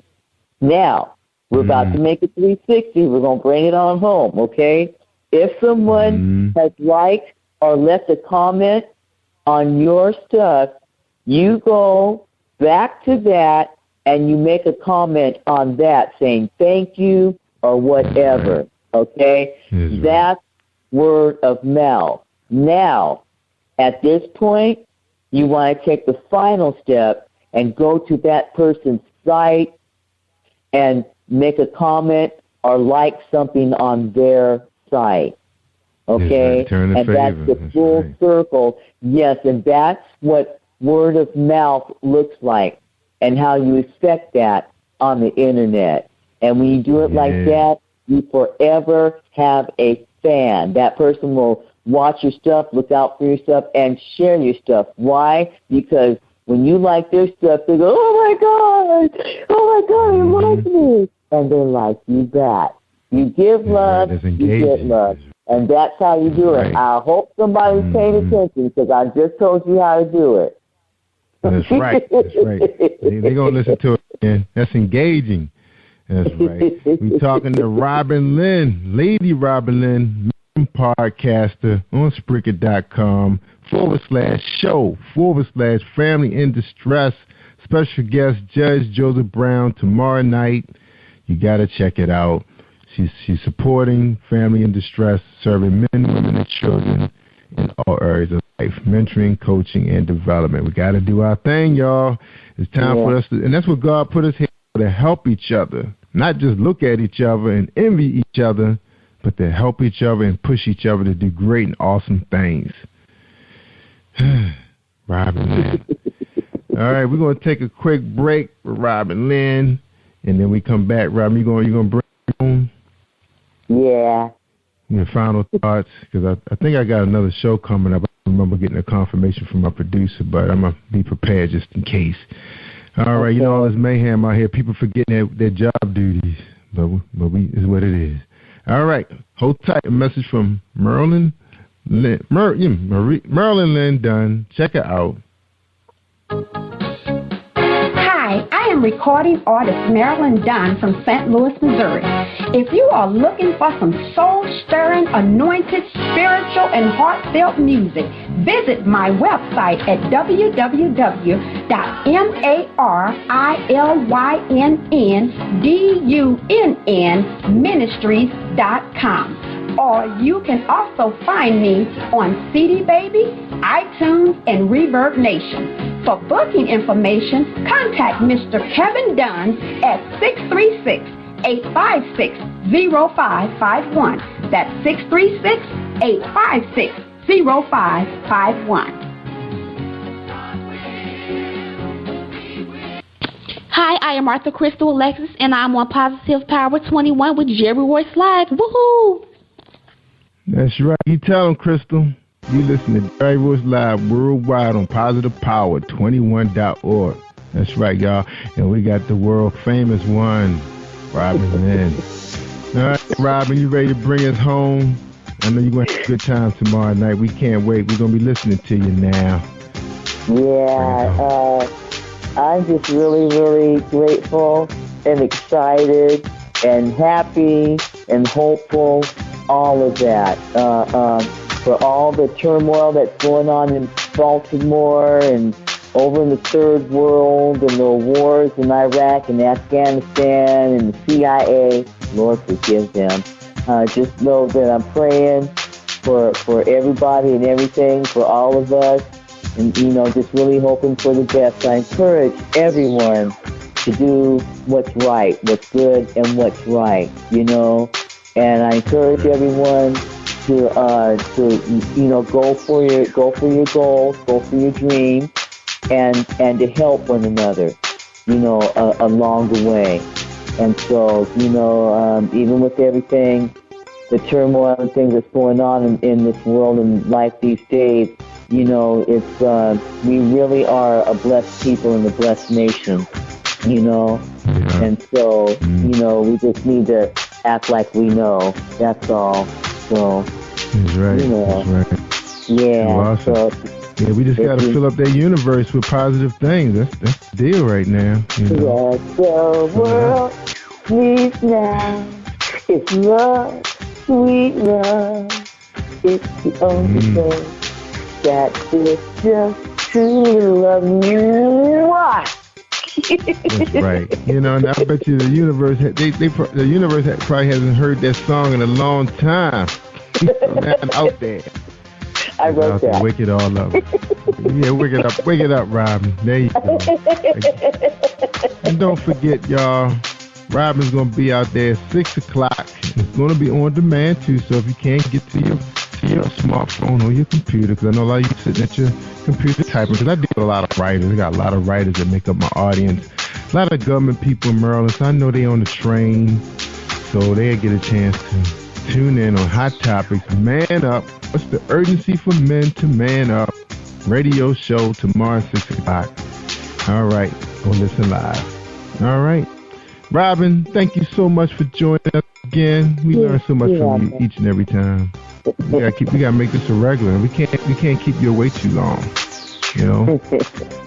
Okay, I'll be back anytime you want. So all you gotta do is just let me know, and I'm gonna be there. I also want to extend an invitation for you to come on Vibes Live as well, because you're doing such a great thing. And I would love to expose my listeners to you. And I sure wouldn't mind syndicating your content through my network either. That would bring in a lot more views. And so if it's okay with you, then I take your widgets and plant them up on my page, and then I'll promote and share those out too as support and love. Yeah, to the greatest podcaster on the earth. Thought I don't know. You gotta let me know and look, you gotta let me know what show I can broadcast too, because Friday nights we broadcasting the hair show with Curry Hines out of New York on Friday night, starting at 10 to 12 or 10 to 1, and then but we got so much space on Friday because I don't do a show on Friday, but I love to take one of your shows. So if you got a show you have in mind that you think would be a good fit with him, we would love to do that. Yeah, because I do a show out of Florida with Keith and Teresa Powell, gospel music. So they still be awesome, and I think we also stream on a urban magazine up in New York. So everybody's trying to put together, and that's a good thing that we podcasters have to show them how to do it. Because I see too many fights on Facebook too, Robin, with the poets and the authors, and that's just not how you're supposed to do it, y'all. You know, everybody's gonna get theirs. Everybody can't drive 5 cars. You know, you like Robin, you only need one. Right. You can only drive one at a time. Right. So, you know, I don't,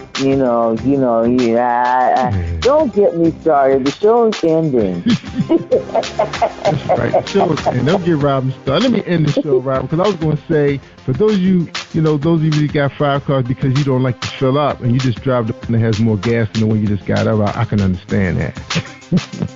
Yeah. Don't leave that alone, right, Robin? Don't leave that. All right, you always have a good time with Robin. She's just so funny. We need love like that, Robin. So we're going to spread it out there 40,000 more times tonight, y'all. Let's do it, y'all. All right, Robin, I tell them all the time. They want to hear the good stuff, the real good stuff on PositivePower21.org and Spreaker.com/PositivePower21 with the Madam Lady Robin Lynn. you gotta listen to Positive Power with Jerry Royce Live. I'm worldwide. Thank you for tuning in to Jerry Royce Live on PositivePower21.org and Spreaker.com/PositivePower21. This is a Royce Enterprises production. And don't forget about replay on Facebook.com/Jerry Royce Live.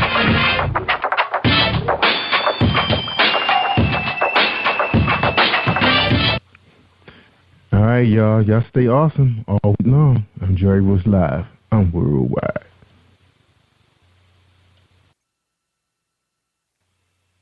You are listening to Jerry Royce Live Worldwide Podcast. Hi, if you're struggling with your relationship or you just can't seem to find the right one, author Gerald Manuel has written an enlightening new book entitled How to Identify Your Spiritual Soulmate. You may order a copy today from Amazon.com or at BarnesandNoble.com. This book is sure to answer many of the questions you may have. Thank you and God bless you. Hi, I'm Kimberly, a soul music and jazz inspirational artist. I'm on Jerry Royce Live, soul music. You are listening to PositivePower21.org with Jerry Royce.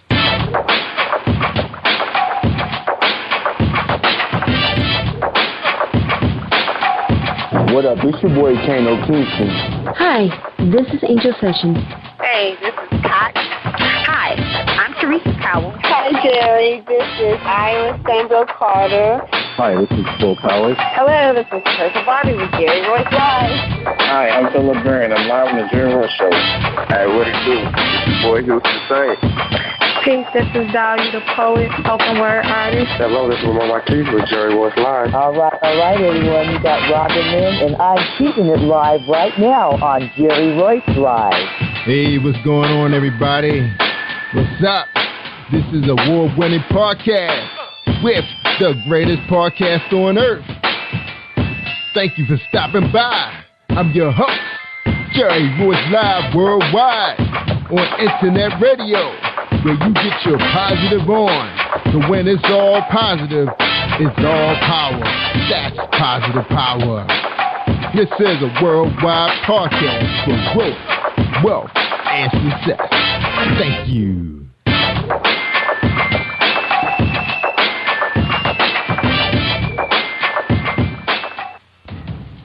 Think you know how drugs get in those little brown bottles? Think again. Set in the green hills of western New Jersey, inside the gilded halls of power of a U.S. pharmaceutical company where decisions are worth billions of dollars and human lives worth less.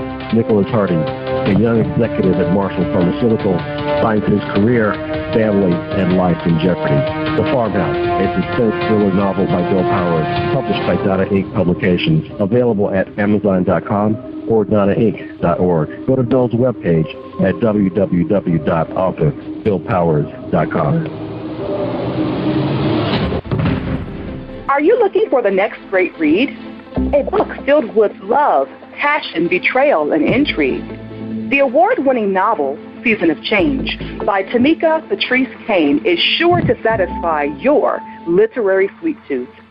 Check out this must-read book reviewers are calling uplifting and emotional, and exceptionally great read, deeply intense and thought-provoking.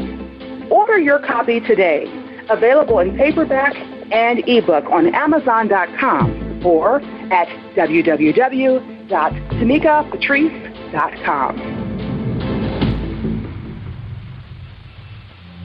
Are you an author looking for promotional services or a reader looking for a great read at low prices? In this competitive world of books, Fighting Royalty Promotions is dedicated to bringing authors and readers together to build a greater respect for literature through our various promotional services and online bookstore.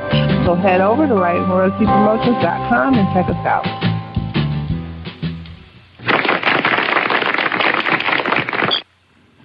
Thank you, everybody.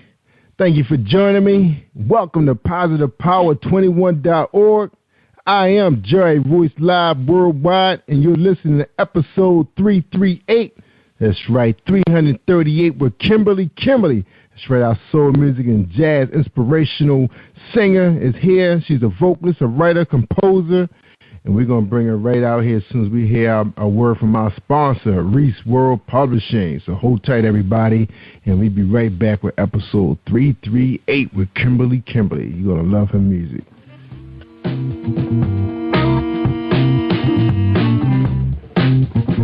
Are you an avid reader of urban fiction, looking for drama, suspense, and more?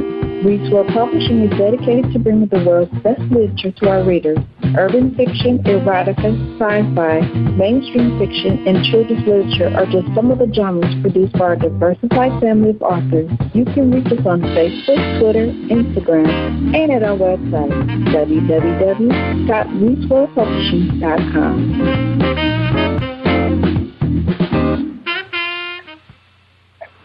All right. Thank you for holding tight. Thank you for our sponsors for today's show. Tonight we have Kimberly. Again, I am Jerry Royce Live. And Kimberly is a soul music, jazz, inspirational singer, vocalist, writer, composer. She has a hit single out called I Want to Be Yours. And also we're going to play for you tonight, I'm Praying for You.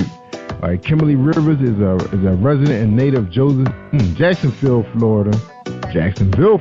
Being musically inspired for music was her constant companion as she began singing at a young age. Loving many styles of music, the genres of R&B, gospel gave her some of the greatest influences such as Mariah Carey, Fred Hammond, Whitney Houston, CeCe Winans, Toni Braxton, and many others. Her stage name is Kimberly, derives from her testimony of deliverance from many insecurities and obstacles. The first Kimberly representing her struggles and the second Kimberly representing her breakthrough while adopting the motto, if it weren't for my struggles, I would never stumble across my strengths. Her writing of lyrics leaves her with a passion to share the message of hope, encouragement, healing for others through her music. In 2014, Kimberly released her latest single song video entitled I Want to Be Yours. We're anticipating her full freshman project to release in 2015. Follow her on all social media and music media. Facebook, Kimberly, Twitter at Lyrics by Kimberly, and website www.kimberlykimberlymusic.com. Her management and bookings is through ACTS Entertainment Management, and that'd be axmanagement@live.com. All right, sit back, y'all. You're going to listen to I fell in love with this song in the first 5 seconds. So check it out, everybody. I Want to Be Yours.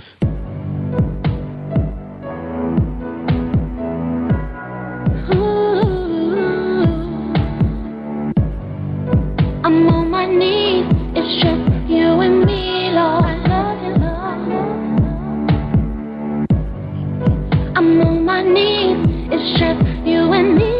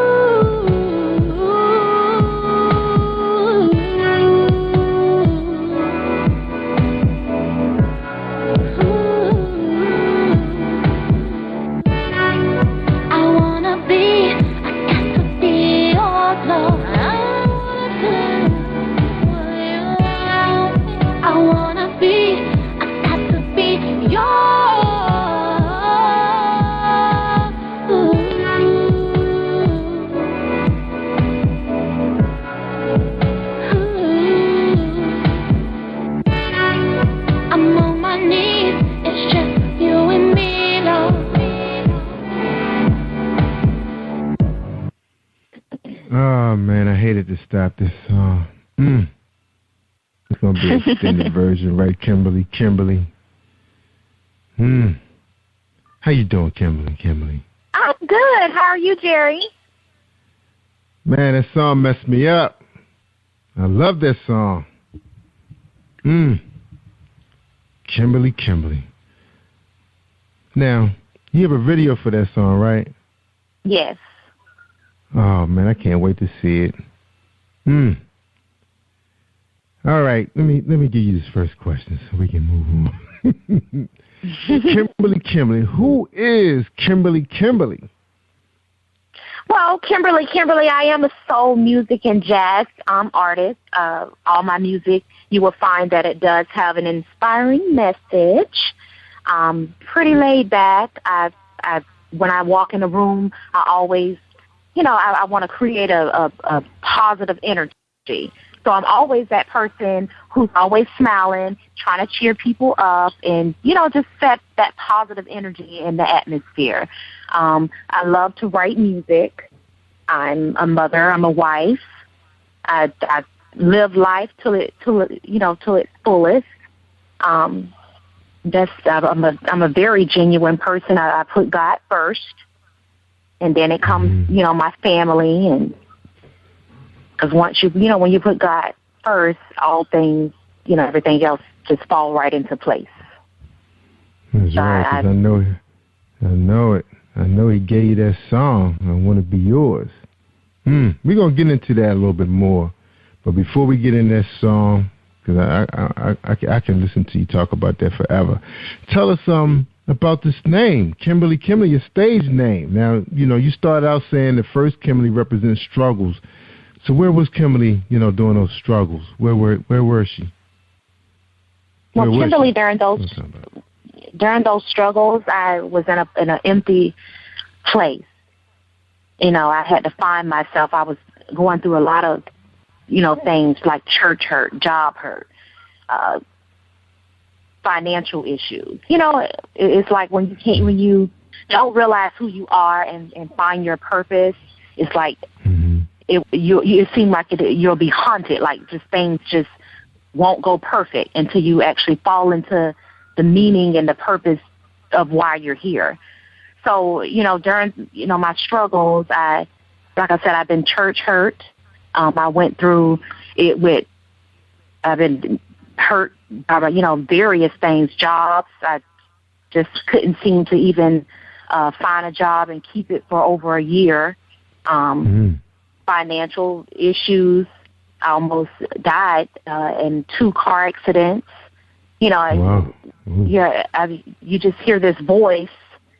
When you have a purpose in life and you know what you should be doing, but you're not doing it, you'll constantly hear this voice, telling you this is where you need to be. You need to start writing. You need to start singing. And a lot of people had a tendency of, going by the real world tactics, worried about working for corporate America instead of, they forget that God is, He's the reason for the season. And once you walk in His purpose, everything else will fall into place.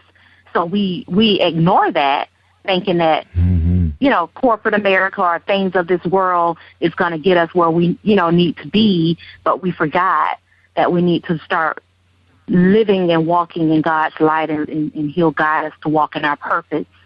And that's where the other Kimberly drives from. I finally found my purpose and the reason why I'm here.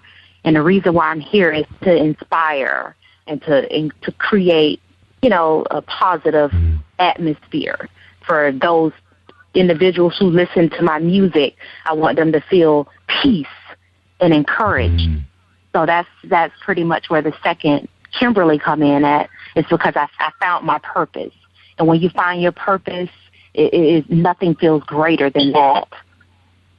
Yeah, that is the truth. So, Kimberly, you speaking about a lot of people just now. A lot of people I want to relate. I definitely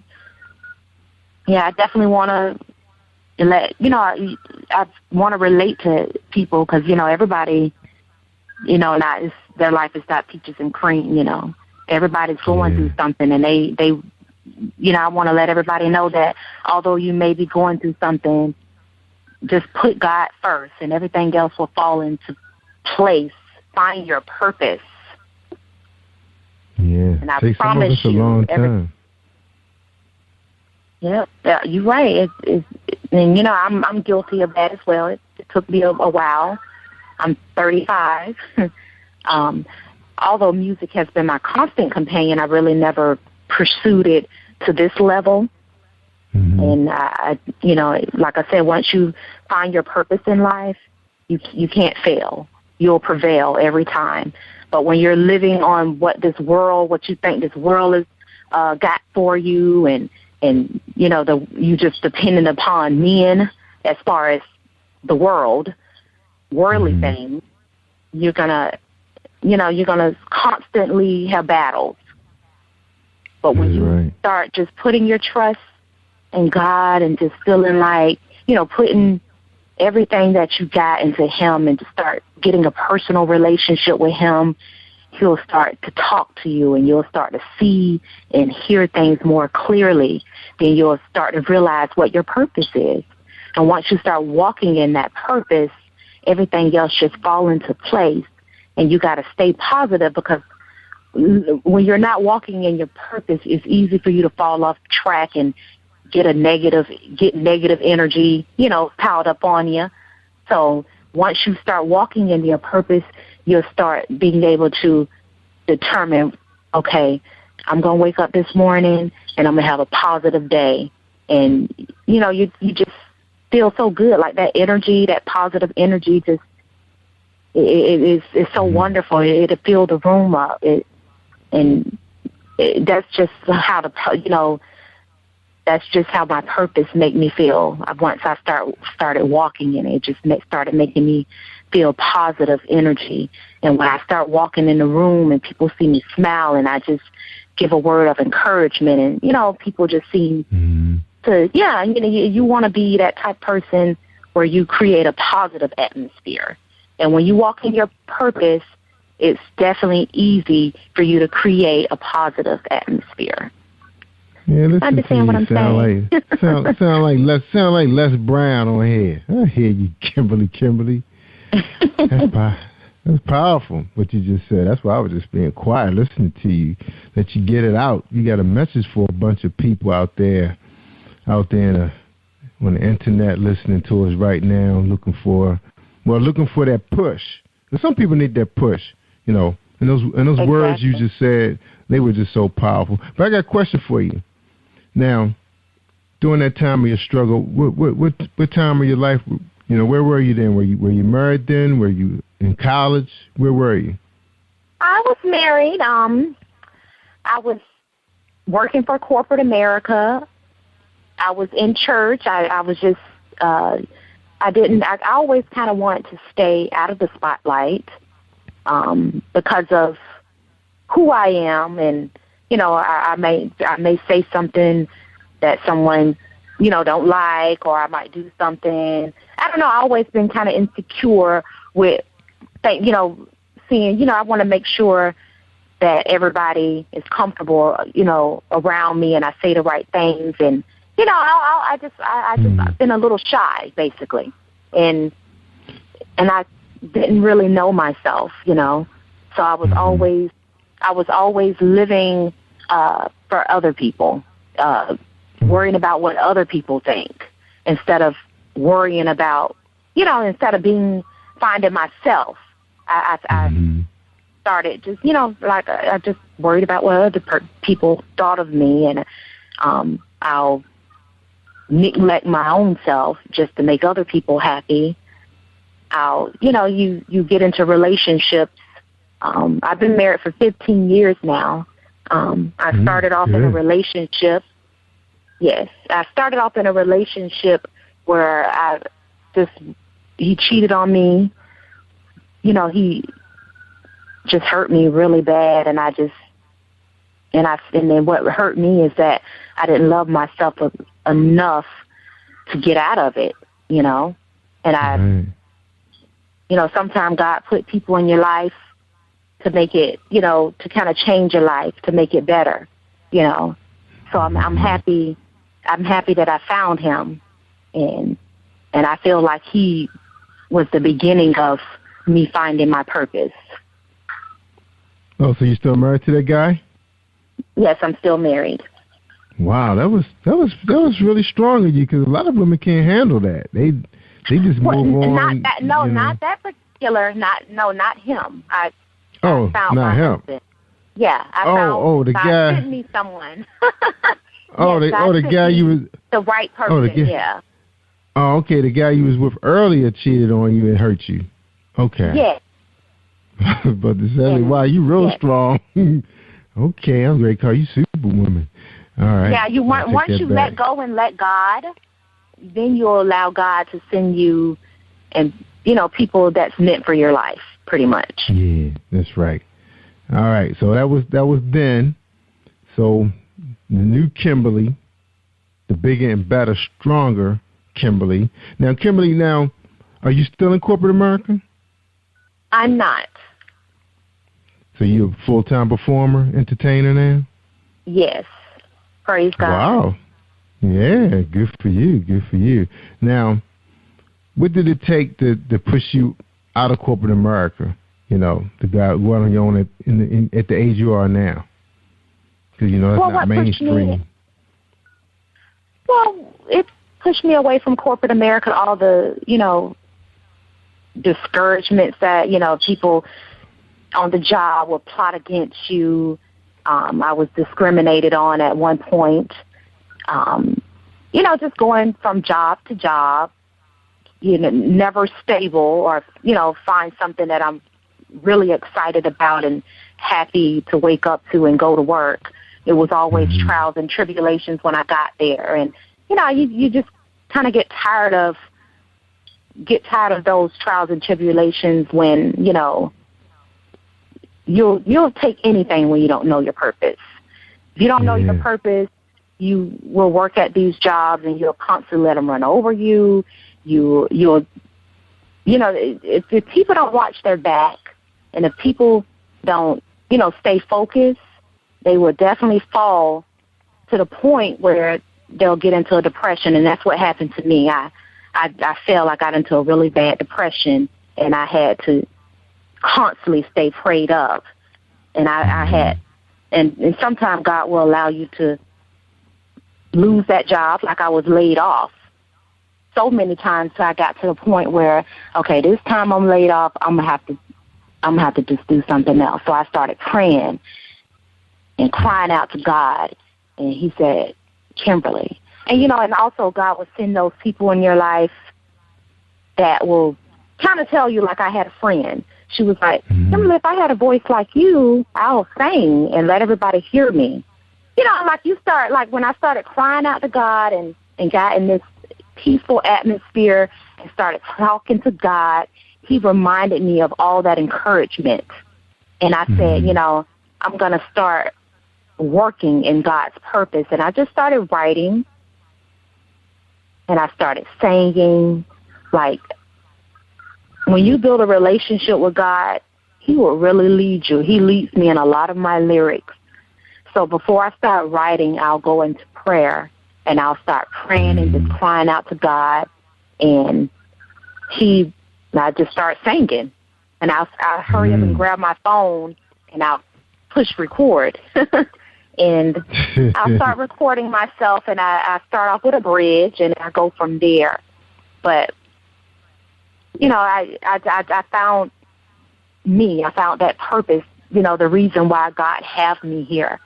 And sometimes you appreciate what you've been through because you, like I said in my bio, you will not stumble across your, the reason, your purpose. You wouldn't stumble across all the blessings that God have for you.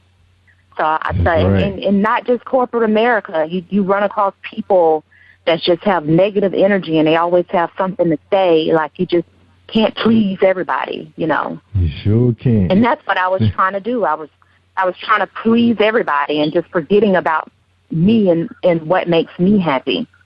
So that's right, Kimberly. Yep. I was just saying your name. Now, Kimberly. Who's composing your music? I'm composing my own music. Really? You did that too? Yeah. So that music on I Want to Be Yours, you composed the music and the lyrics? That's correct. For that I Want to Be Yours, for I Want to Be Yours, that's correct. Wow. So you do. So you play. So you're a musician also. No, I'm not a musician. But you knew what you wanted for that song. So what happened? So you came up with the composition, and you just got together with a musician and laid it out. How did that work? Well, what happened is they brought in the musician. They brought in the keyboard and was playing a couple of beats and things of that nature, and I kind of guided them of how they was like, what kind of style you want. And I was like, kind of like jazz, orchestra, and they started playing a lot of different sounds, and I said, okay, stop right there, something like that. So I wouldn't definitely say that I totally created the beat from scratch. I did get help from a couple of musicians. Okay, gotcha. That song is something else. All right. Now tell us a little bit about your background. How did you grow up? What was growing up like for Kimberly Kimberly? Growing up was pretty good. I had the luxury of growing up with my father and my mother, 4 sisters and 1 brother. My mother, I'm definitely familiar with, the church atmosphere because my mother always kept us in church. My father, he also sings. He doesn't write any music or anything, but if you listen to Sam Cooke, you hear my father. Oh, really? Yes. So wow. I definitely grew up in a household, of ministry and music. I grew up in a household that was very strict. I couldn't go to the movies at times or out with my friends. My mom had this, this rule where if you want to go to the movies, definitely want to go to Bible study. If you want to try to go to the movies, you try to go to the Bible study. Never really wanted us to go out and explore the things of the world. So I stayed in church a lot. And when you stay in church a lot as a child, you kind of want to experience stuff when you start, get your own car and things of that nature.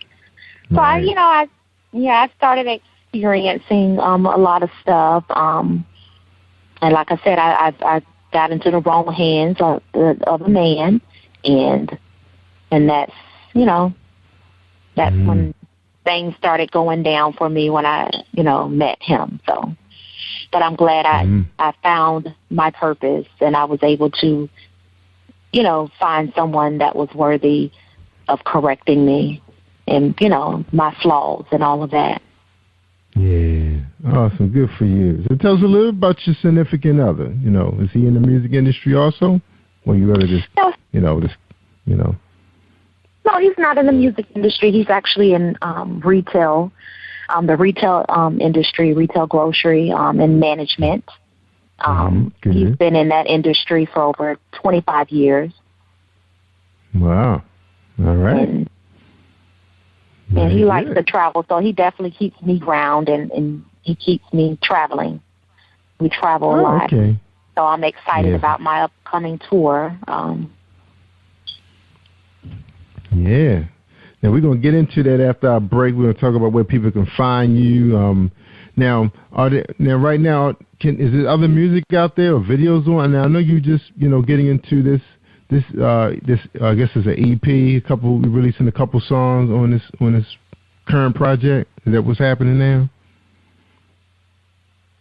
Yes, I actually have 2, not released, but I actually finished 2 more songs in the studio. So far I do have about 4 tracks prepared for my album, and my album should be completed by the end of this year. Good.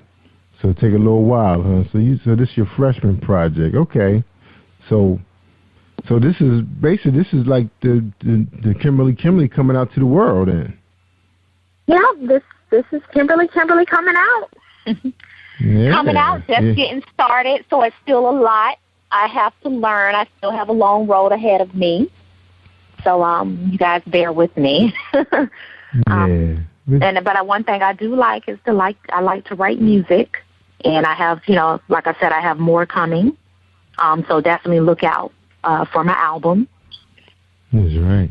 Now, Kimberly, with people, it's so popular now. People releasing singles. You don't necessarily have to drop a LP. People be happy for just 4 or 5 really good songs.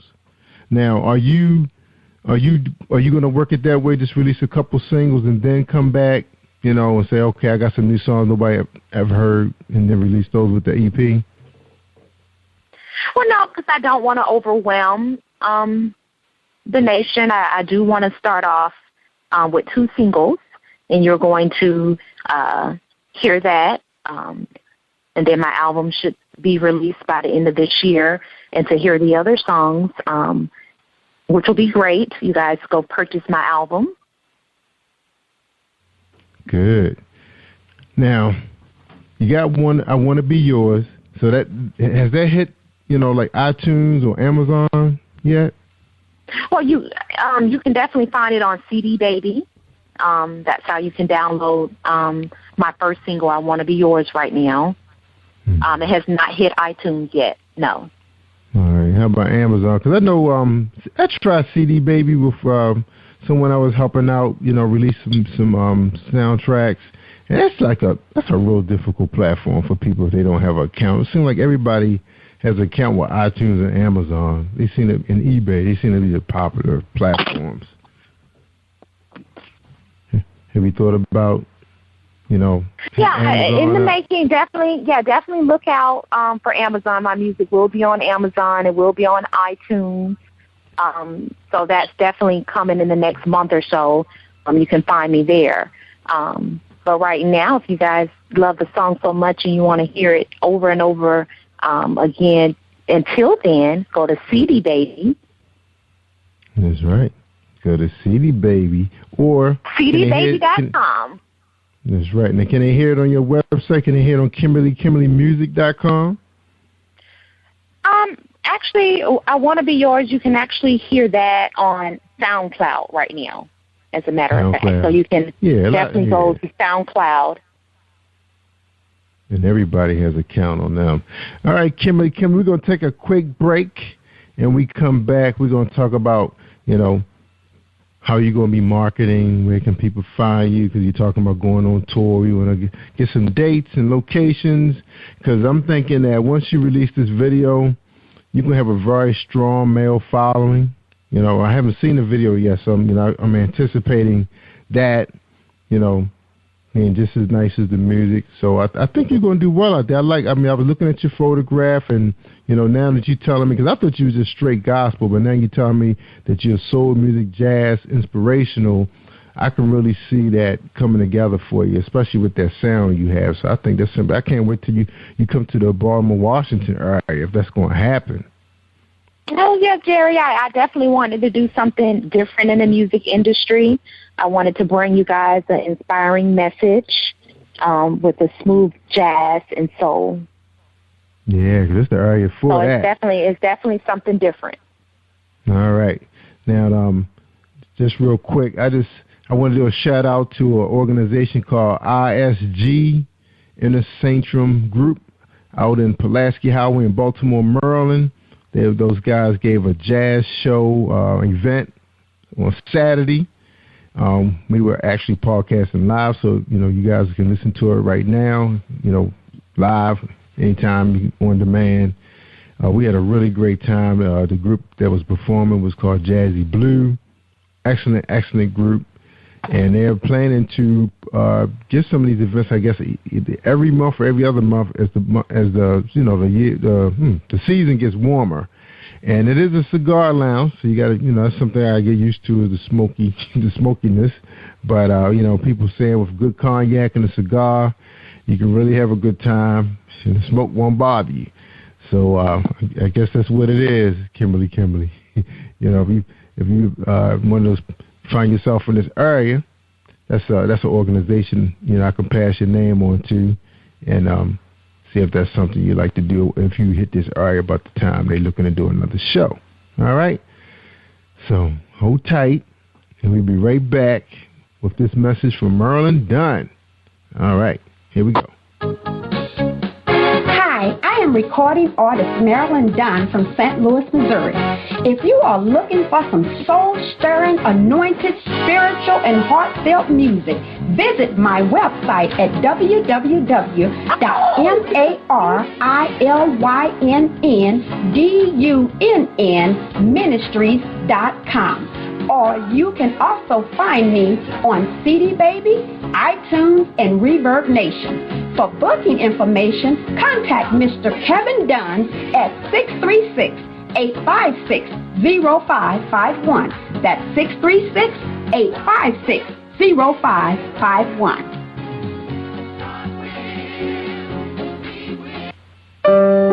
Are you looking for a great book of poetry that is romantic, heartfelt, and full of male emotion? Then get Thoughts, Love, and Reflections by James K. Deshay. That's D-E-S-H-A-Y. Go to www.jamesdeshay.com. You will enjoy Thoughts, Love, and Reflections. All right. It's James Deshay, poetry book, and Marilyn Dunn, gospel artist, superstar. All right, we talking to Kimberly, her hit song. I know it's going to be a big hit, because I just love that song. Oh, thank you so much. See, that's what you got to do. Yeah. Claim it. That's right. I love it. All right, so we're going to listen to another one, I'm Praying for You. So sit back, everybody, relax yourself, and here we are. Here we go. I'm Praying for You by Kimberly.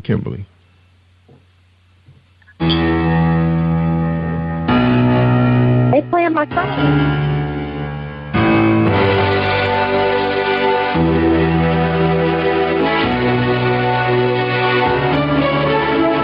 What you looking at?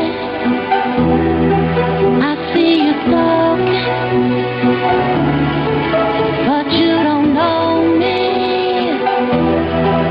So why you hating?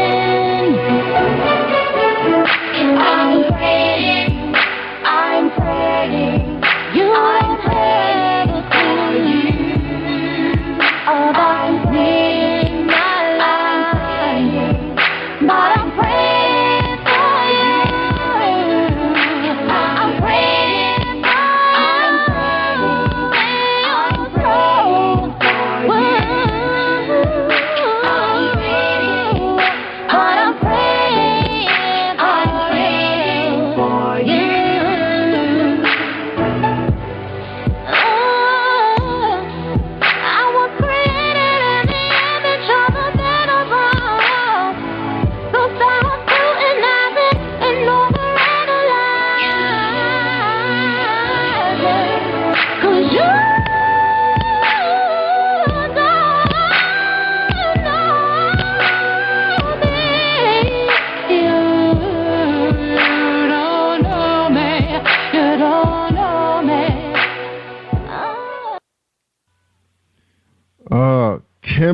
Kimberly, killing me, girl. Man, that song bad too. Wow. Man, you're going to be a superstar. Oh, I appreciate that. That's what you got to do, Jerry. You got to claim it. Man, that song is... That's how you live a positive energy, when you always speaking good things. That's what I'm talking about. This song is hot, too. Whoa. Glad you